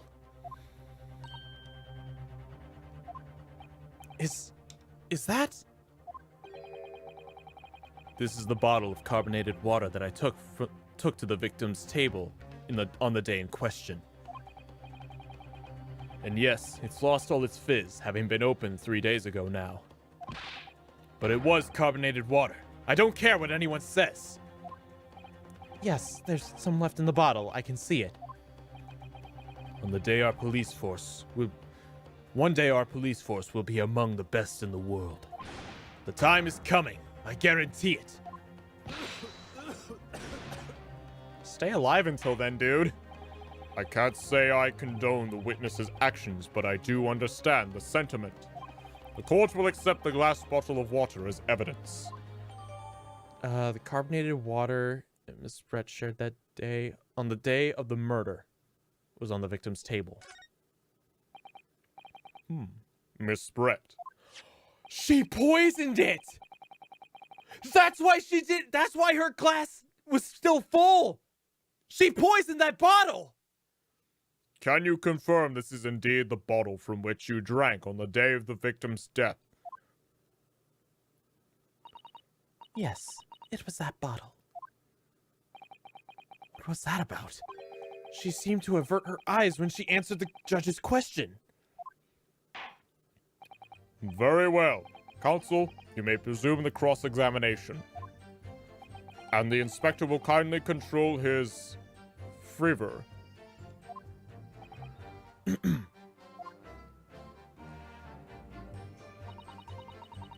Unfortunate. Okay.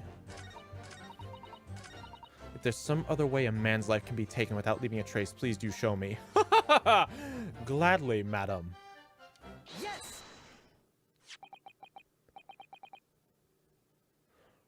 What is this? The bottle of water? Yeah, it seems this is handled better from the lady crossover, or the Leighton crossover. Huh? Oh, this mechanic was used in a... Oh, that switching witnesses mechanic came from the Professor Layton game? The Professor Layton Phoenix Wright crossover? Huh, neat. What is this? The bottle of water? Actually, there's one method of killing a man without leaving a trace that comes to mind. Obviously, I'm referring to poison. Poison? On the day of his death, we know that Dr. Wilson drank from this bottle of carbonated water. Could it be that there was poison inside?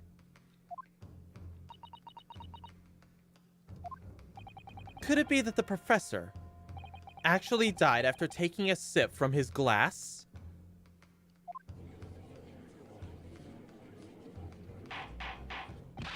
Order, order, order!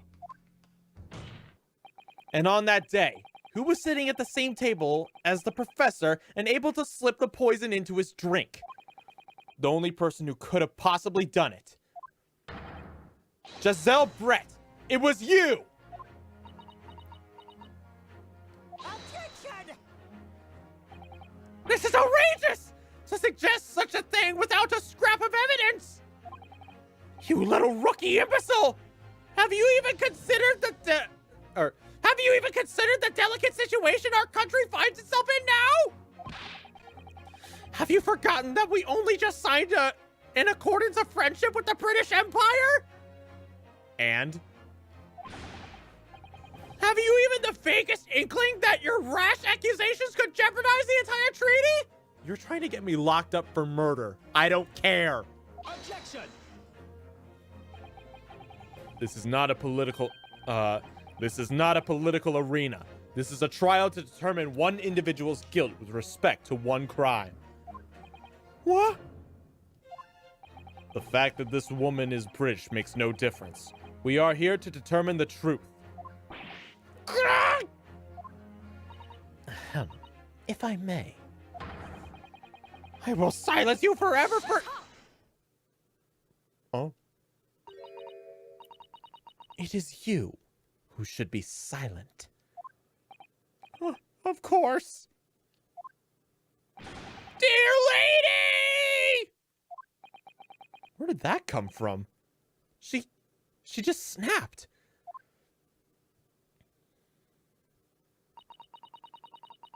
I'm afraid I may have spoken unfairly before. I offer my most humble apologies. I'm sorry, my lady. To what are you referring? I describe your police force as inferior.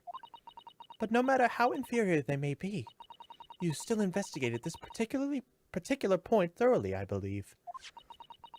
The bottle, I mean, Inspector. And whether it contained poison or not.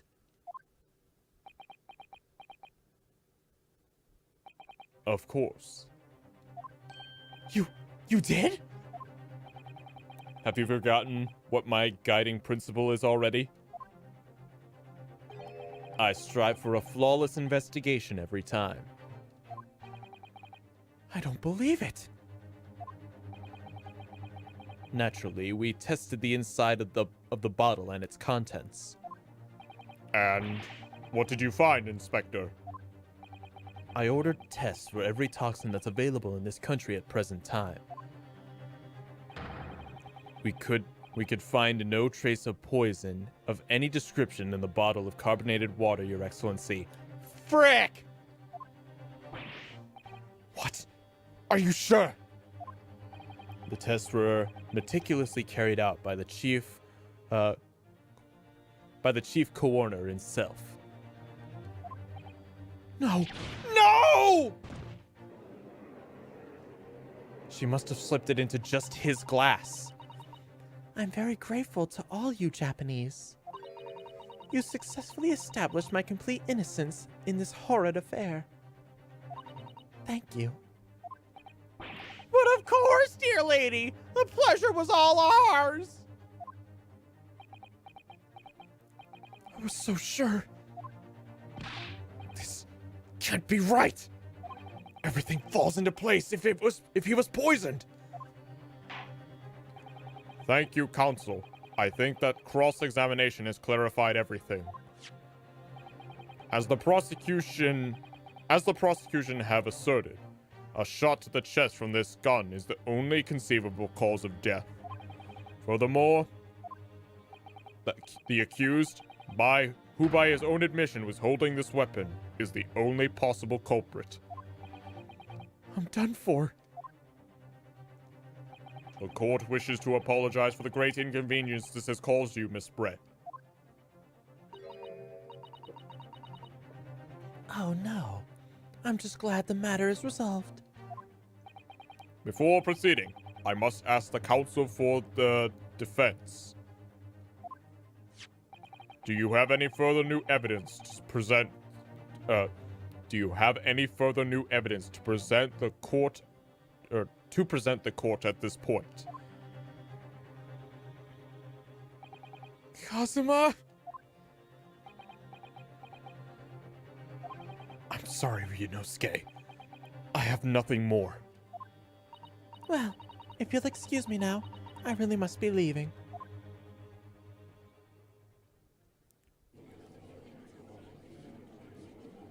Hold it! Huh? Oh, it's you! Please, wait. Isn't that... What is the meaning of this? Forgive me for intruding on court proceedings, Your Excellency. Susato Mikotoba. So she's the guy's daughter. Susato Mikotoba, judicial assistant to the defense. Mikotoba? In my darkest hour, with nowhere left to go, she appeared like a bolt of lightning.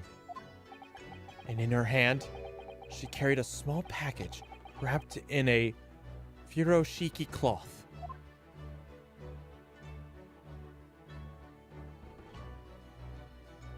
To be continued, my ass. We're finding out where the hell this goes.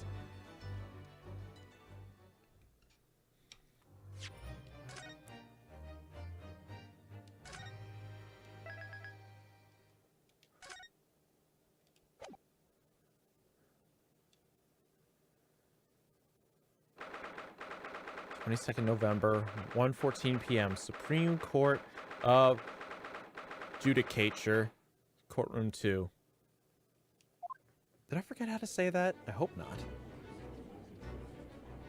Yo, this theme, though. This is good music. Well, I understand you are the judicial assistant to the defense. But why this sudden ingress into my courtroom? Ha! A judicial assistant? And a woman, no less!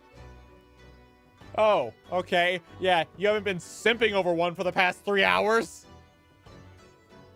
Seriously, I think we've been in this courtroom longer than 3... Okay, well, the woman wasn't here. You've been simping for a woman for an hour. You have no room. The rules state that females are not permitted into this court of law other than to testify.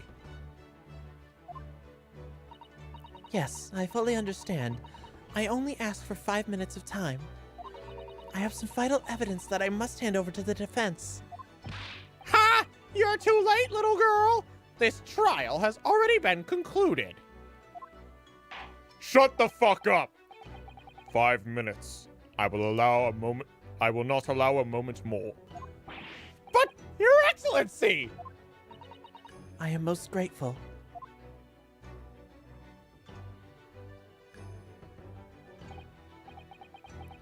Who exactly are you? I'm sorry, there's no time. Please, simply accept this for now. What is it? A report about something? Written in English? It's Giselle Brett's research. Oh my... Oh, if there's notes about poison in there, she's fucked! The English woman's? After the trial resumed earlier, I hurried back to the university. I went to Dr. Wilson's laboratory in the medical facility and borrowed this paper. Oh, yes, that's right. Miss Brett was studying under the professor, wasn't she? So, does this research, whatever it is, have something to do with the case? I'm afraid I don't know. I haven't been able to listen to the proceedings of the trial myself. Oh, no, of course not. Special characteristics of Curare and its effects on human subjects. Interesting. Curare? What's that? I've never heard of that word before. Time's up! The prosecution demands the immediate removal of this female trespasser from the courtroom. There was too little time for me to read it in detail. But I've summarized what I could on a note just inside the cover.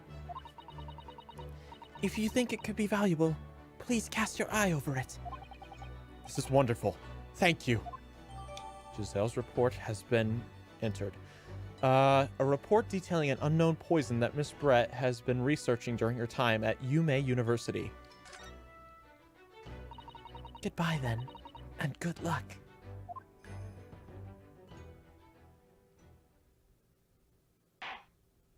You have had long enough, counsel. We cannot detain our English guests any longer. I ask the prosecution and the defense now one last time. Does either side have any further evidence to present to the court? I presume not, but... The prosecution has made its case convincingly enough. Convincingly enough already. Nothing more to add, Your Excellency. Ryunosuke, we're out of options here. This is really our last chance. Yes, I know. Your Excellency, the defense does have new evidence. That look. That unyielding stare of a true Japanese warrior. Well, Miss Brett, Yes, Your Excellency? if you wouldn't mind, perhaps you could grace us with your presence for a little longer. It is a delightful invitation, but I'm afraid it's not so very long until tea time. I'm afraid I must decline. Forgive me, Miss Brett. It seems I wasn't clear. I realize it was phrased as a question. However, I must ask you to treat this as an order. Woohoo! Go judge! I have said it many times before, but the Japanese language makes no sense. My apologies, dear lady. So, counsel, what is this new evidence that demands the court's attention? This report, good sir. Yes! Miss Giselle Brett. We understand you were studying under Dr. Wilson at Yume University doing research. Research, by sheer coincidence perhaps, into a deadly poison. What? Poison! Where are you going with this, counsel? A toxin known as Curare, Your Excellency. Even the slightest amount of this deadly poison entering the body leads to instant death. Objection! What? What complete and utter nonsense! Curare, you say? I've never even heard of it! You wouldn't have done. What do you mean? I mean that you wouldn't have heard of Curare before for one very simple reason. It doesn't exist in our country. It doesn't exist. Correct, which means no matter what tests the police can do for toxins, they'd never identify Curare. Why? Why? Because there is no test available here that can identify the presence of this highly deadly poison. What?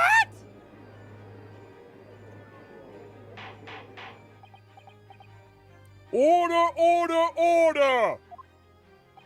Counsel, Does this deadly poison truly exist?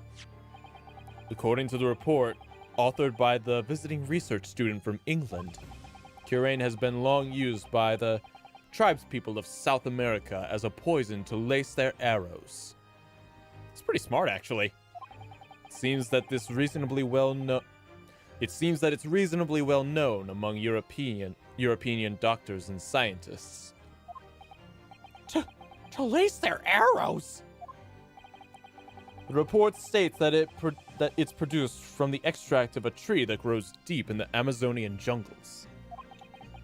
And it was first brought back to Europe at the turn of the century by explorers.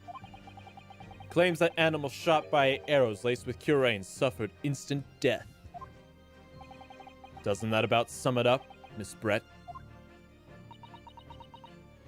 Objection! Trumpery! These aspirations are utter trumpery! To start with, if the victim had been, administered some of this so-called deadly poison, he would have been squirming and writhing in pain, and other diners would have surely noticed. We just said it's instant death. That's true. What do you say to that, Inspector?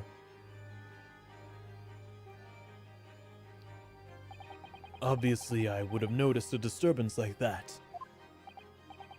I don't remember anything like that either. I didn't notice the professor being in any kind of pain. According to this, however, it's the other way around. What do you mean, the other way around? The very fact the victim didn't show any visible signs of distress is the evidence that curare was used. Explain yourself, Counsel. The moment this toxin enters a person's system, it causes instant paralysis. In other words, afflicted victims lose all strength and are completely unable to move. Even if they were in total agony, there would be no visible signs of pain at all. How terrible! Obviously, if a man lost his strength and his muscles, he'd collapse on the floor. But with a chair under him for support, as Dr. Wilson did, the effects could go largely unnoticed. But I don't follow, Kazuma. That's just paralysis. I thought the poison caused instant death. The full explanation is extremely unpleasant. The poison causes immediate paralysis, as I said, leaving the victim unable to move. But after a short time, the paralysis is so severe, it causes the muscles that control respiration to fail. Respiration? In other words, the actual cause of death is suffocation. All the while, the victim is conscious and aware, just unable to move. That's hideous! To the observer, it would look almost like the victim was slipping peacefully into an endless sleep. But for the victim himself, his final moments would be a living hell. That is the true nature of this deadly curare poison. Whoa. And you're suggesting that this bottle, Counsel, actually contains this terrifying poison? Objection! This is all very convenient, isn't it? A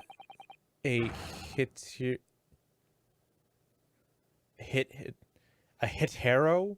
What? A hetero unknown poison for which there is no means of testing. What a happy tale for the defense. Ahem. If I may. All these facts. You think you're so clever, but It is you who must be taught. of course. My dear lady!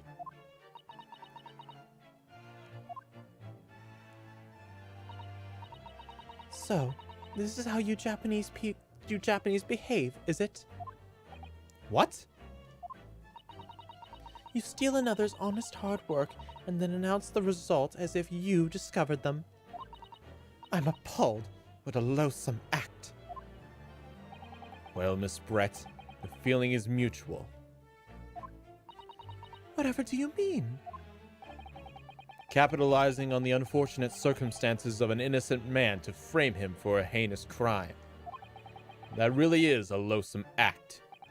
Wouldn't you agree? Objection! Enough of this! I, for one, refuse to accept it! The idea of some poison that doesn't exist in the great empire of Japan is breaking the rules! What's so funny? Oh, excuse me, Your Excellency. Yes, Miss Brett? May I borrow that bottle for a moment, please?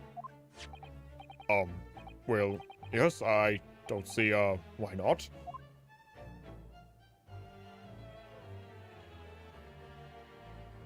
Huh? Oh no. Yeah, as I thought earlier, she only poisoned the dude's glass. Don't get too big for your boots, you insignificant island boys. Sorry. To an Englishwoman such as myself, this whole affair is a farcical comedy. Your little police games and these foolish courtroom antics, it's laughable, really. But I'm getting bored of it all now. It's time for the games to end. Cheers.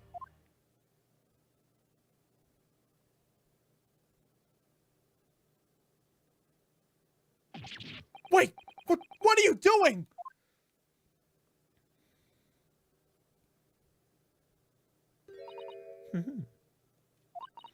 No sparkle left at all. How appropriate for this shabby affair. Fuck.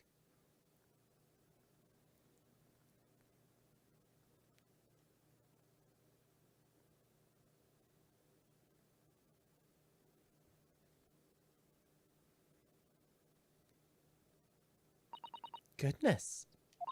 Whatever is the matter? You all look quite stunned.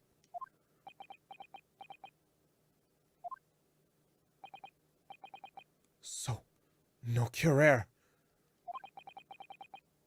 The bottle was clean. Is that what you're saying?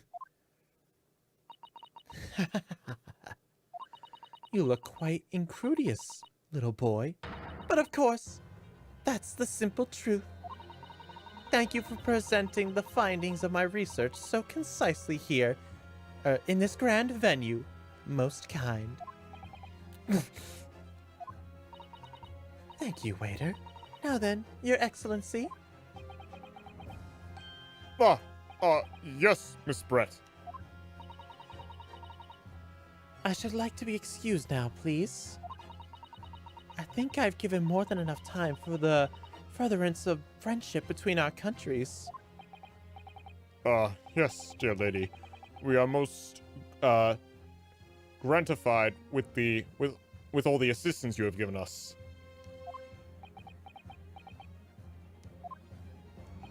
This doesn't make sense. There had to have been poison in that bottle. So how did she swallow a whole glass and live to tell the tale?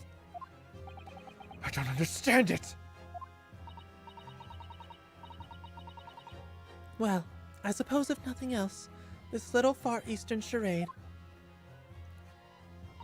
will make for an interesting conversation at the next party I attend in London. There has to have been poison in that bottle. Doesn't there? But there can't have been, because otherwise she would have kneeled over dead. Come on, Ryunosuke. We have all the clues now. Bottle of water. Well, clearly it contains no poison. Aw, fuck. I'm gonna... Fuck.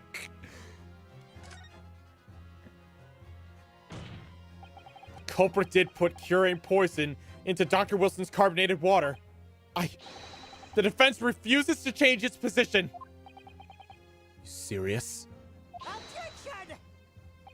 Fool! Are you blind? There is no possible way that bottle could contain poison.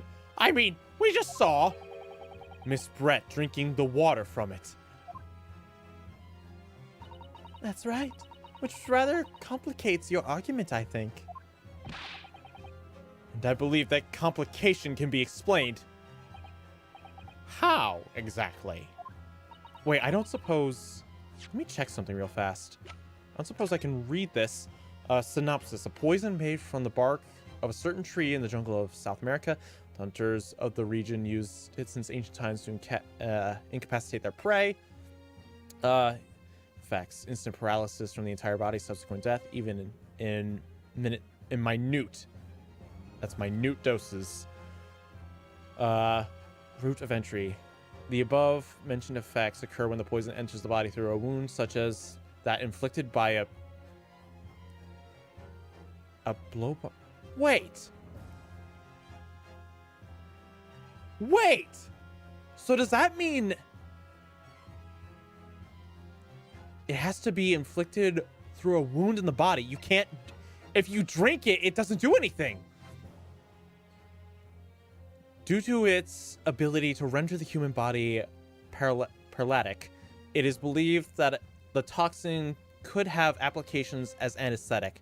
However, a solution for the respiratory arrest caused as a result of full body paralysis must be found first, or patient would die of suffocation. A solution. Okay, so I think these reports... Yeah, I think this is the evidence that we can use to back this up. I need to think through all the things that don't quite add up here, one by one. I'm sure the answer is in the evidence if we have in the court record somewhere. Has to be. Very well. If the defense truly intends to assert this claim, then I must ask that you support the assertion with evidence. What explains how the witness was able to consume this supposedly poisonous water unscathed? Yes! The answer to this riddle is right here in Miss Brett's own research report. Objection! That's not a valid explanation. No? After all, we don't speak English. That report is utter gibberish. This impudent young scoundrel is trying to ridicule the court, Your Excellency. I'm not trying to ridicule anyone, honest. I'm just reading Susato-san's notes. I concur. This report is too extensive to be considered in its entirety by the court. You will direct us to the pertinent section, counsel. Which section of the report reveals the alleged answer to the riddle? And let me just double check. Okay, synopsis. This one's special characteristics, and let's read through this. Okay, this has no bearing. Which of these two pages would be the better one? I need to find out. Instant paralysis of the entire body and subsequent death, even in minute doses. The above-mentioned effect occurs when the poison enters the body through a wound, such as inflicted by a blowpipe dart. Okay. I'll just read this just to make sure. Due to its ability to render the human body paralytic, it is believed that the toxin could have application as an anesthetic. As an anesthetic. Well, interesting. However, a solution for respiratory arrest caused as a result of the body paralysis must be found first, or the patient would die of suffocation. So she hasn't claimed to have found anything yet. So let's try special characteristics.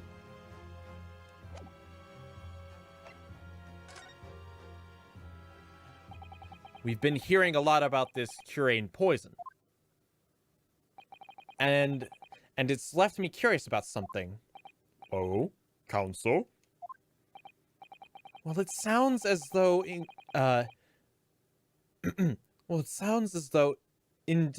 indigenous hunters have been using this poison for many years to lace the heads of the arrows that they shoot at whatever prey they're hunting. So we've been led to believe, yes. And the point of hunting is to catch prey to eat. Get to the point, please! But if they were to use these laced arrows, doesn't that mean there would have to be traces of poison left in it, or left in the prey the hunters were going to eat? Yes, good point. So surely the hunters wouldn't want to eat their prey, would they? Because they'd be eating poison. Goodness gracious, Counsel! No, that would be madness! But I actually found the answer to that conundrum. In this research paper here. Under special characteristics, it says this. The poison starts to work after entering the body through a wound. So it has to go into the bloodstream directly. Through a wound, you say? I see, that makes sense. Yes. The mention of that particular detail seemed a little strange to me, though. But it all makes sense when you interpret what's written like this. When Curain enters the body through an open wound, it has terrifying poisonous effects. However, when it enters the body via the mouth, it has no poisonous effects whatsoever. What? Miss Brett, you authored this research. You knew Curain's special characteristics. And you knew that you could make a spectacle of drinking that water without any danger to yourself. You meddling little... Oh, that's alive. Rapscallion! That's a real goose on her head. Well, Ryunosuke, turns out you're an even better lawyer than I thought you'd be. Really? Me? A lawyer? Objection! All this poison talk is fascinating, I'm sure. But I fail to see how it possibly... So, the ill-bred little puppy has a new toy to play with. Some facts he read in his book. Or in a book. But I'm afraid knowledge doesn't suit you, little boy. It only makes you look silly. What are you trying to say? Your schoolboyish logic has a fatal flaw. Schoolboyish? Flaw? As even your brain has managed to deduce, Curain is safe to ingest. It seems likely that its effects are neutralized by the acidic nature of the gastric succus. Oh, yes, well, of course. Gastric suckers? What are they? So, if this lethal poison is completely harmless when drunk, the professor wouldn't have died if he swallowed it, would he? Ah! That's right. Good gracious. That's basic science. Science that even a schoolboy should be able to understand. No? Alright, so how did that poison enter his body? Order! Order in the court! Order! The logic holds. If the lady and the professor drank the same poison, they would have been affected in the same way. Are you trying to suggest? Yes, the Curer poison is completely irrelevant to the case on trial. It's freaking poison, no. That's right. Surely even a little cockroach like you could understand something as simple as that.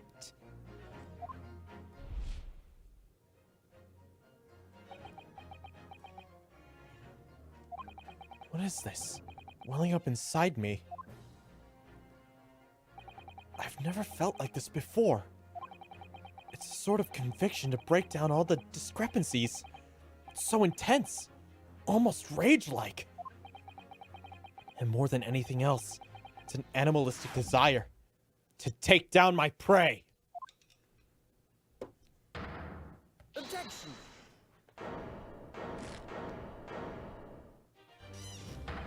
I don't think so, Miss Giselle Brett. How dare you use that tone of voice with me? You know very well that there's no fatal flaw here. You know exactly why, even though both you and the victim swallowed that poison. You are alive, but Dr. Wilson is dead. Counsel, I'm sure I don't need to remind you, you must provide compelling evidence. As we now know that this poison is completely harmless when ingested, why would Dr. Wilson alone have been killed by the curate? Okay, let's see. The mark is the only thing that I can think of. Wait! Of course! He had a tooth removed! The poison could have entered his bloodstream through his mouth! Take that! Miss Brett. As Miss Brett so readily pointed out, she drank the same water as the professor. However, there was a fundamental and fatal difference between the two diners. A fatal difference. The toxic effects of curane are only felt when the poison enters the body through an open wound. So for a healthy person with no injuries, drinking it is completely harmless. But what if there was a wound inside his mouth, inside the mouth of the person drinking the poisoned water? Inside? Yes, like the wound you might have if you had just been to the dentist and had a tooth extracted, for example. No! Miss Brett, you acknowledged many times in your testimony already that you were well aware of Dr. Wilson's dental appointment that day. So that's it. You used the knowledge to orchestrate this.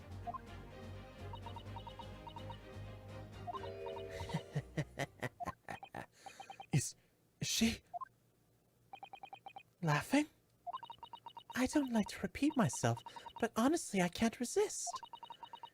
These childish courtroom games and your half-baked arguments are so, puerile. What do you mean? Don't worry, little schoolboy. You'll find out soon enough.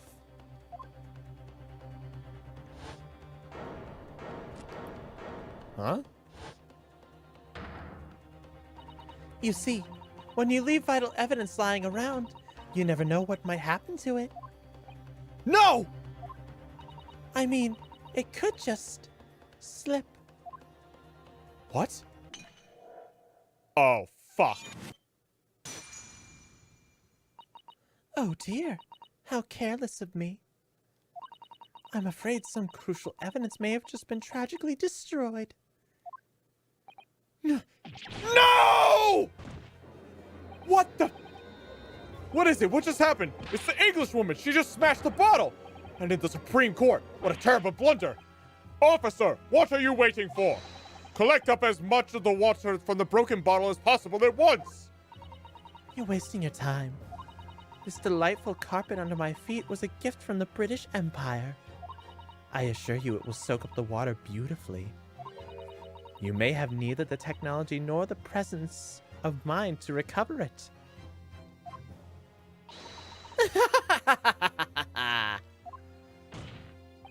How could you? You won't get away with this! You can thump the bench and shout as much as you like, little boy. But I'm afraid we'll never know, will we? If there really was poison in the bottle or not. You bitch! And let us not forget, we still have some very compelling evidence left intact. Isn't that right, counsel for the prosecution? Oh, of course, of course! You're referring to this photographic print, I presume, dear lady. That's right. And really, looking at this photography, it's as clear as day, isn't it? The poor professor was sitting with his back to me. So, of course, the only person who could have shot him from the front is the little schoolboy. Objection! No! You killed the victim that day, using Carrere. And then, in order to frame Ryunosuke Naruhodo for the crime, you waited until he picked up the pistol you'd arranged for him to find on the floor. Before you shot the professor dead. Before you shot the professor's dead body in the chest with your own hidden gun.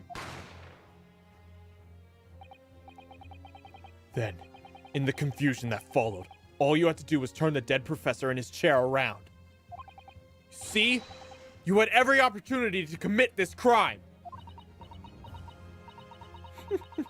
What a wonderful imagination you have, young man. A hidden gun, you say? And I shot the professor's dead body, did I? Well, I'm terribly sorry, but you don't have a shred of evidence. Exactly! And as you have nothing to support your wild claims, the prosecution's stance remains unchanged. The victim, Dr. John H. Wilson, was killed by a gunshot to the chest. Delivered in cold blood by the accused, Ryunosuke Naruhodo.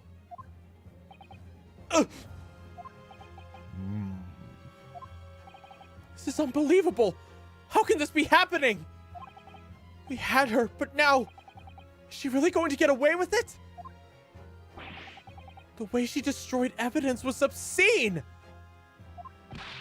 Ryunosuke. Yes? We've come this far, but now you're the only one who can finish it. What? What do you mean? We lost a vital piece of evidence, it's true. So if there are any other clues left for us to use now, they must be in your head. In my head? You told me before that your powers of observation were the one thing you could really depend on. Well, yes, that's true, but I didn't manage to notice that this woman was a foreigner with a swan on her head. So think back against now. Try to remember every last detail about the scene that day. Everything you saw, everything you felt, every color, every smell.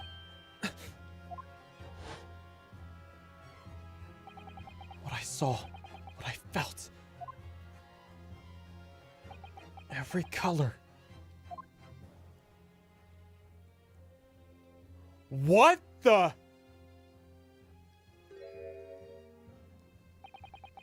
Is Kazuma right?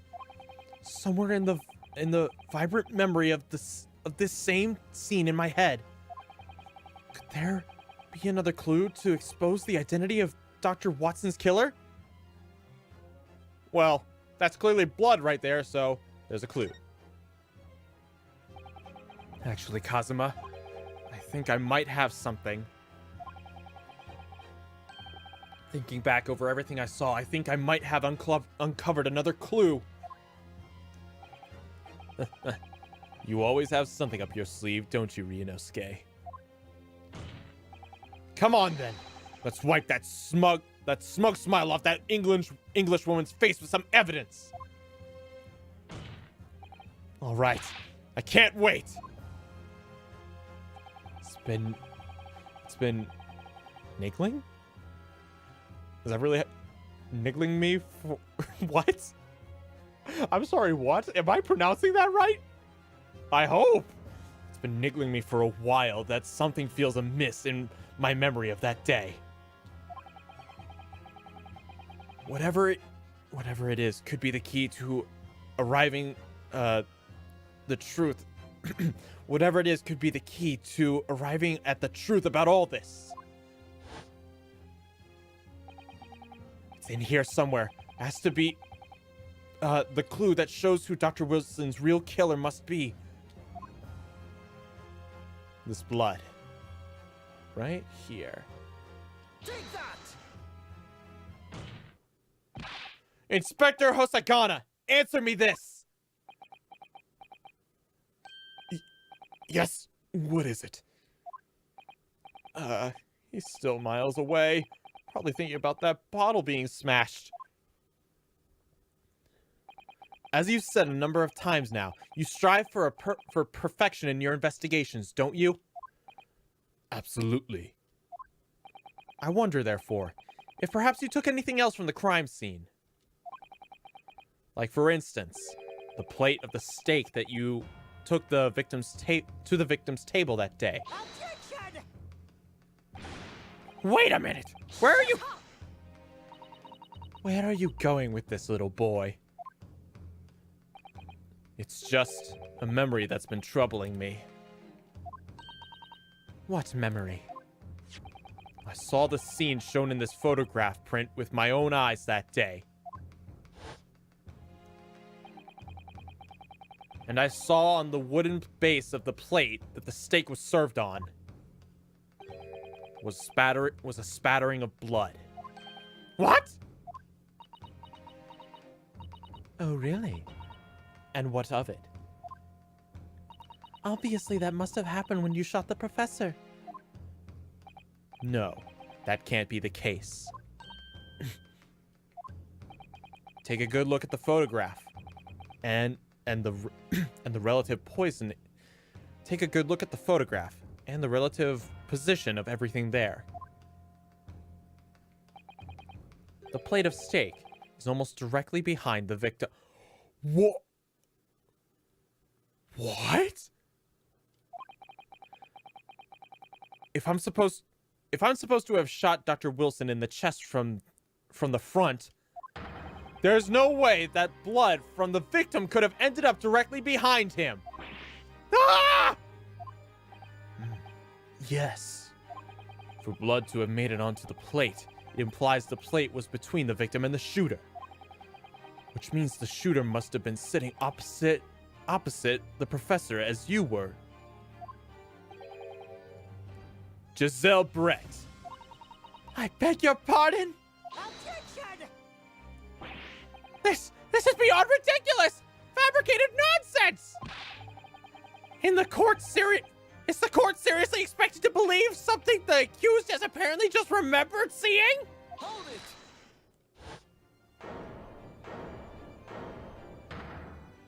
Him. This could be the moment that my entire career in the police force has been leading to. Inspector, you mean... Yes, I took the plate, in the interest of preserving the evidence from the crime scene. I took it, meat and all, and I don't care if they call me a crime scene thief because of it. You did what? I took the steak that you had been eating, Miss Brett. I took the steak that the surrogate had been eating. And I did it in the name of justice. Then we can find out for sure whether or not there's a blood stain on Miss Brett's plate. We must examine it now!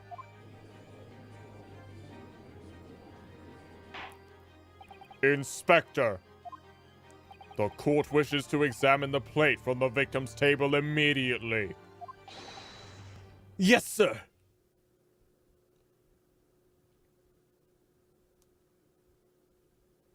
Sorry for the delay. Here's what you ordered. The steak. Well, what about the blood? Is there blood on it? Of course there isn't! Quickly, Inspector! The blood man! Show the court! Of course. Examine the plate at your leisure. What? No. No blood. No blood anywhere. But no, that's impossible! I know I saw it. I'm sure of it. I was right there on the table behind the professor. There was blood on the side of the plate.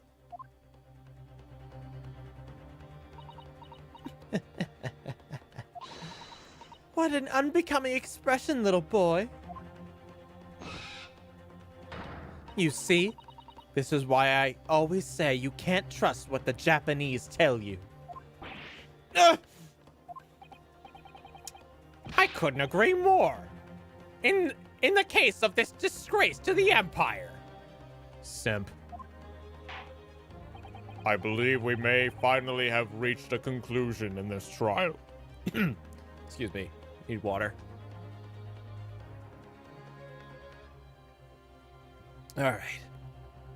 I believe we may have finally reached a conclusion in this trial. Let's hope so. This let's pretend attempt at a courtroom proceeding is painful to watch. But I do promise to do my best to forget all about it when it's over. Ha! This sorry-looking steak reveals all the facts too clearly. If the sorry-looking accused wishes to examine it again, be my guest. Plate of steak. The meal Miss Brett ordered for lunch. It was removed from the victim's table after the incident. Was the plate I saw, or thought I saw, just a figment of my imagination? This is it now. I've lost. No, come on, there's gotta be something, please.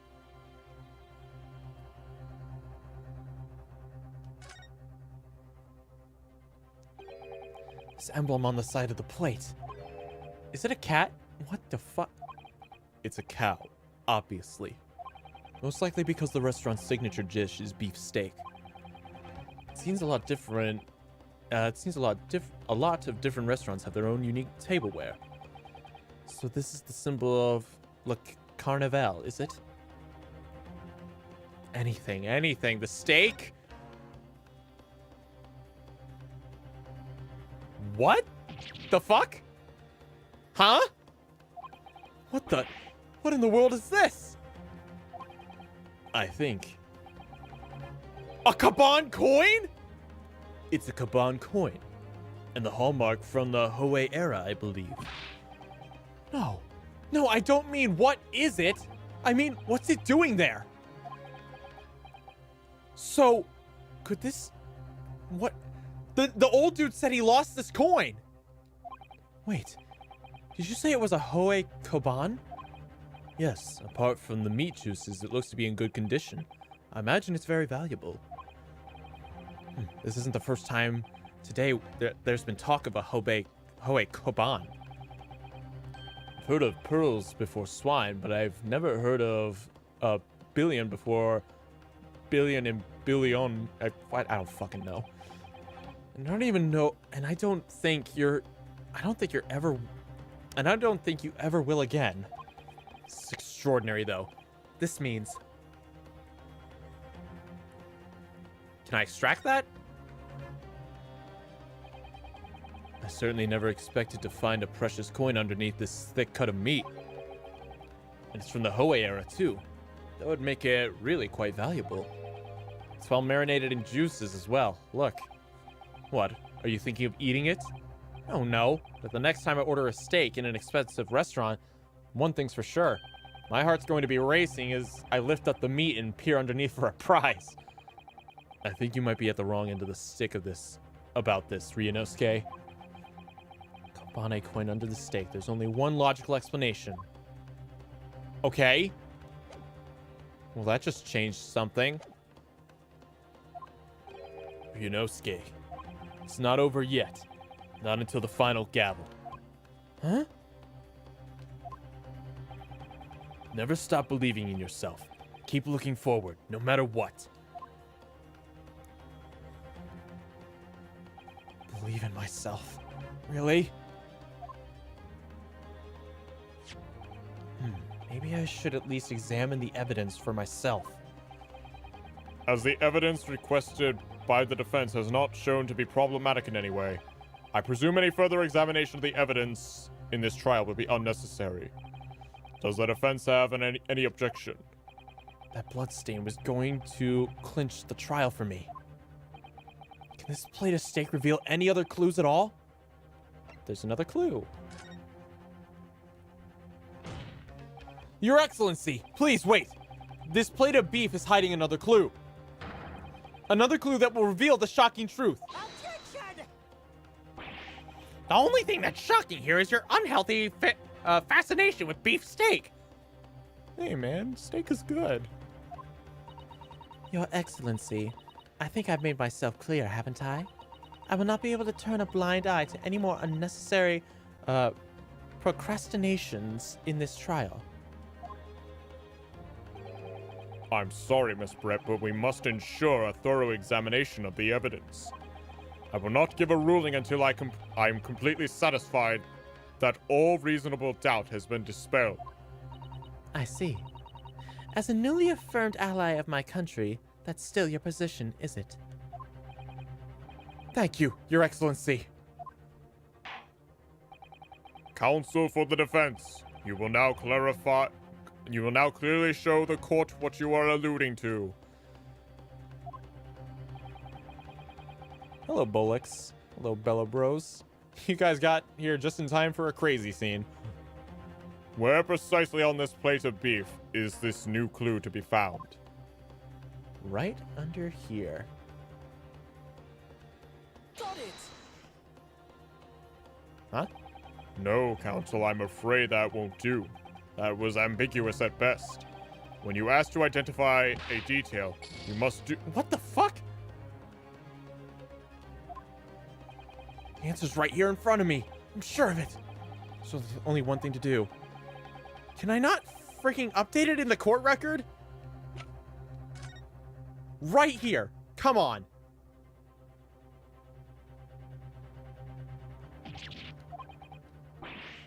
Okay, we've got all this.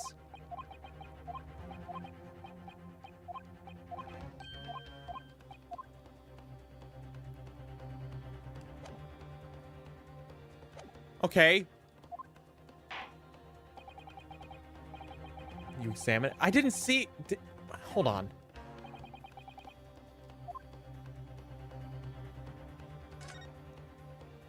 Oh, I had to click A first. It didn't give me a prompt to examine, so I thought that wasn't an option here.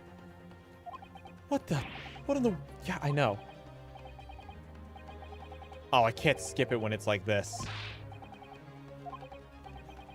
What is it doing there? It's just getting some iron into the steak. Yeah, how about that? Great. Now I want steak. I'm not even like that big of a steak guy. I more take a burger over a steak, but now I want steak. Crap.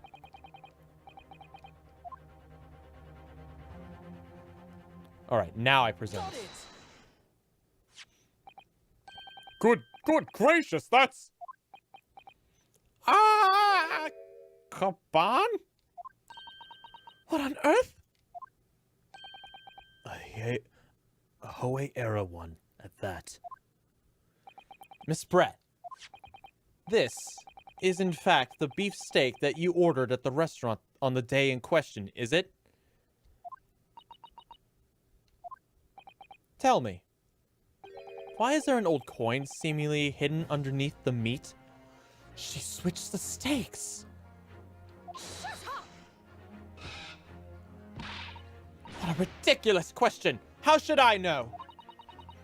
I've never seen that thing before in my life. I don't know what it is, but I want no part of it. Objection! I fail to see how this is relevant. A coin underneath the meat? That could simply have been a careless mistake by the chief, or by the chef in a moment of distraction. Objection! Don't be absurd. We're supposed to believe that this happened by accident in the kitchen? A rare Hoei Cabana. A rare Hoei Caban just happened to be underneath that piece of steak? If this turns out to be irrelevant to the case, I'll rip up my ticket to Great Britain right now. He's right. It can't be a coincidence. Your Excellency, Yes, Counsel? a rare Hoei Caban just happened to be hidden underneath that piece of steak? If this turns out to be irrelevant to the case, I'll give up my job as a lawyer right now. Objection! By all means, don't let us stop you. No one invited you anyway. Shut up! Perhaps, little boy, you should realize that it is you who is irrelevant. Even though I'm the one on trial here? The point is, it's essential that we ask the owner of this coin if he can explain what it's doing under that stake. The owner. Yes, it's obvious. There's only one person it can belong to. The owner of the Kaban coin that was found underneath the beef steak. It is, Curio Korekuta, I believe. Present him. Take that! Obviously, it can only be the antique dealer and the owner of Rasute, Curio Korekuta-san. Curie? As in Mr. Cucumber something? Honestly, these ridiculous Japanese names are quite unfathomable. Ah, yes. The old man who testified earlier alongside the military sergeant, correct? Yes, Your Excellency. I remember him saying he was up to something with his Kaban coin when it happened. At exactly the moment the gun was fired.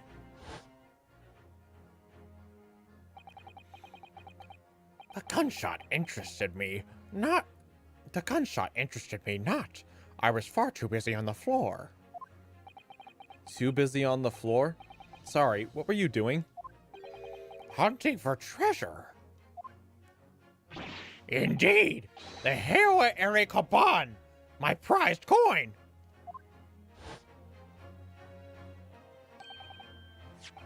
Then this Hoei era Kaban. Do you mean to tell me? Objection! No, please! Why would Korakota-san Kaban be sandwiched between the victim's beefsteak and its plate? It makes no sense! Yes! Which is why I'm asking to bring Korakota-san back to the witness stand so we can ask him. Officer, bring us both witnesses that testified earlier back in here. Without a moment's delay. God, this chapter just goes on forever. I can't believe we come back round to that pair again. But I have a hunch, a strong hunch, that we can chase down the real significance of this Kaban. We'll find that it's a key element in the case.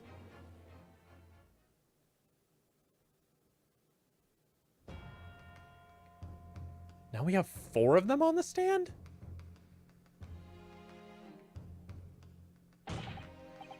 What is this all about? Why have I been called up again? Do you realize that it's dinner time for the little baby Ido? Well, my son's belly is empty. When my son's belly is empty, he's fiercer than a pack of wolves.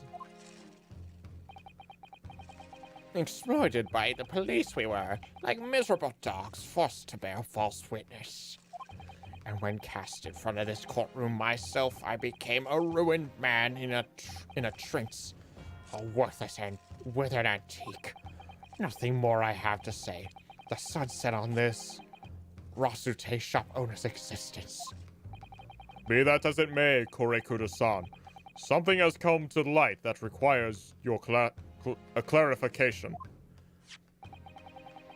As far as your Rasute... Oh. Yes, that's it. The one, the very one, the very exact one, that is. The resplendent. The resplendent, splendiferous, holy treasure that my rusty bones managed to misplace that fateful day. It can't be. As I thought. Young man, enlighten this decrepit old fool. Put me out of my misery. Where was my treasure? Where was it dropped? Oh, I'm not sure if it was dropped anywhere. We found your coin sandwiched between a beef steak and its plate, soaking in the seasoned meat's juices. Sandwich? Soaking? Seriously? Clearly, it couldn't have fallen there by accident, which means somebody must have hidden it there on purpose. Somebody concealed my Hoey treasure between a slab of meat and a metal plate. Who would do such a thing? Such an unconsiderable thing!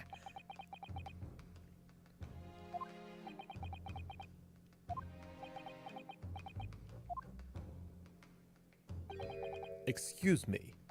Could I say something? Yes, of course. Proceed, Inspector Hosanaga. I mentioned this earlier on the trial, but I was working undercover in the restaurant in order to investigate another case. Ah, yes, that's right. The secret undercover operation. La Carnival is a high-class Western cuisine restaurant. It attracts wealthy diners, including many foreigners. Recently, there's been a run of similar executed thefts targeting the restaurant's rich clientele. A number of such incidents have been reported to the police bureau. Wicked crimes indeed. We wanted to nip the case in the bud quickly, especially with so many foreigners being affected. So that's why you were sent in undercover, is it? Yes. I took on the job of waiter at the restaurant in order to flush out the criminal. It seems likely that this Koban incident is the work of the same thief.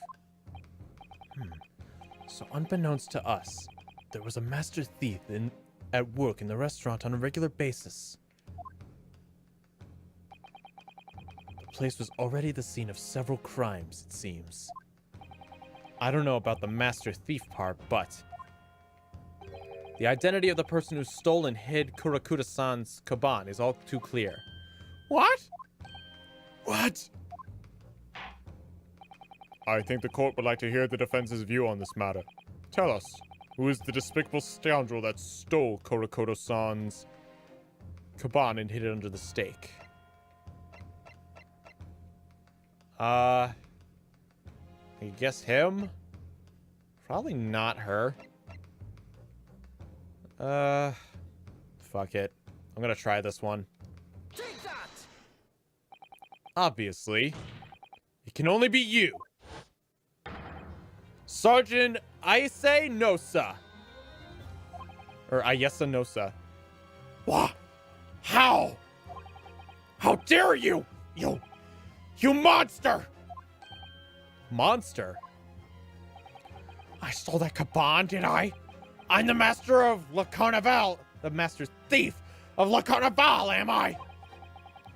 You're seriously accusing me of these crimes, cadet? But it wasn't me! It was Ido! Ido was the mastermind behind it, all this! He's blaming his baby?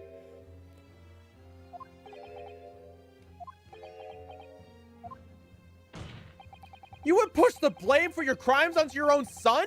An innocent little baby? It's you who's the monster, Sergeant Nosa!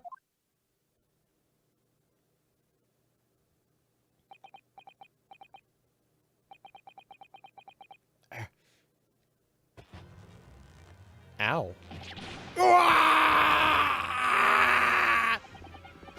Chippity, clippity clop, clippity clop, clippity clop! Rah!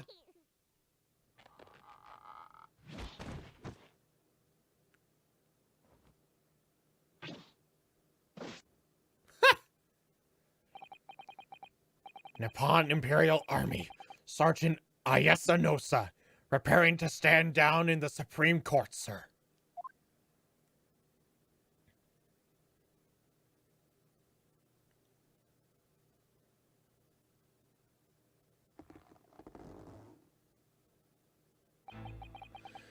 Do any of you know of the extraordinary low wages in the Nippon Imperial Army? Or the extraordinary low wages the Nippon Imperial Army pays those it expects to keep our country safe? I understand that the temporary increase in taxation owing to the recently ended conflicts remains in place. And I have heard it's for low-ranking soldiers to make a living, yes. All I want is to put a hot meal on the table for my son. That's why you were stealing things at the restaurant? The place is heaving with money. Every 3 days, I'd go there and do a Reconnaissance. I'd go there and do reconnaissance for a target. And I'd enjoy chomping my way through a good steak. And I'd enjoy chomping my way through a good steak at the same time. It sounds like he doesn't bother with a knife and fork even, which is worryingly believable. And your target that day was the old man and his caban? Yes, sir. He was an easy mark. I slipped the coin into my pocket without any trouble at all. A veritable phantom thief you are. I was all set to leave the steak. I was halfway through devouring when it happened. So I was right. She switched the stakes. Yes, when the professor was shot. I knew that if the police conducted a search and found the coin in my pocket, I'd be finished. I know too. So I hid the incriminating evidence as fast as I could, on the double. I slipped it under the stake, hoping that I'd be able to rendezvous with it again at a later date.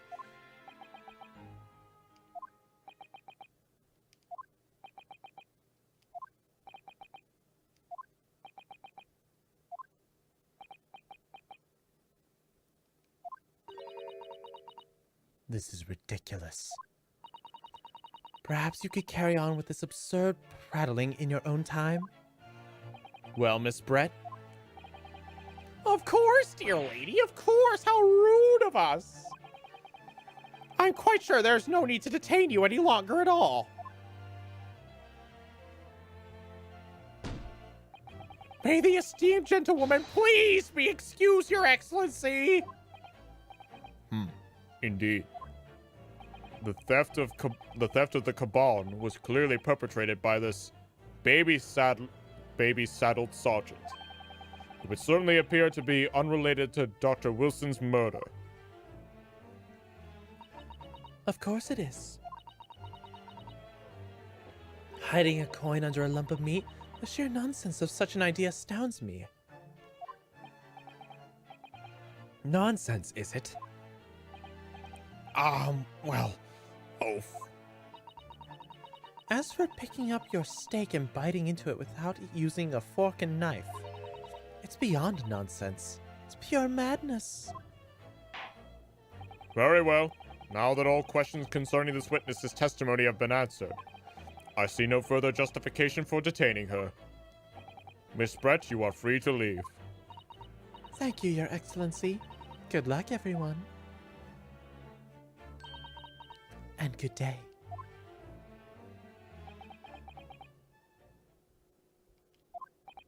Ryunosuke, what's the matter with you? This is no time for daydreaming. Oh no, it's just... Something about Miss Brett's parting words there got me thinking.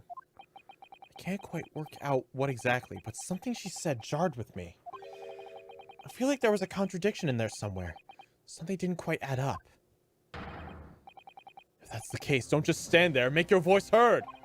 Sorry? You can think later, but if you don't call out now, it'll be too late. The trial will be over. Hold it! Wait, Miss Brett. What is it now?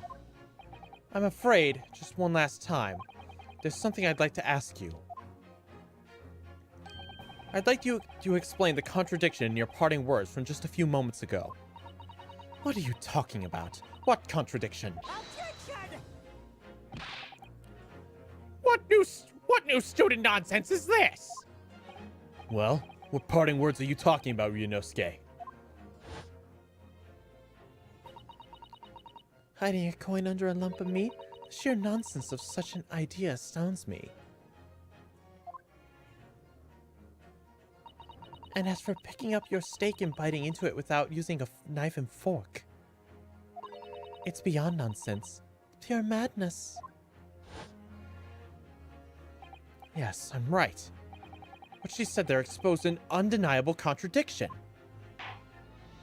I'm going to need to see evidence, Counsel. If Miss Brett's words are truly contradictory, where is the evidence to prove it? Could it be? Let me see something real fast.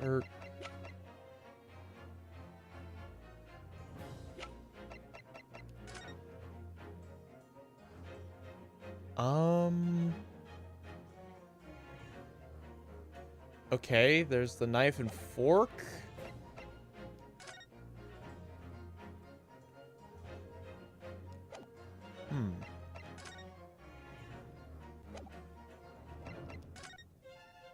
Has the 1, 2, 3, 4, 5. 1, 2, 3, 4. Wait a minute. Okay, so this is okay. This steak is more complete than the steak in this picture. Okay, so that proves she switched the steaks. Fuck. Okay. So this is the steak he was eating with his freaking hands. So would it be this photo? Steak in the... Yeah, that's what I've noticed. I guess I try and present this photo. Take that! This is the evidence right here. Well, Miss Brett? the attempt... fuck, it wasn't right. The attempt to incriminate me is as brutish as the sergeant's eating habits. Yes, I'm inclined to agree. Of course. You really need to learn some more gentle habits, little boy. I'll do my best. I need to think again. What parting words are you talking about? I don't fucking get it. I'm too tired. Hiding a coin under a lump of meat, the sheer nonsense of such an idea astounds me. And as for picking up your steak and biting into it without using a knife and fork, it's beyond nonsense. It's pure madness. Oh, maybe it was the picture of the steak on her table.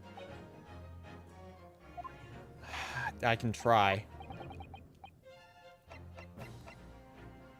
Here. Take that! Okay, I think this was right. The photographic print of the scene taken immediately after the incident occurred. What's interesting is the plate of steak that you can see on the victim's table. The steak Miss Brett had been eating before the professor was killed. Yes? Go on. More accurately, Your Excellency, the steak was on the victim's table just before the professor was killed. Now you're just splitting hairs. Not true. Doesn't something about the steak strike you as very unnatural? Unnatural? What on earth do you mean? It's extremely obvious. I'm talking about the shape of the edge where it's been eaten. I see you've noticed too, Miss Brett. Notice what exactly, Counsel? Just a few moments ago, Miss Brett claimed no Englishman could ever contemplate picking up a steak and biting into it without using a knife and fork. Of course she did. She's a refined English gentlewoman herself. Then take a good look at this steak. In particular, the edge where it's been eaten. It has freaking bite marks. As you can see, there are clearly defined barbaric teeth marks there. Ah! Oh! It looks like Miss Brett has realized something. So, if the witness, as she claims, wouldn't contemplate eating anything without using a knife and fork, then there shouldn't be teeth marks in the steak at all. Objection! Shut up, I want this to be done. But what is your actual point? Perhaps the delightful Miss Brett was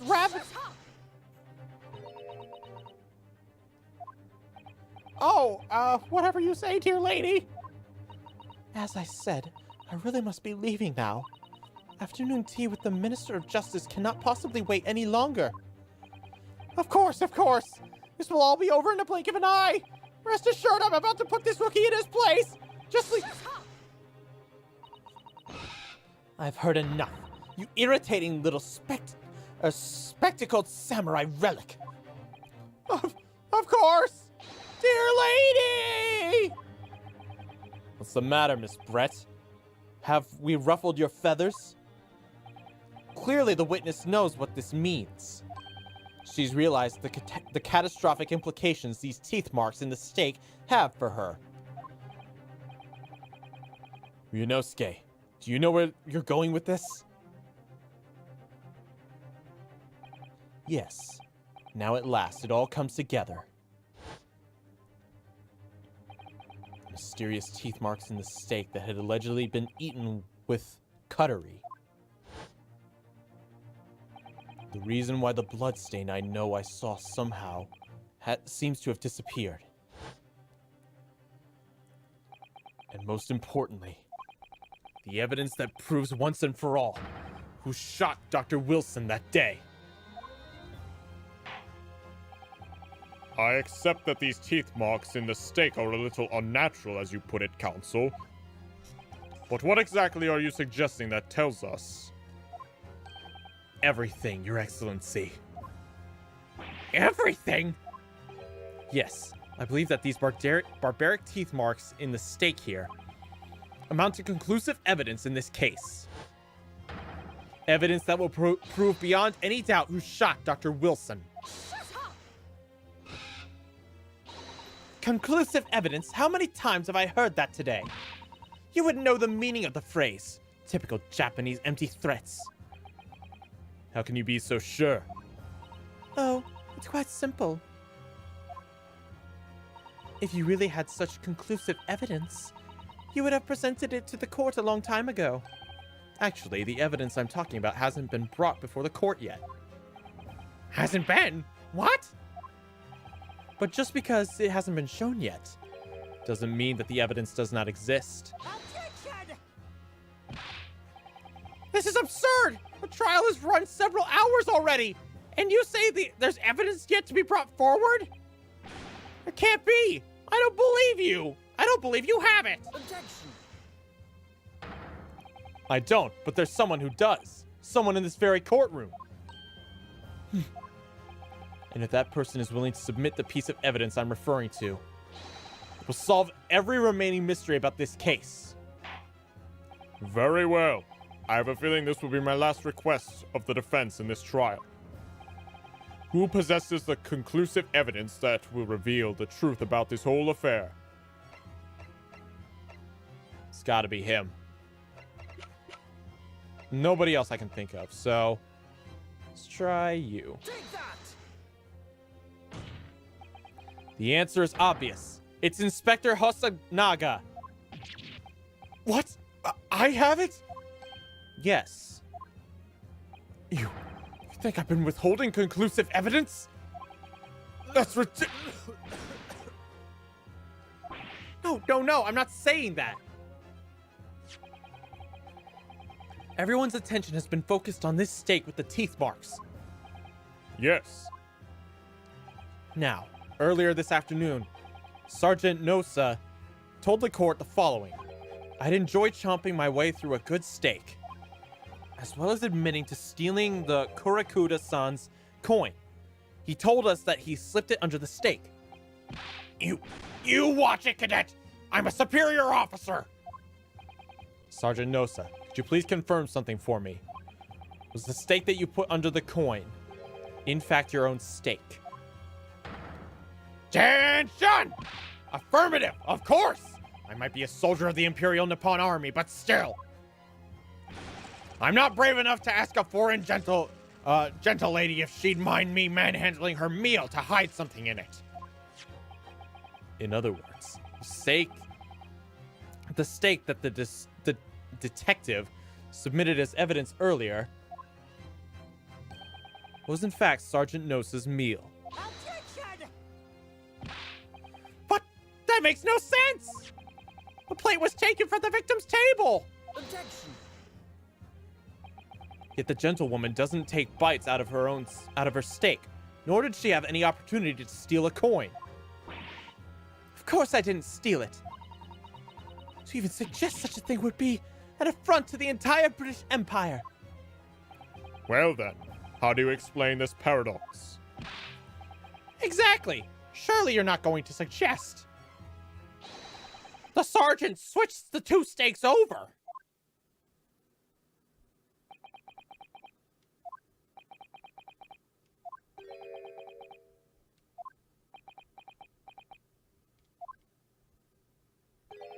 You did switch the plates.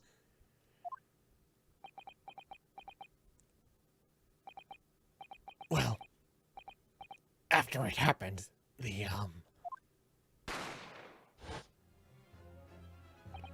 when I saw the civilian had been murdered right in front of my own eyes like that, I panicked. As I said, I immediately lifted my steak and hid the coin underneath it. But then when the waiter announced he was an undercover policeman, I thought I'd had it. If he decided to investigate my slab of meat, then that'd be it. I'd be getting my matching orders. So when the cadet here was arrested and taken off to the kitchen, I seized my chance.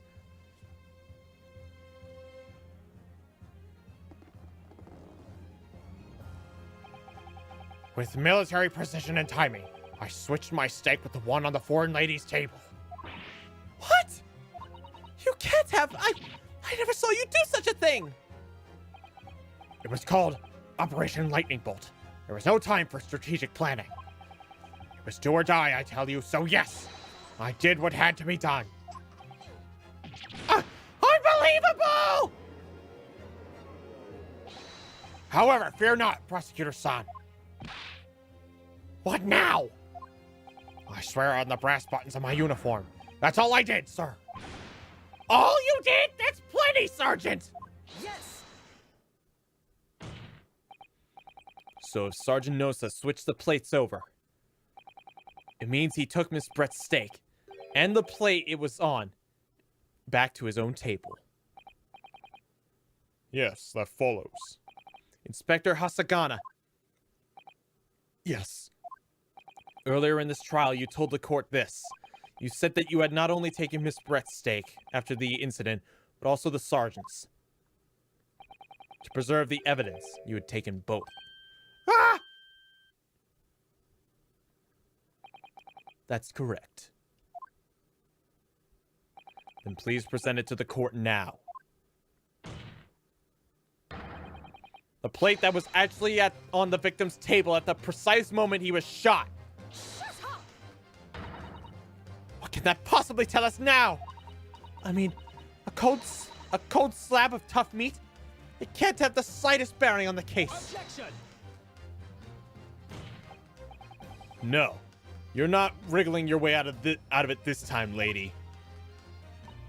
I beg your pardon?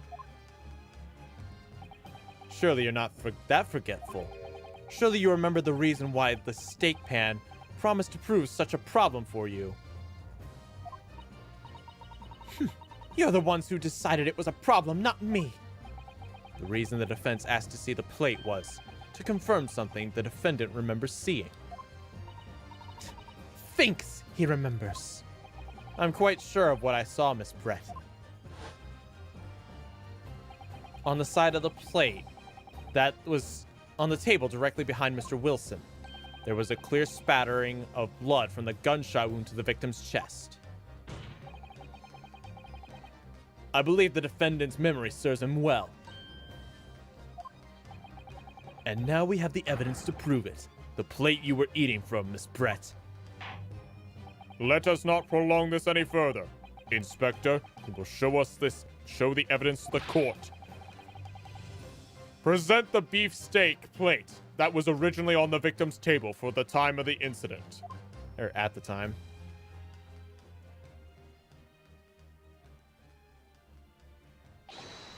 Yes, sir!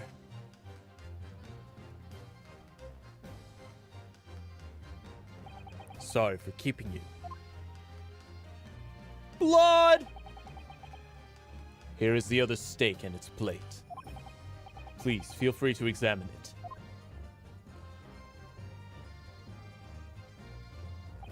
The blood stain.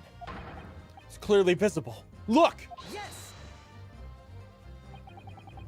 Now this makes everything clear. The blood you can see on the side of the plate shows that at the moment the victim was shot, he was facing the table with his back to me. In other words, it's impossible for Naruhodo-san to have shot the victim. It can't be! In fact, there's only one person who could possibly have shot Dr. Wilson from the front. I'm sure everyone knows by now who that person is.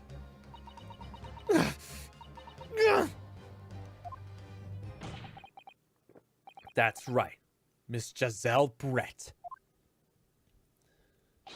It's you!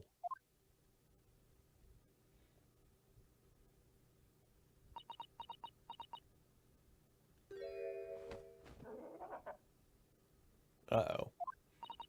Outdone by a Japanese? Me? By a Japanese schoolboy? No. No. No!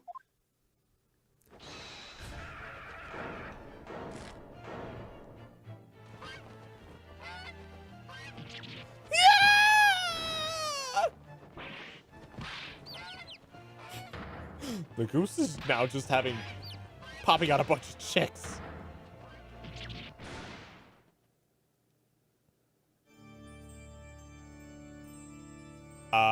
Yeah, you're not getting away that easily.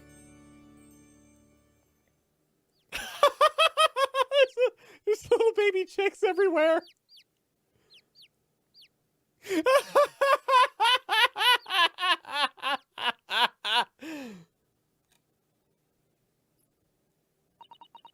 Please excuse my little outburst. I briefly lost my composure.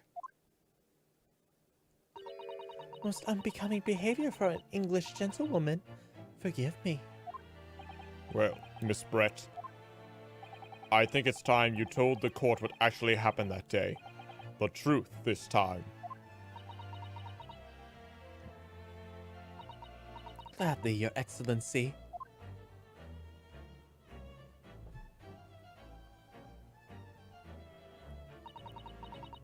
It was I who took the professor's life, using Curer.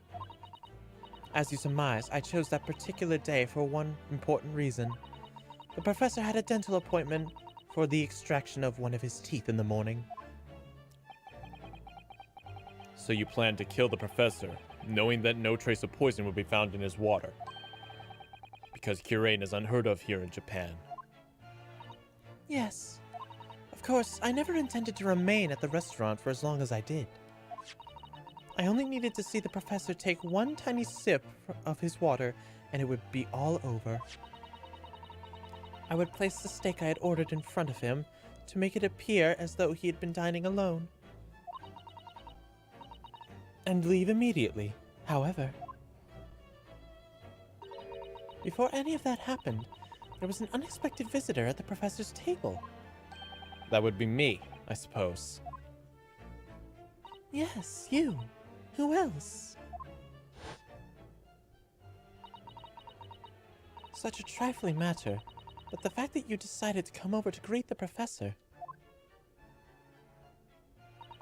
meant that I had lost my chance to slip away unnoticed. In due course, the professor took a sip of his water and was paralyzed. I made sure he was sitting in his chair such that he wouldn't fall. There was no going back at that point. So I concocted a plan on the spur of the moment. A plan to pin Dr. Wilson's murder on this innocent man. I happened to know that the professor always carried a gun. I decided to use that fact to my advantage. I had the bottle of Curane in my handbag, and my own pistol concealed underneath my skirt. Under your skirt? So I was right. There were two guns. Yes. And then I finished my coffee and got up to leave. That's when I noticed the professor's gun, which you had presumably placed on the floor. Placed where you were sure that I would notice it. And everything went according to plan. You noticed the gun as I intended. And then, just as you bent down to pick it up... Oof. That's when you shot the professor with your own gun. Even though at that point he was already dead. Naturally, the gunshot caused a commotion, at which point the waiter appeared. Obviously, I assumed Naruhodo-san was the culprit and apprehended him.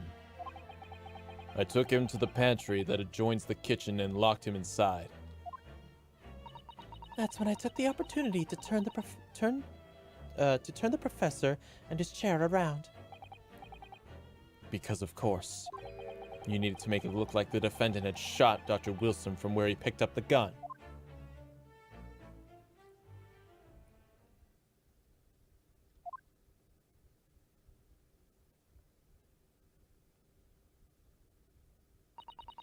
So there you have it. That is the entirety of my misdemeanor.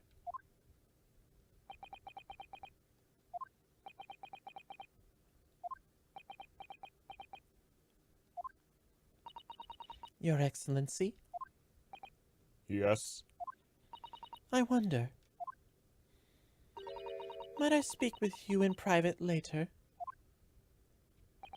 I shall call on you. Thank you. Good day then, everyone. I hope you can forgive me, Naruhodo-san.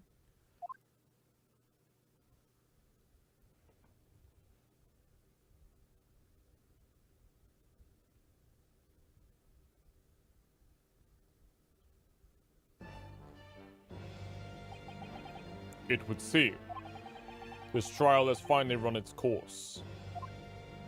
I presume the prosecution is in agreement. This can't be! Takasuchi. Takasuchi Achi does not lose! Not to the likes of this rookie student! You'd better start getting used to tough opposition. Ah! Ryunosuke Naruhodo! Well, yes? This insult to the Achi family name will never be forgotten! You've become conceited with age, Consul. But the old have to stand aside and make way for the new. It is the way of the world. May you never forget that.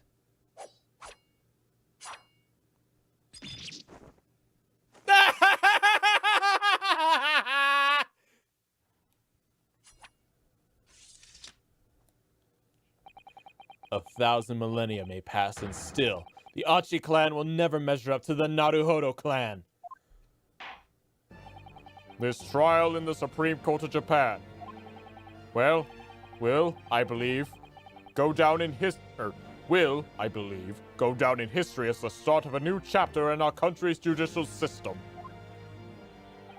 Despite being summoned as the accused, you, Ryunosuke Naruhodo, presented an excellent case. Thank you, Your Excellency. The use of evidence and deduction to unravel the truth is a modern methodology. After all, it has only been a few short decades since our country opened its doors to the wider world. But the Western ideas of science are rapidly gaining acceptance here. I feel sure that science will soon bring new methods of investigation and new procedures of justice. A new future awaits, but what will it look like? I cannot begin to imagine. That is for the young to pursue. Kazuma Asogi, Yes. after this trial, you are set to embark on a journey of discovery to the illustrious British Empire. Learn all you can. Absorb everything of the wider world that you are able.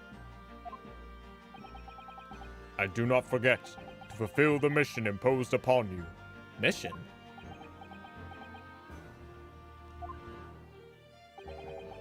I understand, Your Excellency. What was that about? Why do you look so grave all of a sudden? Never mind. As for you, Ryunosuke Naruhodo, Oh, yes? in you I sense, how can I put it, unusual potential. I very much look forward to seeing how you carry that onward. Thank you, Your Excellency.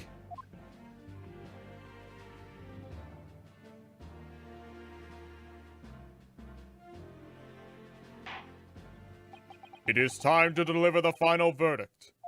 I hereby find the defendant, Ryunosuke Naruhodo, not guilty.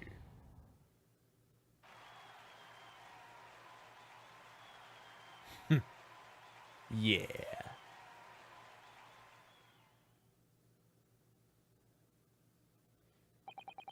This court is now adjourned.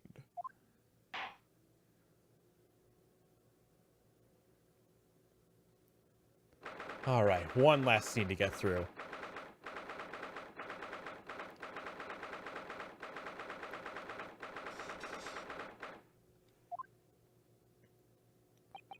I can't believe it. I can't believe what's happened. I made it. I defended myself and made it through that horrendous trial. Ryunosuke, you finally pulled it off. Congratulations. Well, I couldn't have done it without you. Thank you, Kazuma. No, it was a pleasure to watch you at work. So, you owe me an extra large sukiyaki from the place on Yume University Street, don't forget. Good afternoon. All your hard work has certainly paid off. Oh, it's her. Congratulations to both of you for proving Naruhodo-san's innocence. Ah, a trusty judicial assistant. You worked hard for that result. You worked hard for that result too, you know. Oh no, I didn't do anything. Thank you so much. If we hadn't had that research report of Miss Brett, I don't know how things would have turned out. Your kind words should really be for my father. I was simply doing as he asked. It was his idea for me to go to the university and investigate. Your father? Ah, yes, of course.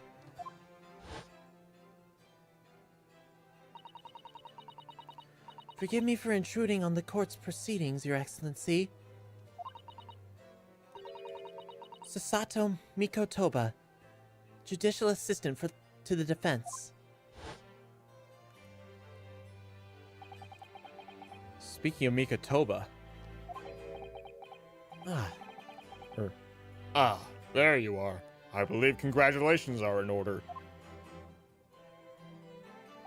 Naruhodo, you did an excellent job. Thank you, Professor. Oh no, it is I who should be thanking you, after all. Your efforts exposed the true criminal that took the life of my good friend. Good friend? Oh yes, you mentioned that before. It was you who actually invited Dr. Wilson to Yume University, wasn't it? Yes, that's right. Professor Mikotoba studied overseas himself. He went to study forensic medicine in Great Britain. Presumably, that's when you met Dr. Wilson. Exactly. In those days, we worked together in the same hospital. Oh, you work together? Never heard you mention that before. Well, it was a long time ago now. Besides, it's your turn, Asogi. Great Britain is a magnificent country. It leads the world. In science, medicine, engineering, culture, and of course, in law. Watch and learn, my boy. See what's happening in the world's largest melting pot. I will. I'll learn all I can. I swear on this. The spirit of the Asogi clan. You're not taking that sword to Great Britain, are you? Fuck yeah, take the sword to Great Britain. That sounds awesome. course I am. Japanese man's katana is his soul. This blade shows me where I need to go. And cuts down anything that's in my way. Yes, I've definitely seen how sharp it is already with my own eyes. That reminds me, what happened to the woman? To Giselle Barrett, I mean. After all, she's guilty of murder. Ah, yes, her. It's not easy to tell you this, but What do you mean? Surely she's going to face trial herself now. She's the true culprit after all. she will be leaving Japan in the very near future. For Shanghai? Shanghai. What? Shanghai?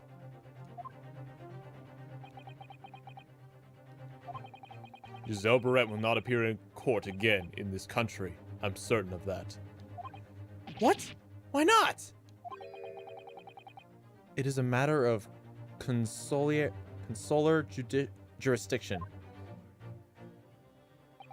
Inspector Hosanaga. It was a hard-fought battle in the courtroom today. Very impressive to watch. I must congratulate... But what's all this about a consular jurisdiction? Cannot try this particular foreigner for her crimes here in Japan. What? You can't try her? But then who? Who's going to bring her to justice? The British Consular Court will hear her case, somewhere far away, where our voices can't be heard. Why a consular court? Professor, I simply don't understand. I thought consular courts were a thing of the past, now that we've signed the Friendship Treaty. Yes, in normal circumstances, you're right. Then so long as this is not a serious incident, so long as this is not a serious incident of a highly political nature to our representative governments, or our respective governments, can't invoke a consular court just like that. Oh, can't they? Yes, she's a student, but it doesn't justify our government making a secret agreements about her fate, does it? Something strange is going on.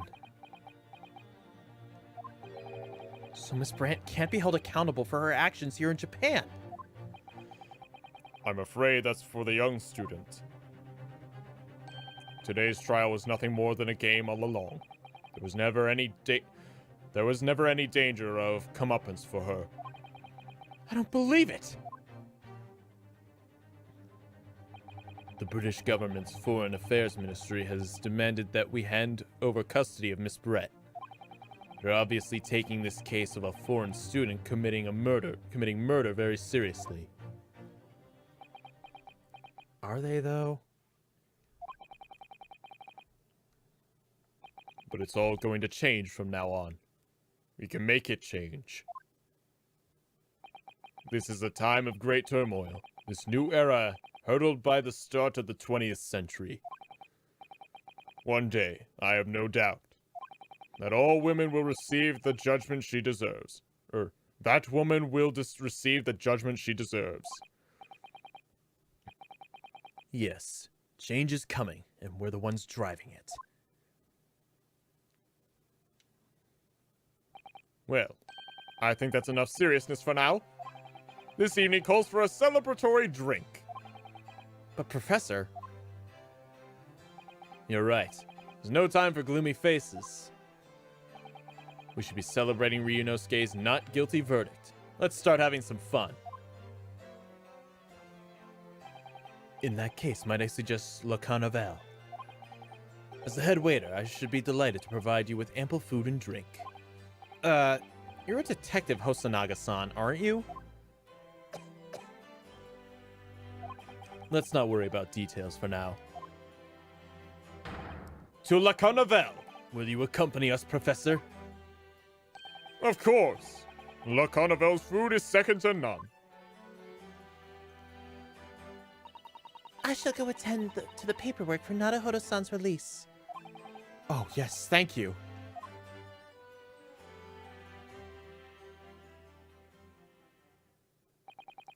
So Giselle Brett won't be tried here. I suppose that means I'll never know. I'll never find out why she killed Dr. Wilson. Yeah, I was about to say, we never got a motive for her. Kazuma. Yes, Ryunosuke? I just wanted to say thanks again. That's all. You really saved my skin today. I didn't do a thing. You were the lawyer in there, weren't you? The defense was all your own work. Your skills made the difference, though. One day, I bet you'll be the best lawyer in the world. I'm not so sure about that. Huh? To be honest, something kept occurring to me over and over again during that trial. Couldn't help but thinking maybe you're the one destined to become a great lawyer, not me. What? Come on, be serious. If I helped you today, it was only right at the very start of the trial. It was only right at the very start of the trial. But you have natural talent for it. For being a defense lawyer, I mean. No, not me. All that tense verbal combat? I never want to go through that ever again. I just did what you told me to do, that's all. Because I knew I could trust you. That's the point. Sorry? What do you mean, that's the point? Listen, Ryunosuke. Do you know what the most crucial weapon is that any lawyer needs in order to win? Knowledge of the law? No. The ability to believe. To believe? Believe what? A defense lawyer has to fight for his clients. He has to believe in them all the time. Like you believed me when I said I didn't do it. Or, like you believed me when I said I didn't do it. I'm human, just like you. I don't have some superhuman ability to know the truth. But you have to make a choice about what to believe and to stick to it when you're defending someone. Sometimes in the courtroom, you can really be backed into a corner. Being able to remain faithful to what you chose to believe in, even then. Well, that's not something anyone can do. It takes a special kind of person. Believing in your client. Just look at today's trial. I'm a student lawyer with precious little real experience. But you never stopped believing in me. Well, You face seemingly hopeless situations time and time again. But you never stopped looking for the truth. And in the end, you found it through your own efforts. Because you never stopped believing in me. Thanks, Kazuma.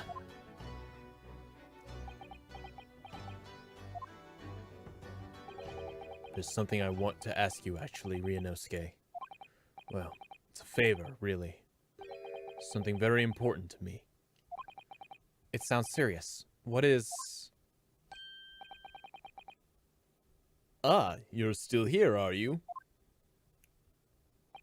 Oh, Inspector Hosonaga. I've arranged some rickshaws for us. Let's go. Thank you. We'll be right there. Let's pick up this conversation again later. We should be celebrating right now. Your first court victory. And your study tour to Great Britain, don't forget. Yes, that too.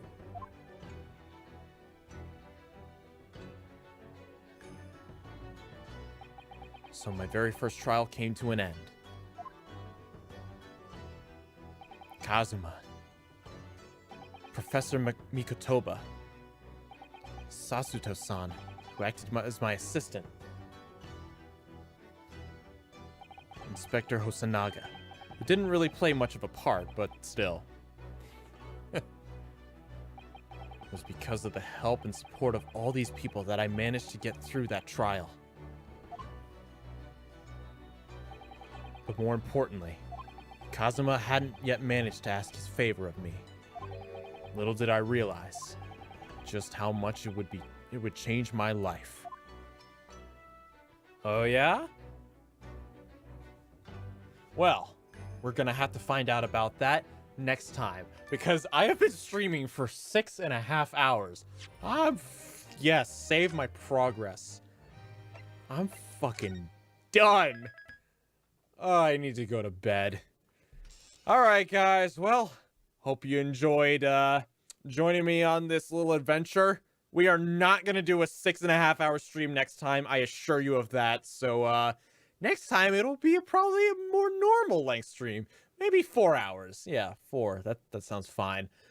All right, guys. Well, until then, have yourselves a good weekend, and I'll see you next time.